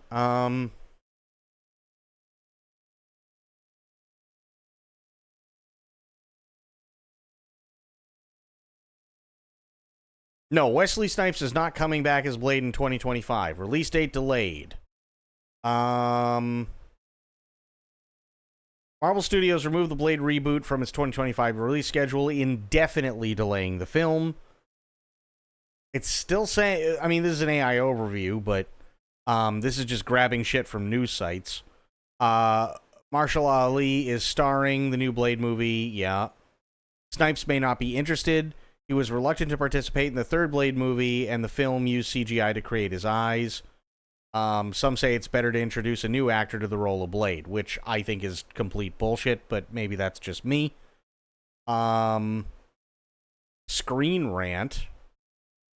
I believe there's a big chance we'll see Wesley play Blade again before Ali's MCU movie finally arrives.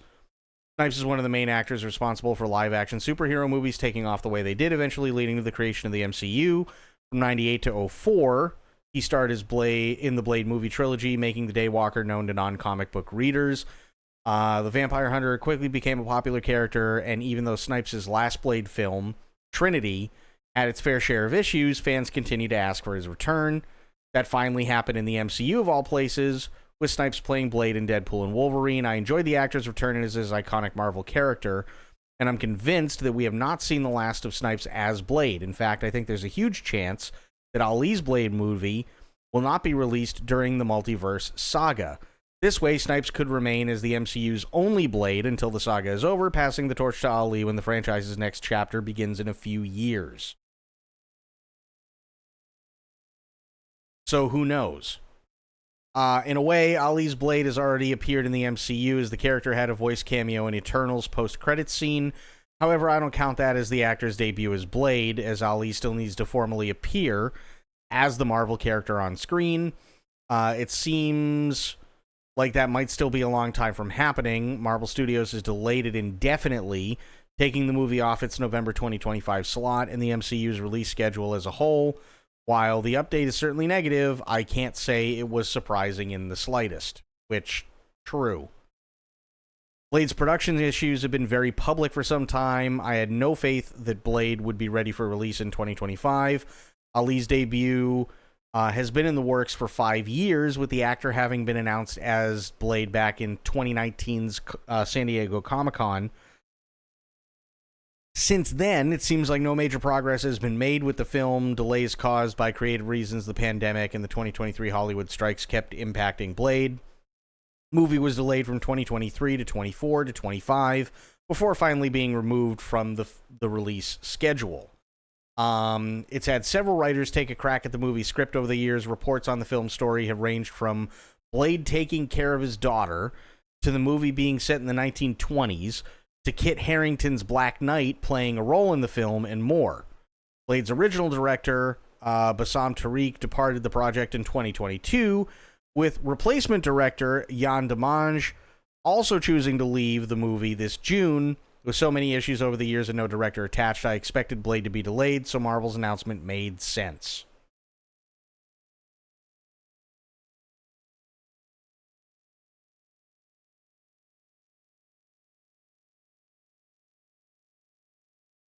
They can't push ahead with Ali when the fans are demanding Snipes. He's already done a voice cameo and an MCU spot. Yeah. Well, I mean, look at him.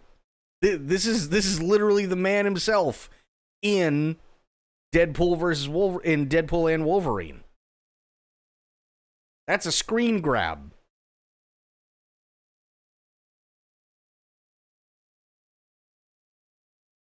Like, he still looks insanely badass. He does. Little older, sure. But he's still insanely badass.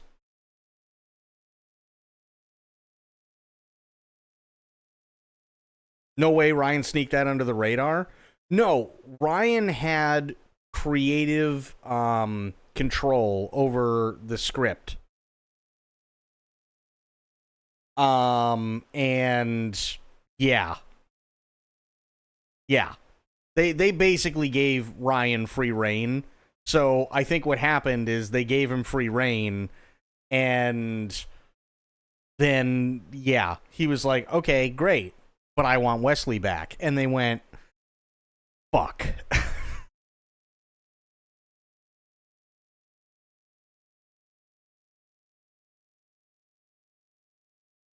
Ryan has been lobbying fans to help bring him back. Oh yeah, of course he has. Of course he has. Like, it's Blade. Oh, he's an insanely smart guy. Absolutely. And don't get me wrong, like, Ali's got a cool look. He does. He's got a cool look. But come on. Come on. Sorry. Even being older. Even being older, I think his look is a lot better. That might just be me, but I think that's what it is. And I don't... Plus, and here's the other thing, too, I think Disney is kind of panicking right now because they don't have, other than, like, reboots... Snipes' Blade was the first edgelord, true, but he was really good at it. But other than reboots of, like, movies that have been around for God knows how many decades now, Disney doesn't have anything else. They don't. They are supposed to have a new Star Wars movie, and they don't. And they said that they were going to take a step back and they were going to reevaluate that stuff because of how the fans reacted to the Star Wars sequel trilogy, and they were focusing on all the different shows and everything else. And I'm going to be completely honest with you. Andor had to do with everything but Andor. And there's only so much that they can do with him anyway, because we all know how it ends for him.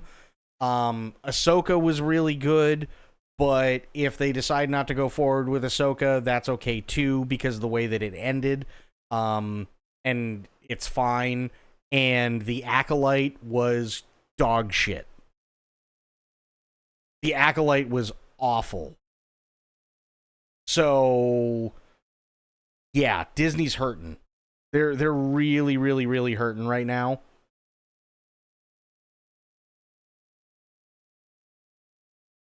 Disney has been focused on the kids of my generation who are now adults who want to see their favorites one last time, but they've not been getting it right. Not so much, no. No, I honestly, I think what they're trying to do is exactly what you said, but they're trying to do it in a panic because the sequel trilogies weren't, or the sequel trilogy for Star Wars was not as big of a hit as they were hoping it was going to be. People got really pissed, especially after the Solo movie. They still have no idea what's going on with the Rogue Squadron movie and their last venture. Their last major venture, because I know that there's a new one out now, but their last major venture for the series stuff was The Acolyte, and that was just horrible.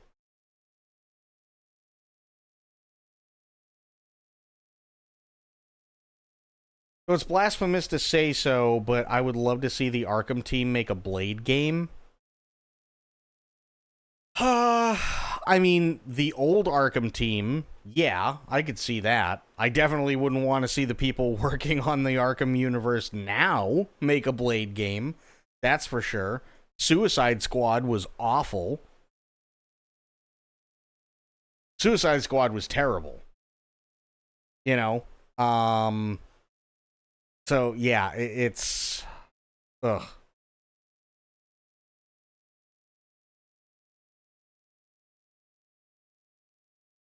Plus, and I think the other thing, too, and I like the characters in the Suicide Squad in the first movie, they just had no idea what the fuck they were doing. Like, Warner Brothers had no idea. Like, it was... I was excited initially for Suicide Squad, and then Gotham Knights came out, and it sucked. And I went, oh no.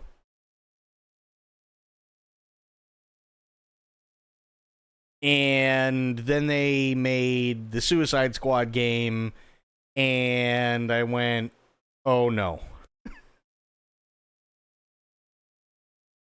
They should have given that to the Arkham team too. So from what I understand, and I could be wrong, but from what I understand, the team that did Asylum, City, and Night is technically still there by name, but like the majority of the people who worked on those games aren't there anymore. So it is technically on paper the same team, but they literally gave us the Suicide Squad game, which is a bummer.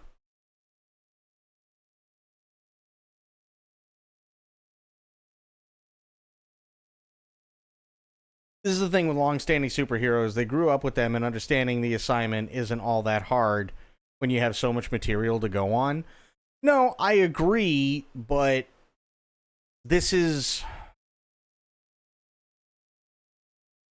one of the biggest issues that you have is there have been a ton of people over the last like 5 or 6 years that have come into the video game development space and have done the same thing that for the longest time for superhero movies all the directors wanted to do, which was basically stick it to the man and fuck the system, right? So unless it's the way that they want it to be, instead of sticking to, hey, why don't we take elements from this comic book and elements from this comic book and so on and make a cohesive story out of it, they're just like, yeah, no, Suicide Squad's the way to go, and oh yeah, kids love Fortnite, so let's make it play like that.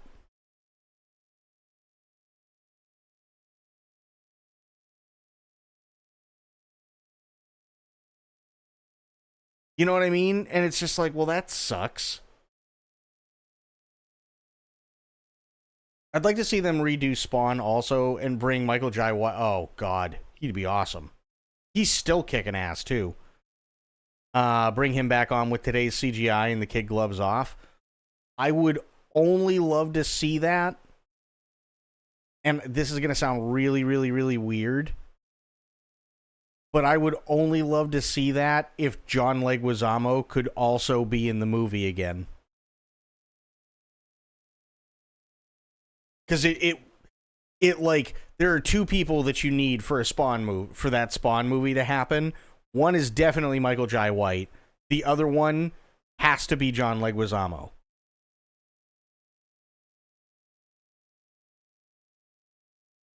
That's just how it is. Because like the first one was really, really, really campy, right? And that's fine. I honestly didn't mind it. I thought it was really decent. But Michael Jai and John Leguizamo really made that movie. They really did. I knew the Crow movie could be, I don't know. I think the Crow is just so overdone. Me personally, I think the Crow is way too overdone. In some capacity, hell yes, I agree, but I didn't love his character, though he is also a master of disguise and an excellent actor that people sleep on. They should totally do that. I think it'd be fun. I think it'd be great. I really do. But yeah, I think the Crow is just, they've tried. They tried with the Crow, and like nobody has any confidence in the Crow anymore. The Crow was great back when Savage Garden was still making songs, right? That's cool. But it's so tough now. It just, there's like, I can go back and I can watch The Crow, the first one, but I can't watch any of the others. They're awful. They just are.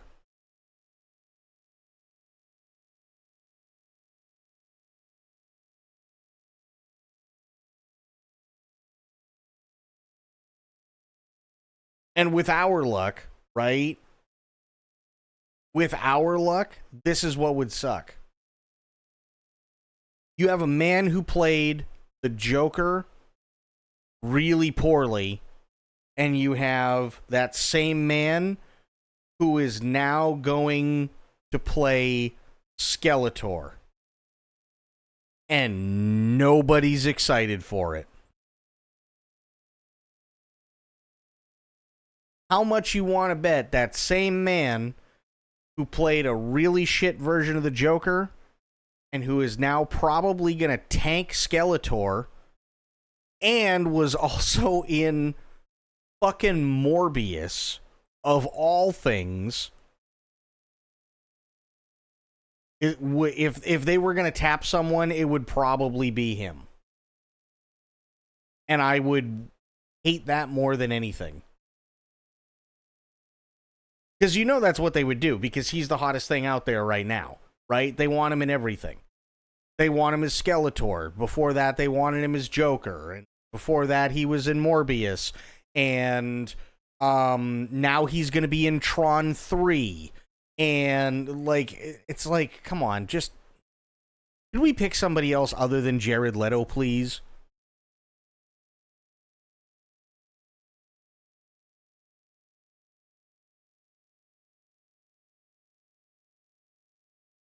So yeah, me personally, and again, you know, I liked the first Crow movie, but yeah, I won't watch any of the others. I think I watched like 1 or 2 of them and went, these are crap. Like, these are really crap. So yeah. And if they cast Jared Leto as the Crow, yeah, no, it wouldn't work. I love Jared, but I don't think he's ever been in the right role for him. I did like him as Joker, though. I hated him as Joker. I absolutely hated him as Joker. I can understand what was trying to be done, but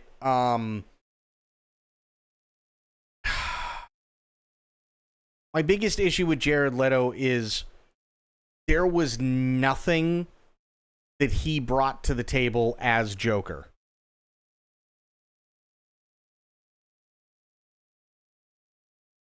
I feel like he brought the dark version of Joker closer to the animated version of Joker.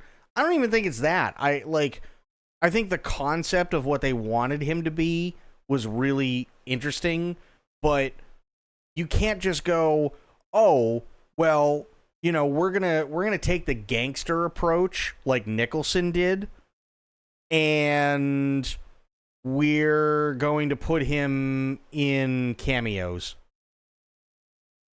Right? We're just going to put him in cameos, and that way we can test the waters and see if people really, really love him or if they really hate him. And that's about as far as we got with any ideas. And then that's exactly what they do, and it bombs. And it bombs hard. Like, the Suicide Squad movies did great, but him as the Joker just... I mean, they might as well have just diarrheaed inside the fucking film canister at the very end. You know, because it was just that bad. It was that awful. Because they didn't have any ideas. They're just like, oh yeah, let's make him the gangster type Joker like Nicholson was. Nicholson did it really, really well because Nicholson is fucking crazy. Right? That's what made Nicholson's Joker so good. Heath Ledger's Joker was vastly different, but that's also why he was so good. Now they're trying to do like a younger version of Nicholson's Joker, but more sinister, and it's like, okay, which one are you trying to be? Are you trying to be like the Dark Knight style Joker? Are you trying to be more of like the Tim Burton style Joker? Which one are you trying to be? Because nobody has any idea, and to be completely honest, you look like shit. Oh, Mark Hamill is absolutely the best Joker. For sure. 100%. he'll always be the best Joker. Absolutely. I do like that over the years, both Joker and Harley alternatively have been portrayed as at fault for the duo's insanity. Gaga's Harley was portrayed as the one who corrupts the Joker instead of the typical other way round. I have only seen parts of the second movie for that. I did not care for Joaquin Phoenix's performance as him, but that's also because Joaquin Phoenix is, I'm pretty sure he smells burnt toast most of the time. I think his performance just, I can see why people liked it. I can see why it resonated with some people, but I thought it was awful. The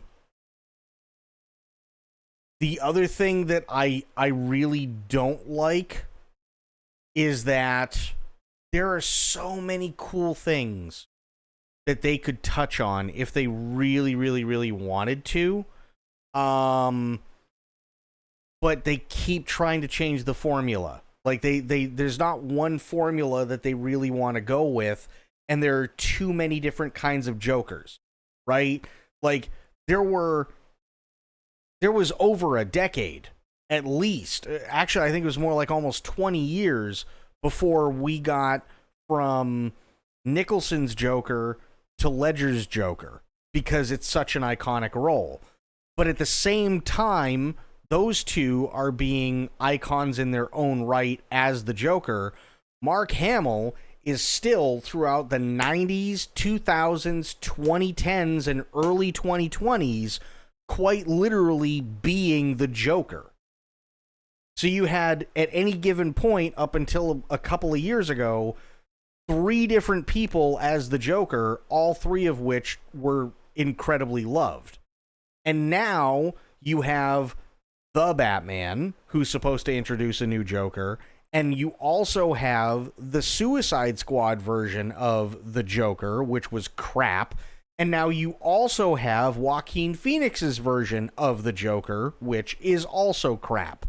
So I think they're just grasping at straws, and they're just like, okay, is this gonna work? And just like throwing it into a fucking idea shotgun and firing it against the wall, and whatever sticks, they go, okay, well, we'll give it a shot, because we got nothing.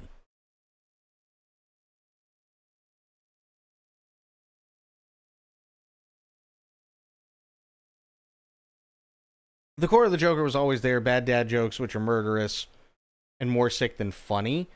Well, you had... What's the best way to put this? So...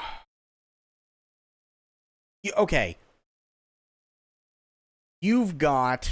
I appreciate them all, and I could see Joker going through all those phases.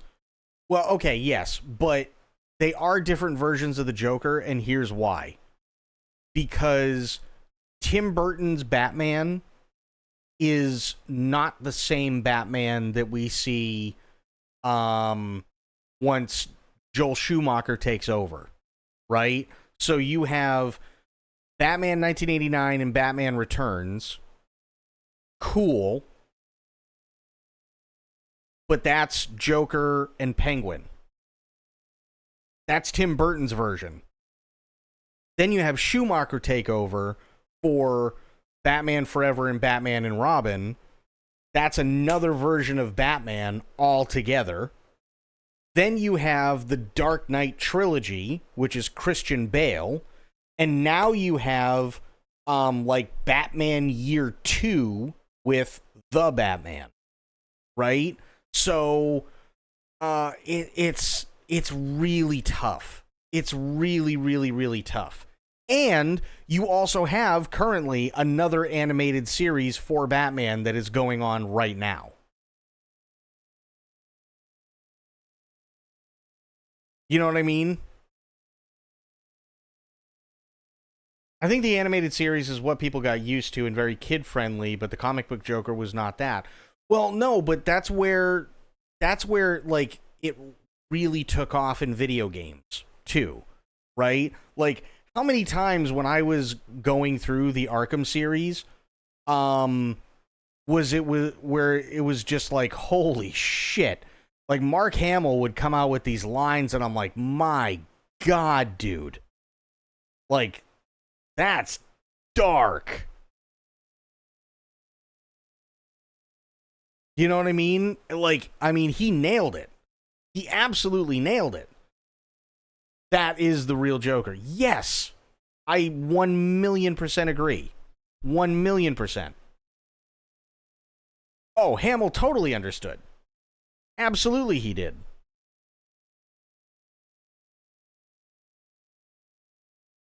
And it's just now take Joaquin Phoenix and try and make him be that Joker. Not going to work.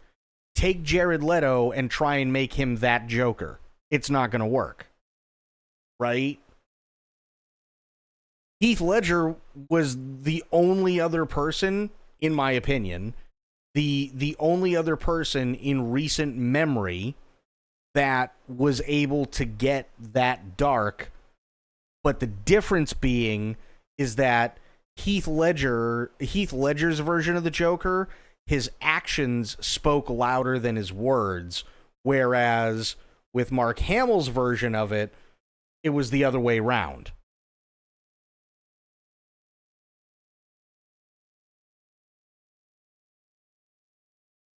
I love the Joker was that kind of character that you could take some creative license with. You cannot do that with Superman or Batman. No, you can't. You can't. Because Batman always has to be the straight man. Batman, he has to. He has to be Batman has to be the guy who has no personality. Right? He can be the playboy during the day. He can do whatever. He can flirt with everybody during the day. He can, go on these lavish yacht parties. He can drive in fucking Lamborghinis. He can do, but when it comes to being Batman, no.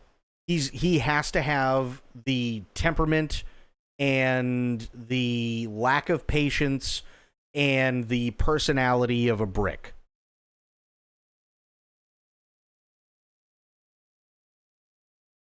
That way, Heath Ledger's Joker can really come through. Or Mark Hamill's Joker can really come through, right?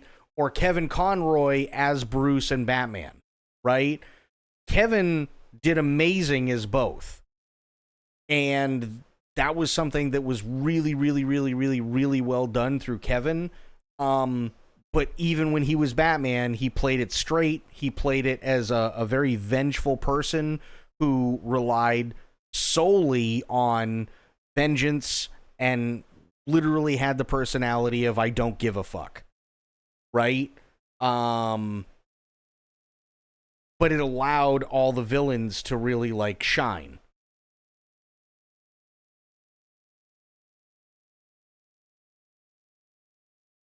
Point of Batman is that Batman is his real identity. Bruce Wayne is the mask. Yep. Directors who understand this put out a decent Batman. Yes, to an extent, for sure. I feel like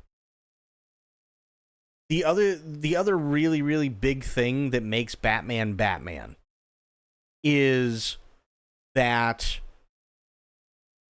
Batman is not out to try and kill anybody actively, but if somebody dies, fuck them.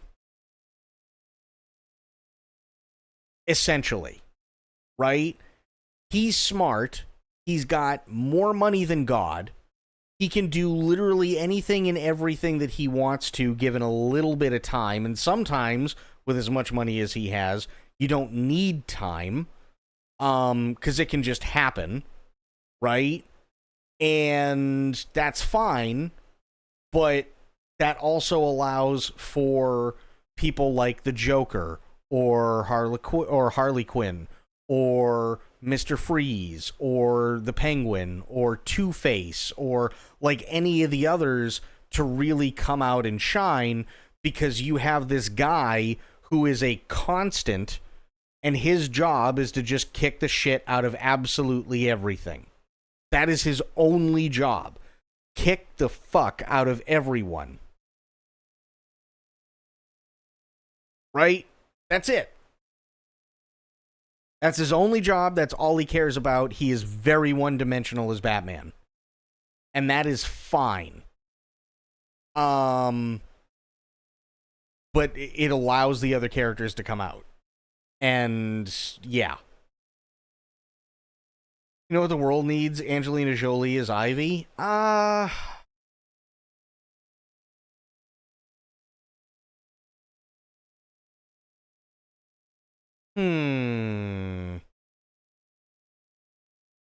Angelina Jolie is Ivy. No. No. Hang on. Lady that plays 7 and 9? Nope. I think I got one better.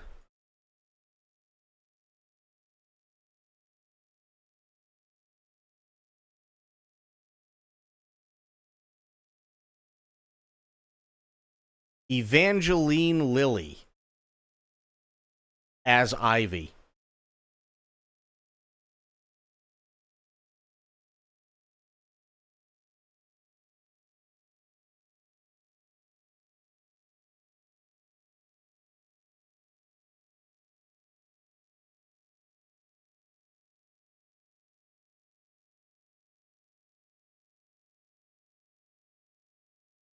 See, here's the thing. I mean, she could do it, but I would pick her or Jolie. The only reason why I wouldn't pick Angelina Jolie is because Angelina Jolie is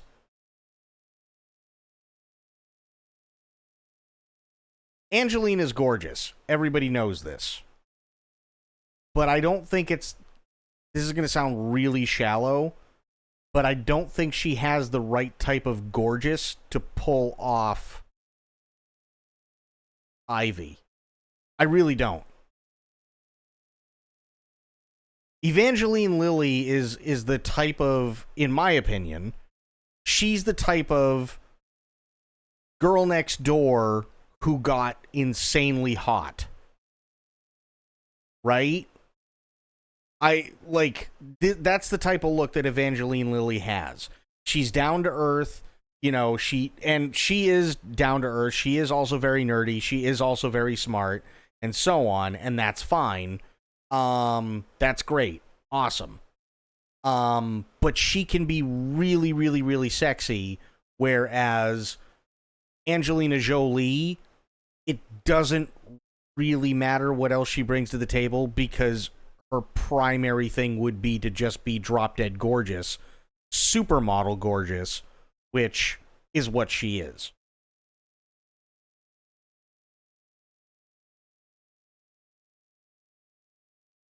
For Ivy, I fancy Anne Hathaway. You know what? Honestly, I think Anne Hathaway was great as Catwoman.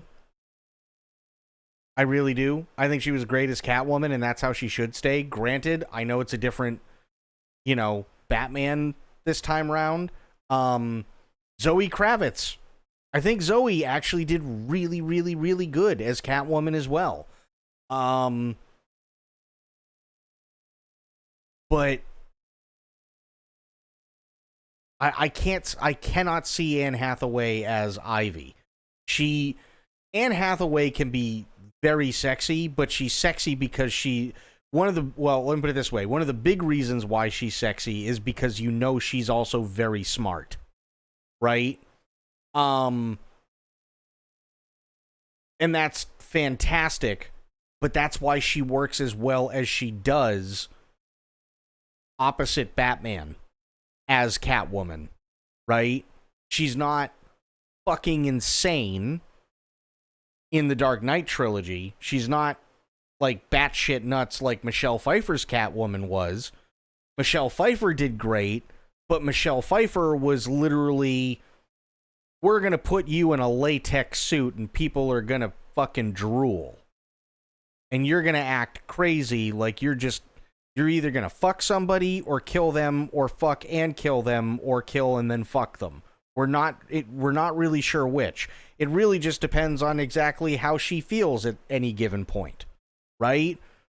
Anne Hathaway was more of, I'm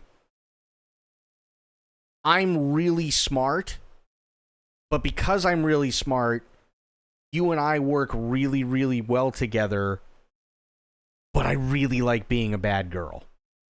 You know what I mean? Like, that was Anne Hathaway's Catwoman, which I really, really, really liked.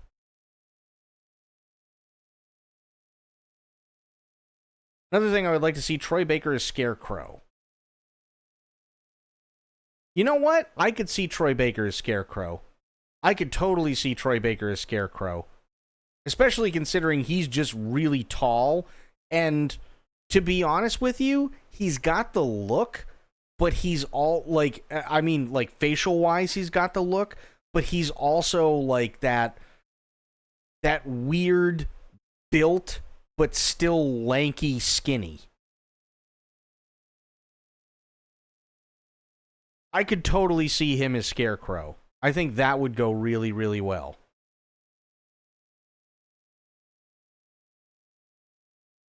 He does have that overall really cool look about him that I think would go really well for like a really sinister Scarecrow, and you know he can pull off the voice.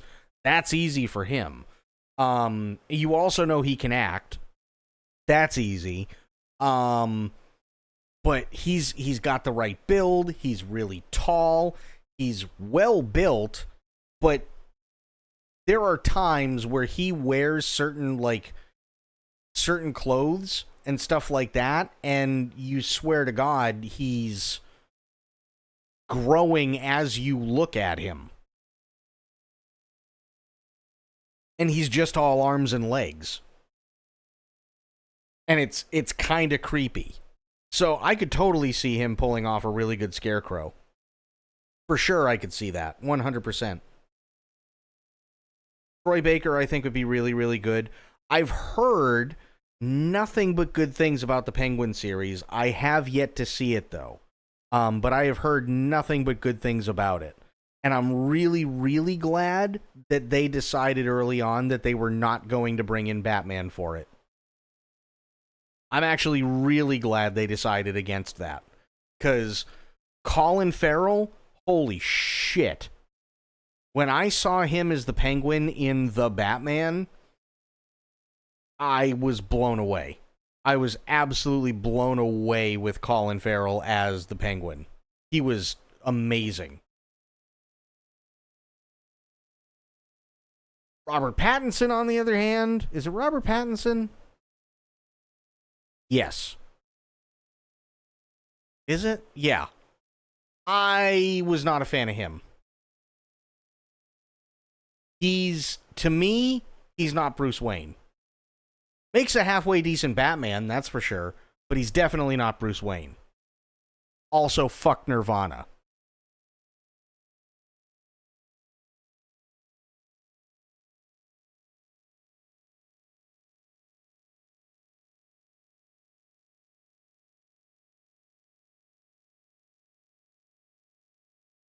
Like, ugh.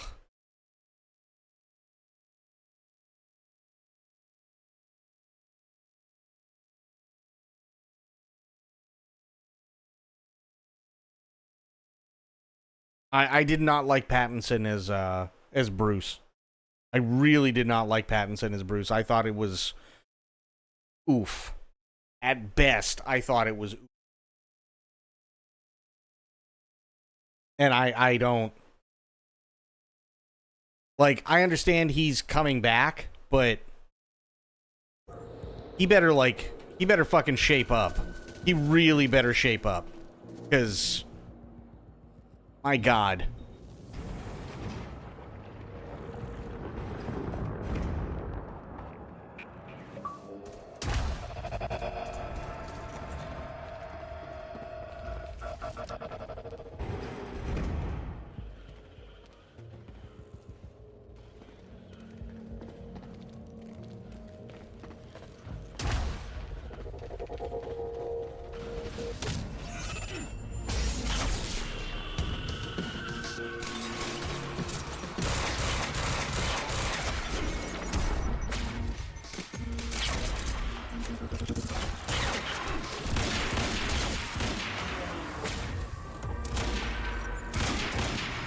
That's my cue.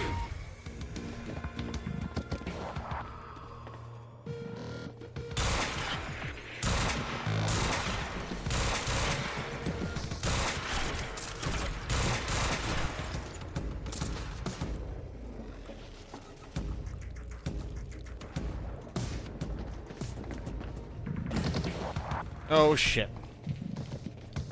Cameron Monaghan did very well as Jerome. Yeah, I didn't have any problem with Cameron. I didn't have any problem with him at all.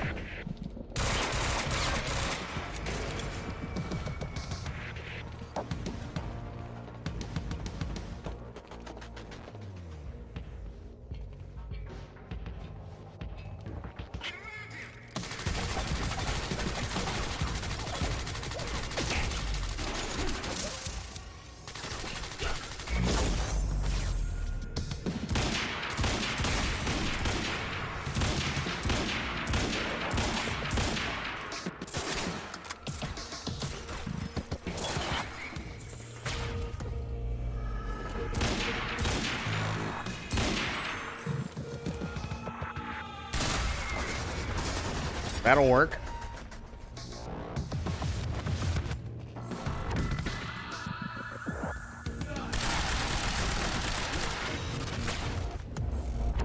When Will and I had escaped from the lab after the experiment, it seemed like Monarch was dealing with somebody other than us. That was me, all along. HQ, Striker team is down. It's Joyce. Leader 9, what do you mean Striker team was down? How many? All of them. Take him out.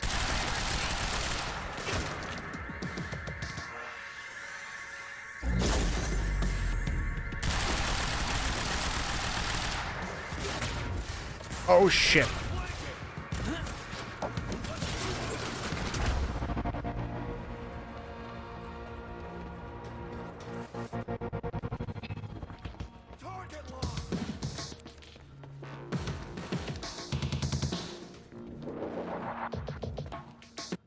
What the fuck? Oh, there we go.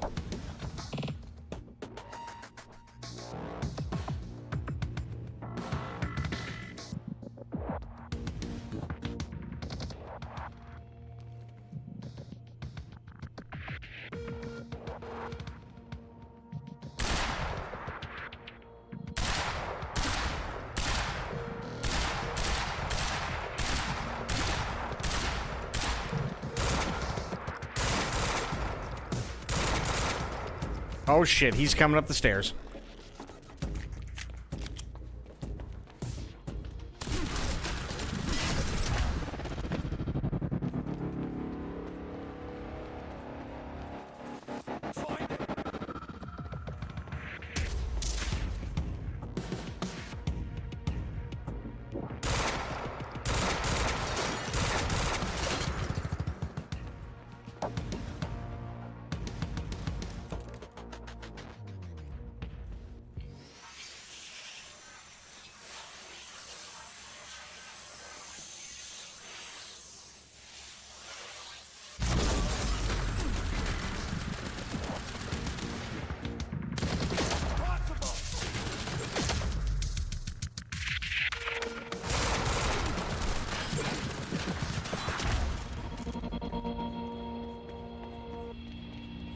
Oh shit.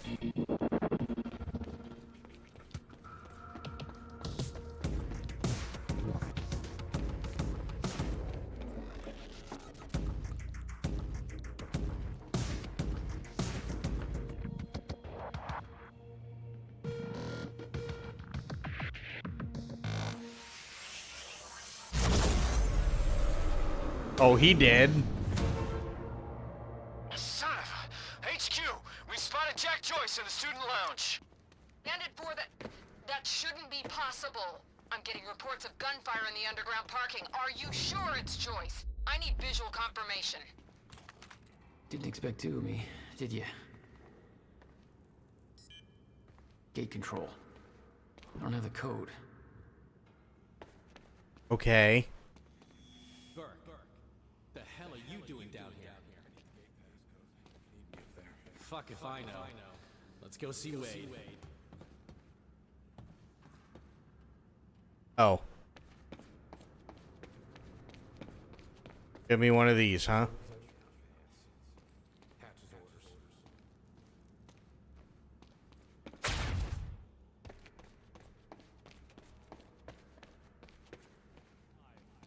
Neighbor of the beast, you know? All right. 665. Okay. 665, the neighbor of the beast. That's fair.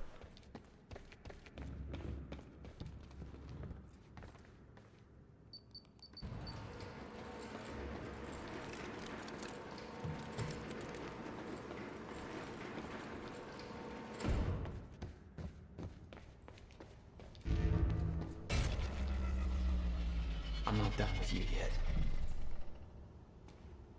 Didn't like that sound. Alright, picked up this piece to the campus power. Last time he counted fucking weight to bring the battery. Good. Whoever's tearing through that parking lot ain't getting out here. Really?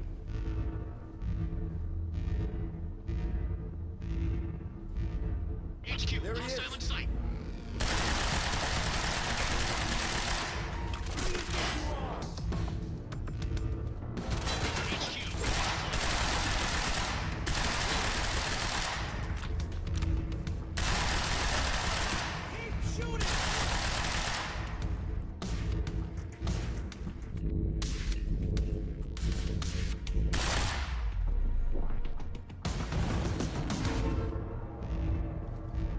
Nice.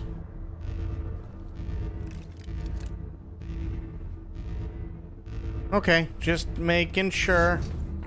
Damn it. I gotta get my powers. Looks like it's plugged in somewhere else. It. Plug it in. Unplug it. Nice. Yeah, this isn't good.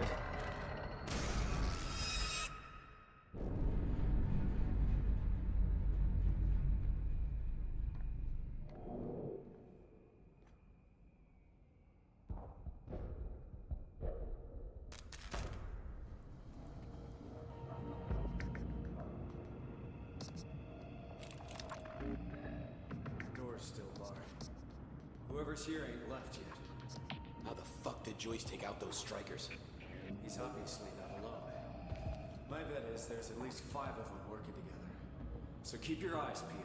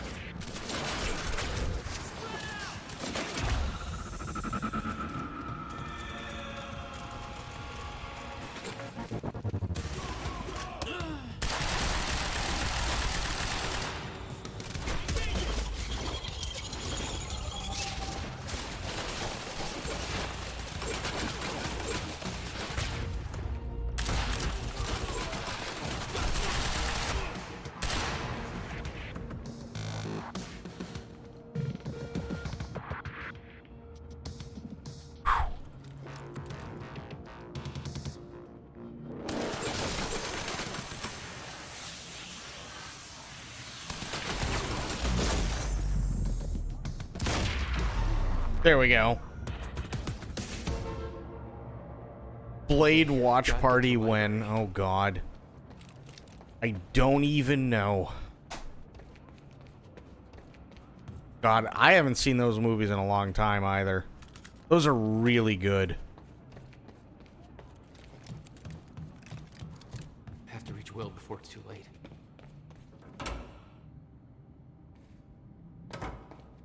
No time to lose. I gotta get to Will.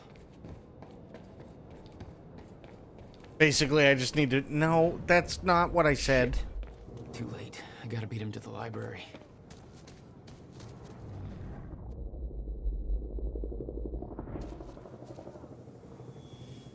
I got orders to patrol the rooftops.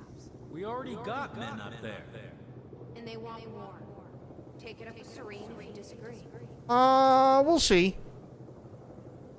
Because usually I stream. You know what I mean? Usually I stream on Christmas.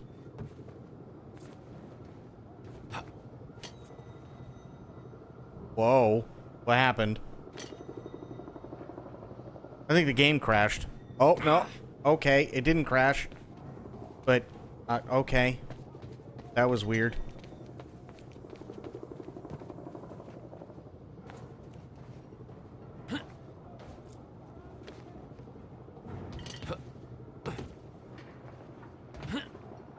There we go.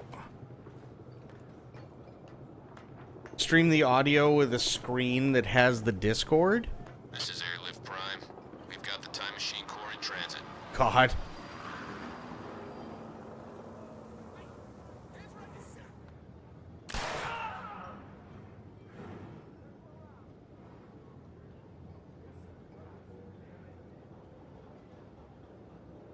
Beth.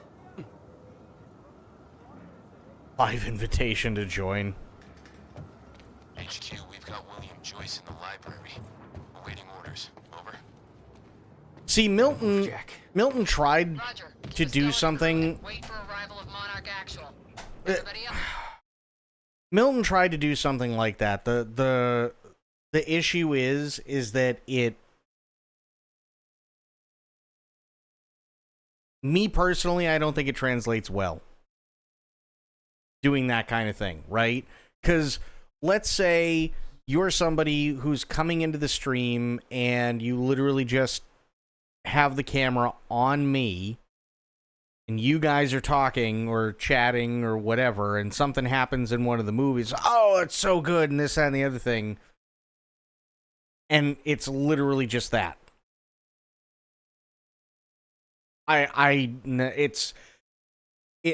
No, I don't think it'll work. Not for. To reunite at the Dry Docks Cronin extraction grounds. Wait for further orders there. Do it on Discord? Sure. Well, actually on Twitch? No, I don't think so. Investigating the rooftops as we speak. Keep me posted.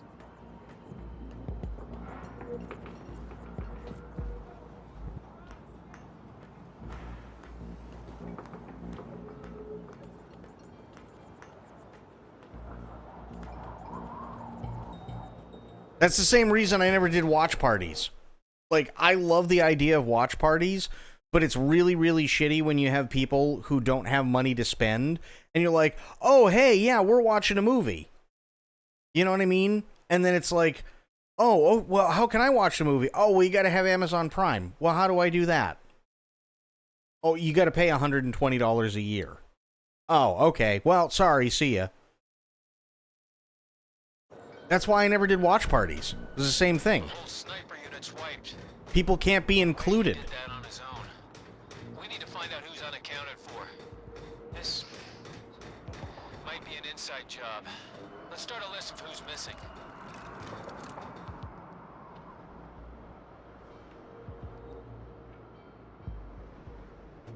This is on Pluto. Yes, I know it's on Pluto. No, I know that.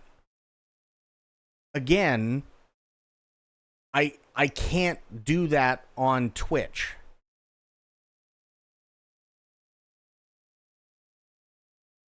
Discord is one thing, but I cannot do that on Twitch.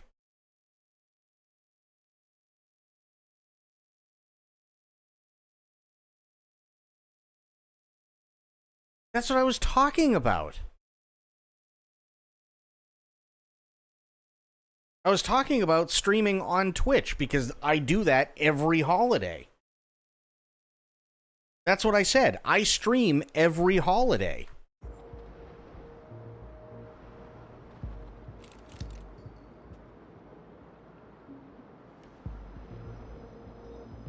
You don't stream the movie? No.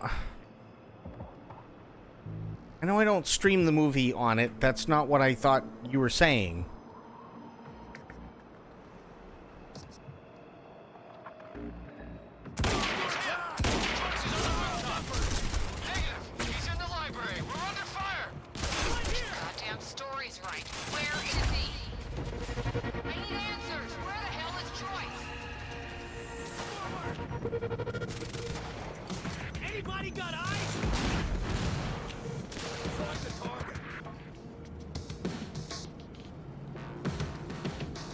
I'm gonna mutiny.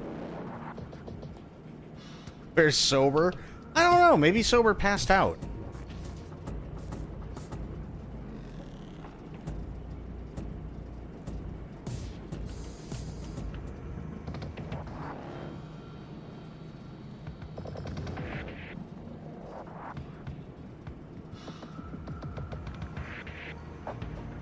Doesn't pass out anymore. He goes to bed. I know. He's getting old.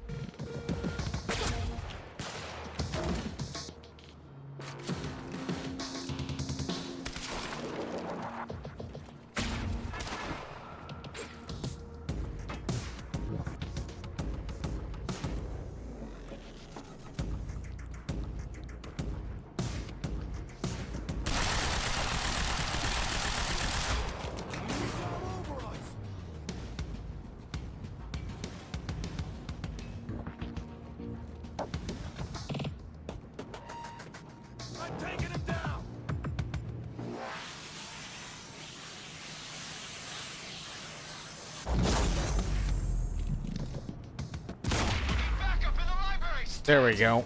HQ, this is Monarch Actual. Cancel that order, I'm on my way. I'll deal with Jack personally. You heard him. Stand down. Hold on, Will. I'm almost there.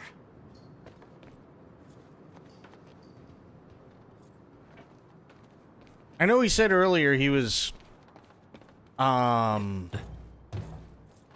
he got invited to go watch a, boxing match tomorrow. But I'm giving us 30 seconds to find out. It's him!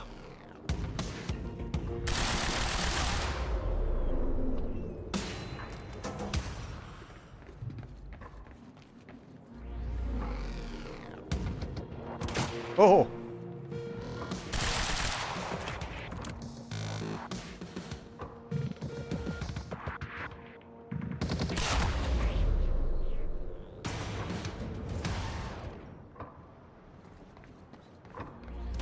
Oh shit.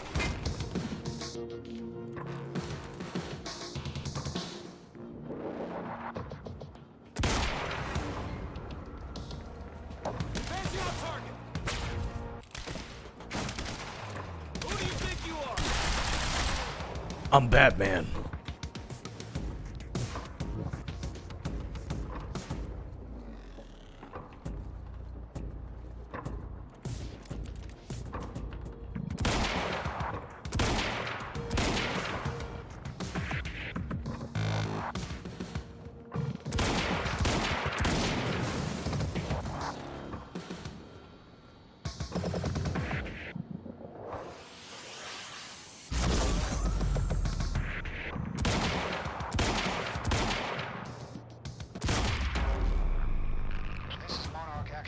Nice. Approaching library rear entrance. Oh no, no.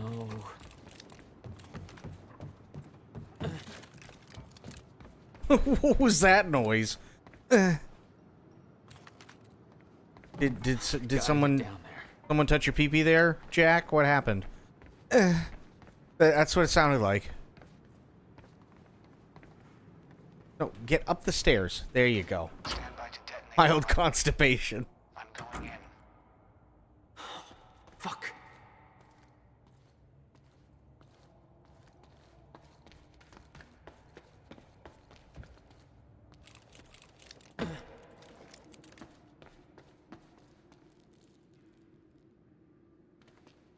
Will?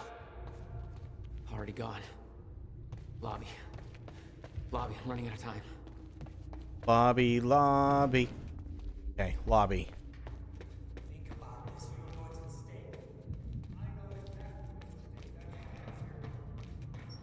Will. No harm in trying. There is. That's why I can't risk you opposing me, Will.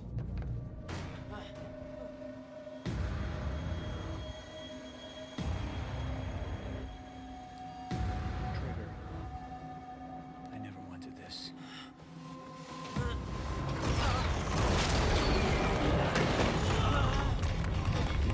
I love my dog. She's so fucking cute.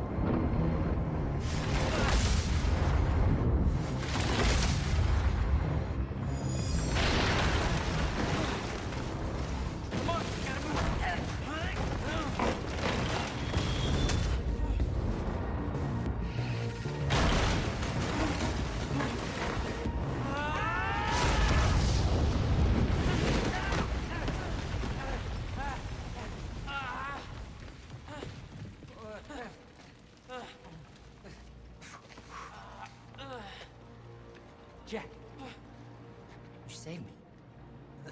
Welcome back. Hey, Will. Here's a present. Countermeasure. How? Oh, Jack.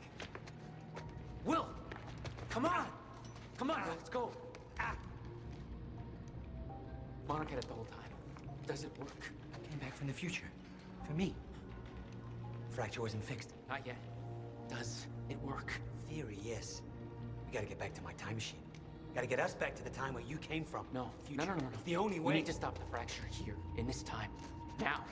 Oh, Jack, listen to me. Fracture wasn't fixed in the time where you came from. So fixing it here, it's always gonna fail. People are going to die, Will. You haven't seen what happens between now and then. No, but you have. What you have done has set in motion a chain of events that cannot be broken. Look, we don't know And that if it could be broken, it could jeopardize the entire world. We get one shot at this. There's too much at stake, Jack. Look, I know the stakes, okay? And you gotta let go, Jack. Everything you have done to get to this place is necessary. Trust me. The past is set. But the future isn't. Right?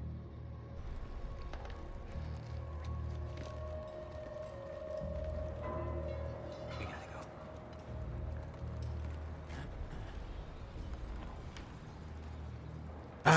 See, never mind. It's gonna bug me. It's true, then how did I save you? I saw you die, Will. Think, Jack. You never physically saw me die, did you? I watched a roof collapse on top of you. Creating the illusion of my death, yes. Which brought you here to make sure it remained only an illusion. It's all a loop. If time is an egg, No egg metaphors. Oh, get down. Over here. Goddamn bloodbath in there. I need some air. Cleaners better get here quick. Wait for them to leave. Now, I know it's a lot to take in, but the fact that you managed to save me and yet still maintain the illusion of my death is actually further proof. Don't start that shit again. The past remains intact. Stick to the plan. Nothing changes. It's all and great. the Novikov self-consistency principle prevails. Oh, great. We can high-five about that later. Right. Let's save the world first. Come on, let's meet up with the convoy.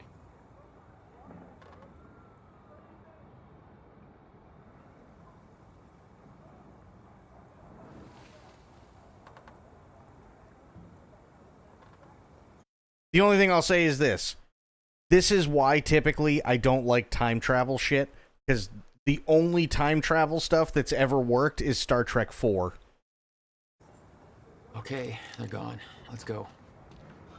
Surprised you actually waited. It's almost like you're listening to me. Well, the last time I didn't listen to you, the fracture occurred. Consider me open to following orders.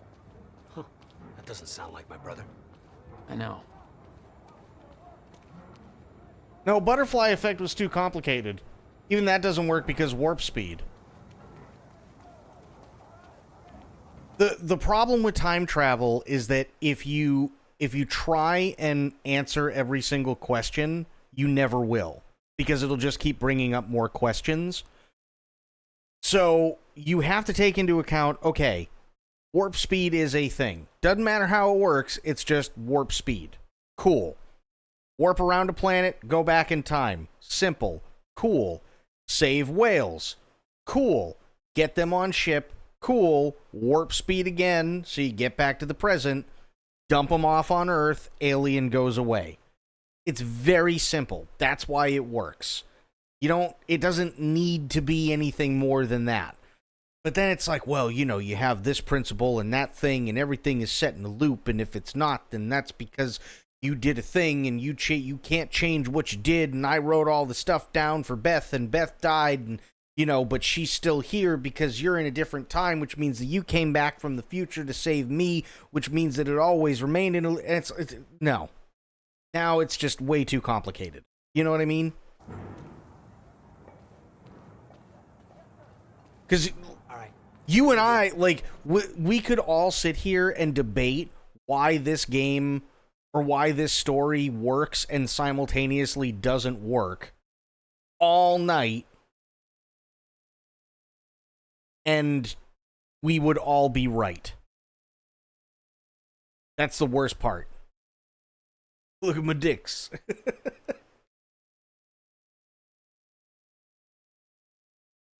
That's the worst part, is we'd all be right. I could argue my point, you could argue your point, Alpa could argue his point, and all three of us would be 100% right, because there's no way to explain absolutely everything, so it just all ends up being right. And it's too complicated. Yes, spoiled. We can't risk helping them. I know what happens if I don't. And it'll still happen, Jack. I meant what I said back there, and there are no exceptions. If you get suckered into trying to change what can't be changed, it may cost us everything. Please, Jack. Our future depends on this. You said Monarch had the countermeasure this whole time. How? Why? Paul was using it to fuel some kind of messed up survival program.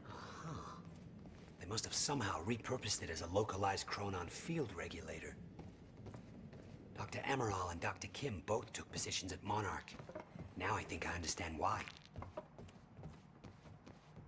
I always assumed it was Beth Wilder who had the countermeasure, keeping it safe.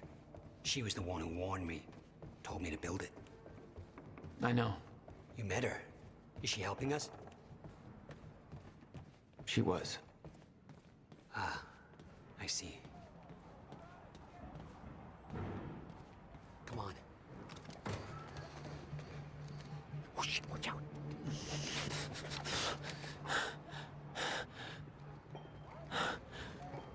Well, hey. Burb sounds good.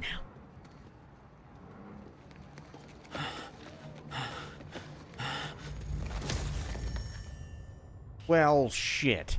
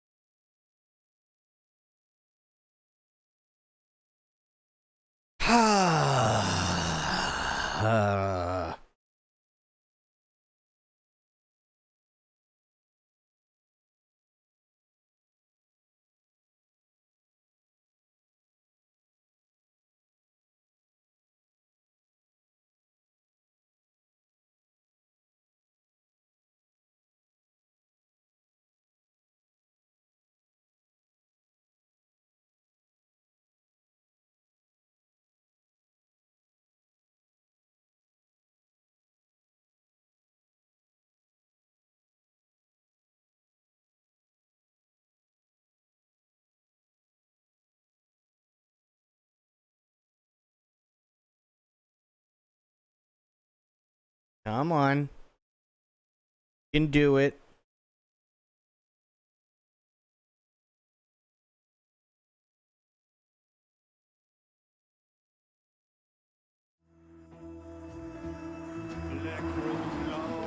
I drove and drove. I came upon a crossroad, and the night was hot and black. Oh, we stole Ghost Boat's car. Got it.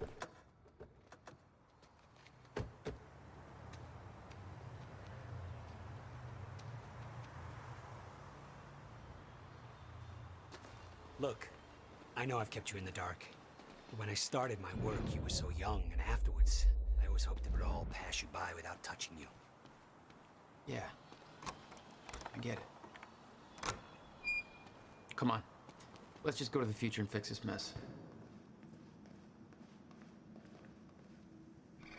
There. It's locked. You hid the machine here. You really never used it yourself? No, I didn't dare. Not after the men came out. It was Paul. He tried to kill me.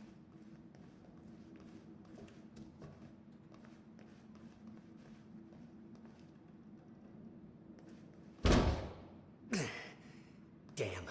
Rusted shut. Jack, a hand? Come on. One more time.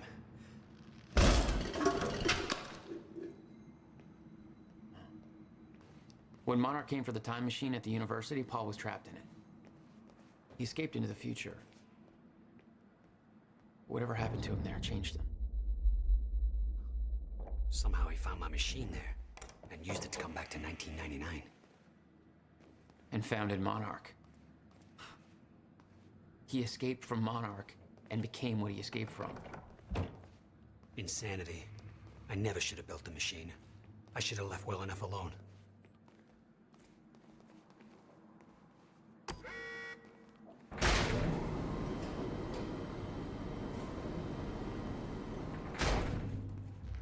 Just the way I left it. Hope it still works. Yeah. All right.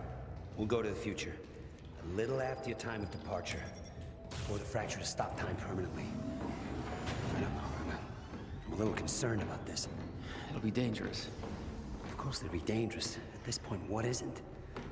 But I have been curious to try this.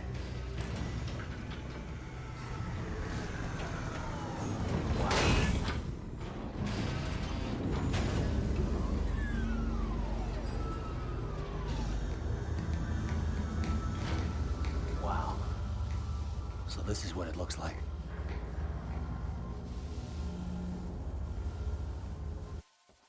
Hey, Jack. When we exit, it'll be a little past the point you were at when you left to save me. That's our window, when we know it can work, before time actually ends for good. It may not be much of a window. Monarch was sure it was imminent. Like they're experts. They kind of are. All they know they stole from me. You worry about your end, I'll worry about mine. All right, Will. That works. This is amazing. All those years.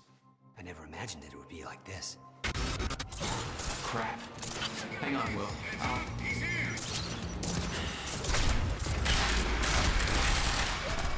What the hell are they doing?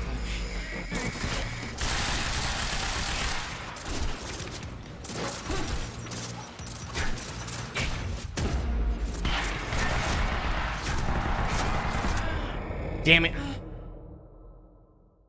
I think I need some sleep. Don't die. I just died.